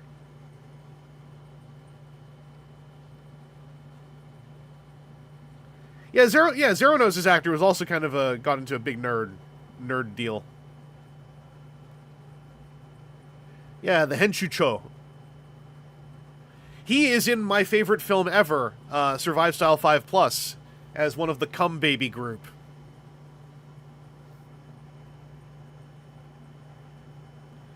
Ren was in Akihabara at Deep and K-Tai, so I was like, oh, so I was right twice. All right. Ugh. Memory. Ugh.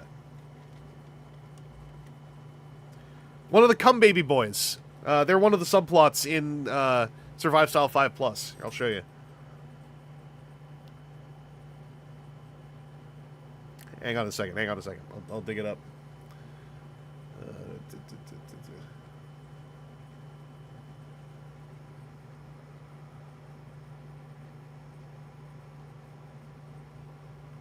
Who hasn't seen the Come Baby Boys before? Another one of the Come Baby Boys, by the way. No, all three of them have been in Kamen Rider now. Hang on. The Come Baby Boys.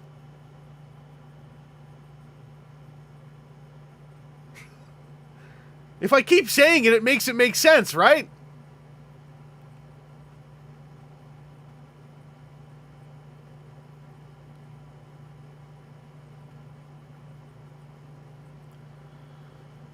So this is gonna get us demonetized, but we'll make it work. Anyway, there's the president of whatever USA, and then there is the guy from was it Saber or Ghost? And then in the back is Henshucho.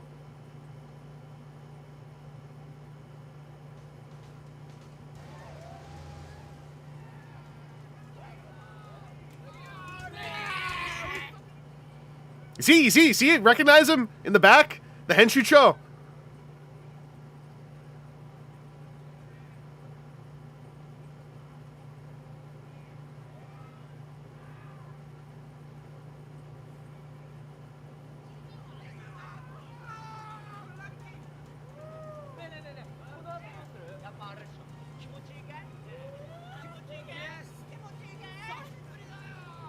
He's got Ren hair, yeah.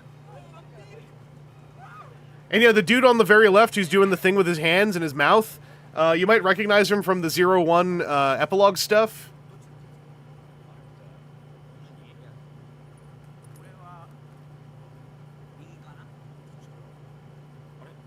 Yeah, the Come Baby Boys are having their classic conversation.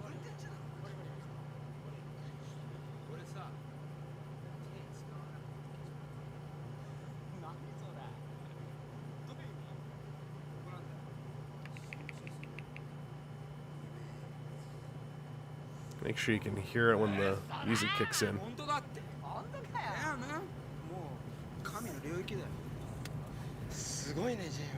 You're so money, Jay.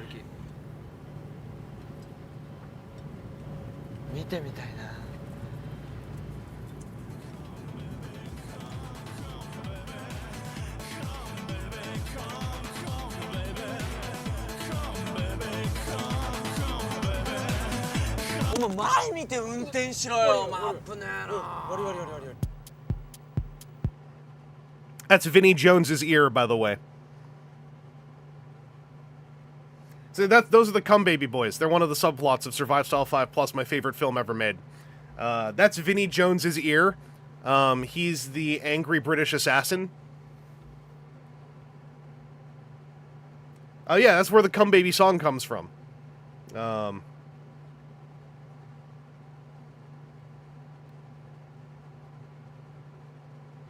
His teeth are not prosthetic. That's just what he looks like. He appears in a lot of... He's in Funky Forest as well. He just looks like that. That's like his gimmick.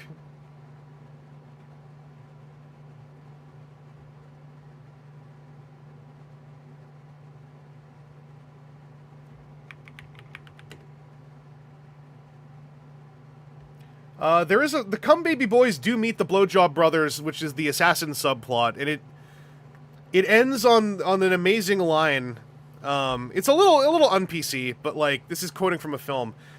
Jay drops this amazing line. I won't give you the context.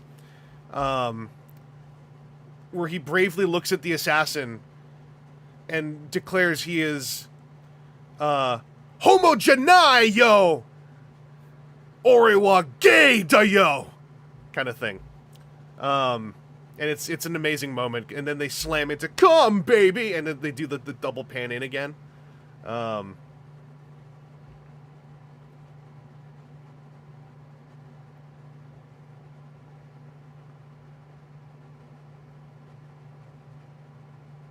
Yeah, this is another important moment in film history.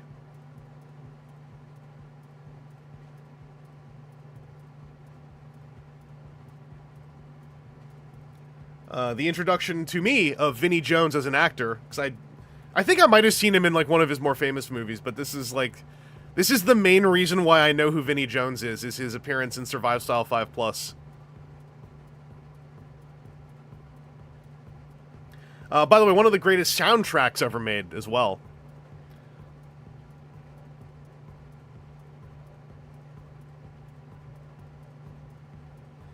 But this sequence is very important. This is a defining moment of the film. This is one of the sequences people that will quote constantly. That's his translator.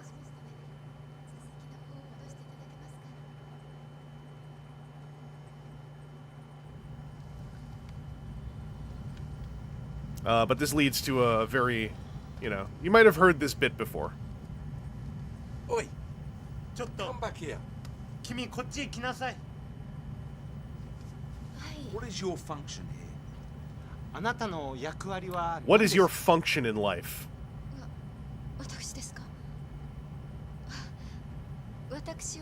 That is the Juggernaut, yes. Oh, this doesn't have the subtitles, though. Part of the joke of this is that Vinnie Jones' translator is not very good at his job. That's not what I mean. What is your purpose for living? What are you doing? What is your function on this planet?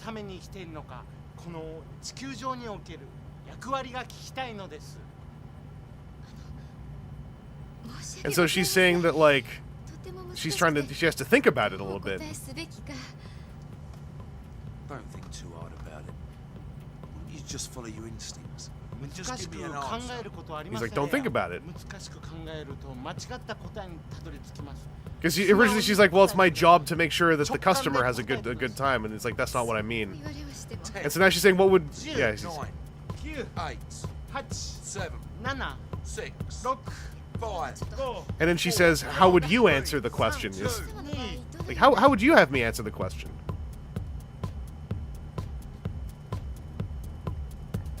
I don't think so. Who the hell do you think you are? Don't you go poking your nose at ideas. Fucking no. I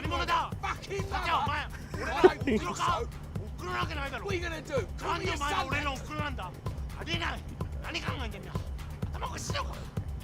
You ugly bitch.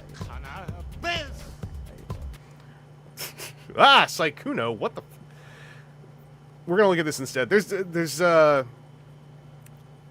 I caught wind of this on Blue Sky. Apparently a streamer has done bad, and it manifested in my algorithm. I don't feel like watching about a streamer doing bad. But anyway, Vinnie Jones' whole character is he is an assassin for hire.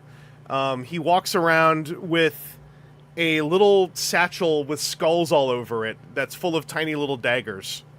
And his general thing is he says, what's your function in life? And he gets very angry about most people's answers.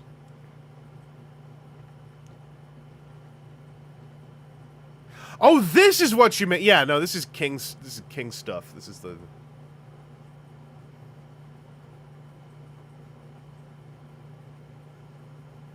Yeah.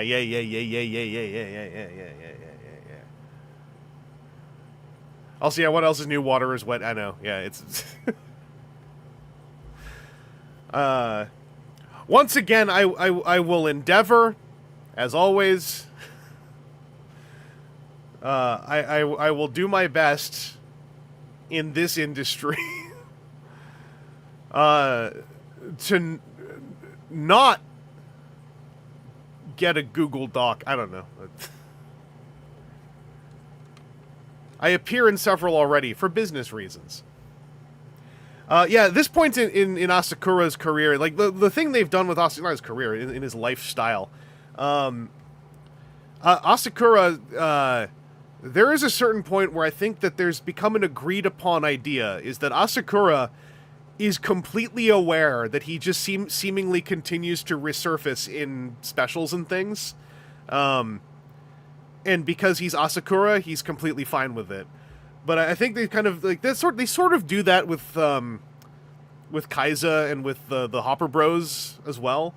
But with Asakura, I feel that at a certain point they very much kind of just acknowledged and embraced the idea that whatever he is as one of the evil rider types, he's incredibly happy with his lot in whatever his existence may now be. Why am I seeing Markiplier in his eyes?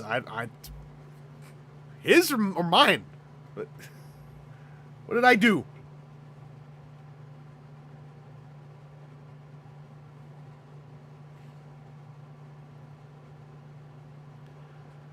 This is Chris Vangelus poisoned my water supply, burned my crops, and delivered a plague into my house. Well, yeah, but what did I do wrong? Who would have done differently in my place? Let they who are without unethical sin cast the first object.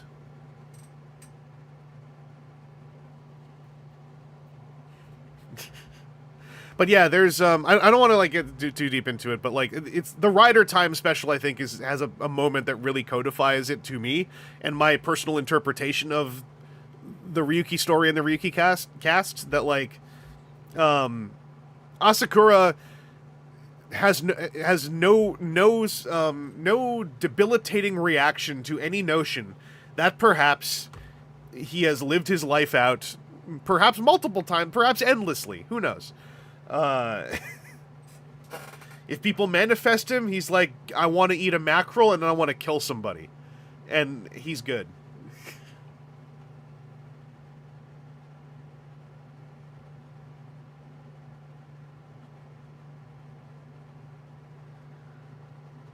Hang on a second. Let's see if there's anything else that I need to make sure that you're all aware of. There is one more thing you really need to be aware of.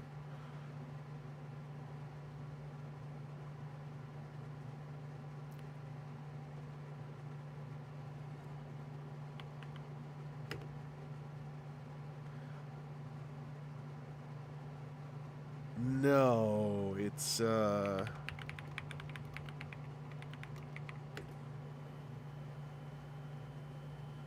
this is very important. Since I've already taken the dive on showing Survive Style 5 Plus clips, this should be the bit I'm thinking of. This is Viva Friends Hypnotist show opening. This is one of my favorite things to just show people from Survive Style 5 Plus. To whenever someone's like, well, what about this? Give me the elevator pitch of the film. So I'm like, oh, just watch this, and you'll understand. This is a song called Sebastian the White Rabbit.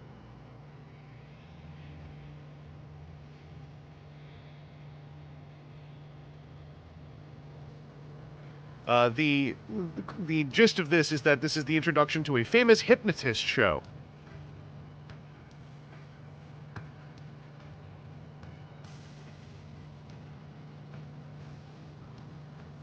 If you listen to me on the Cape radio, you might have noticed I constantly would play this song, depending on how my brain was doing.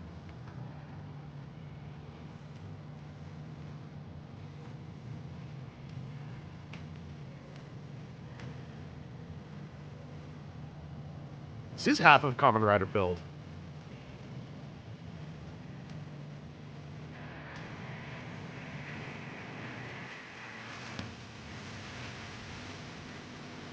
Someday I want to arrive at a convention like this, dressed like the hypnotist. Yeah, Aoyama the hypnotist. This is how I want to arrive at VidCon.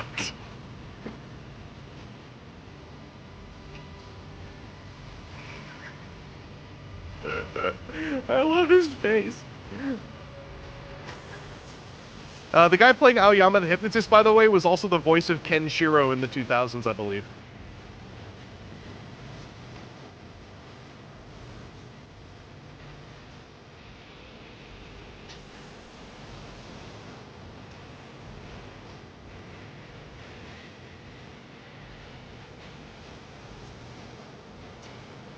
I still have to pitch panels for Toronto, but I'm planning to. Since I can't go into America anymore, I only have my one convention to do panels at. Viva friends! Viva friends! Oh yeah, this pose too.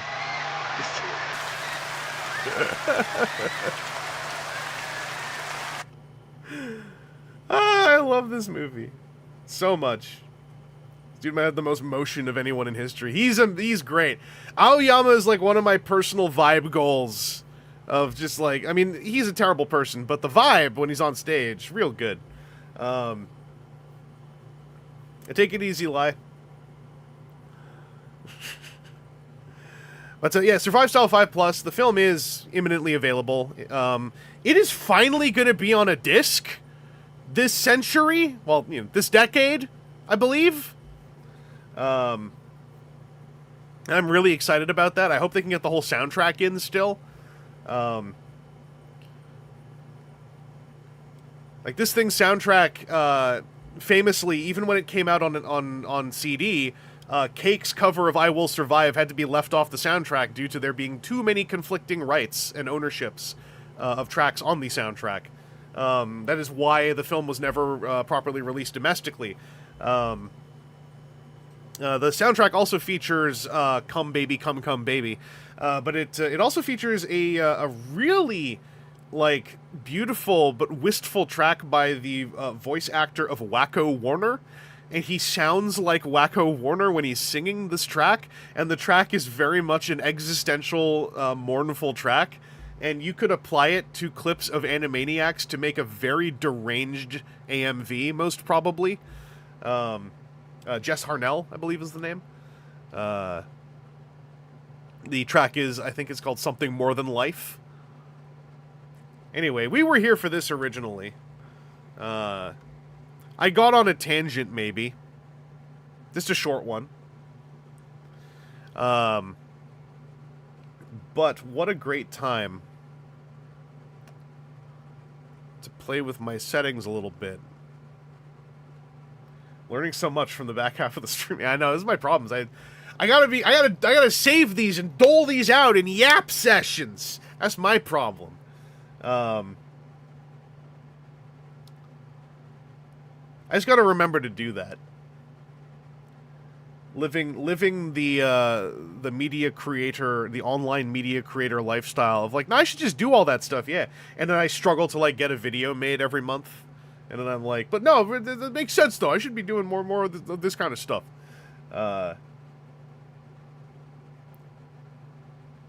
Anyway, what a great time to say. Hey, thanks for checking out the stream and opening my expensive toy and talking about things and watching me possibly demonetize myself in order to spread the good word about my favorite film ever made.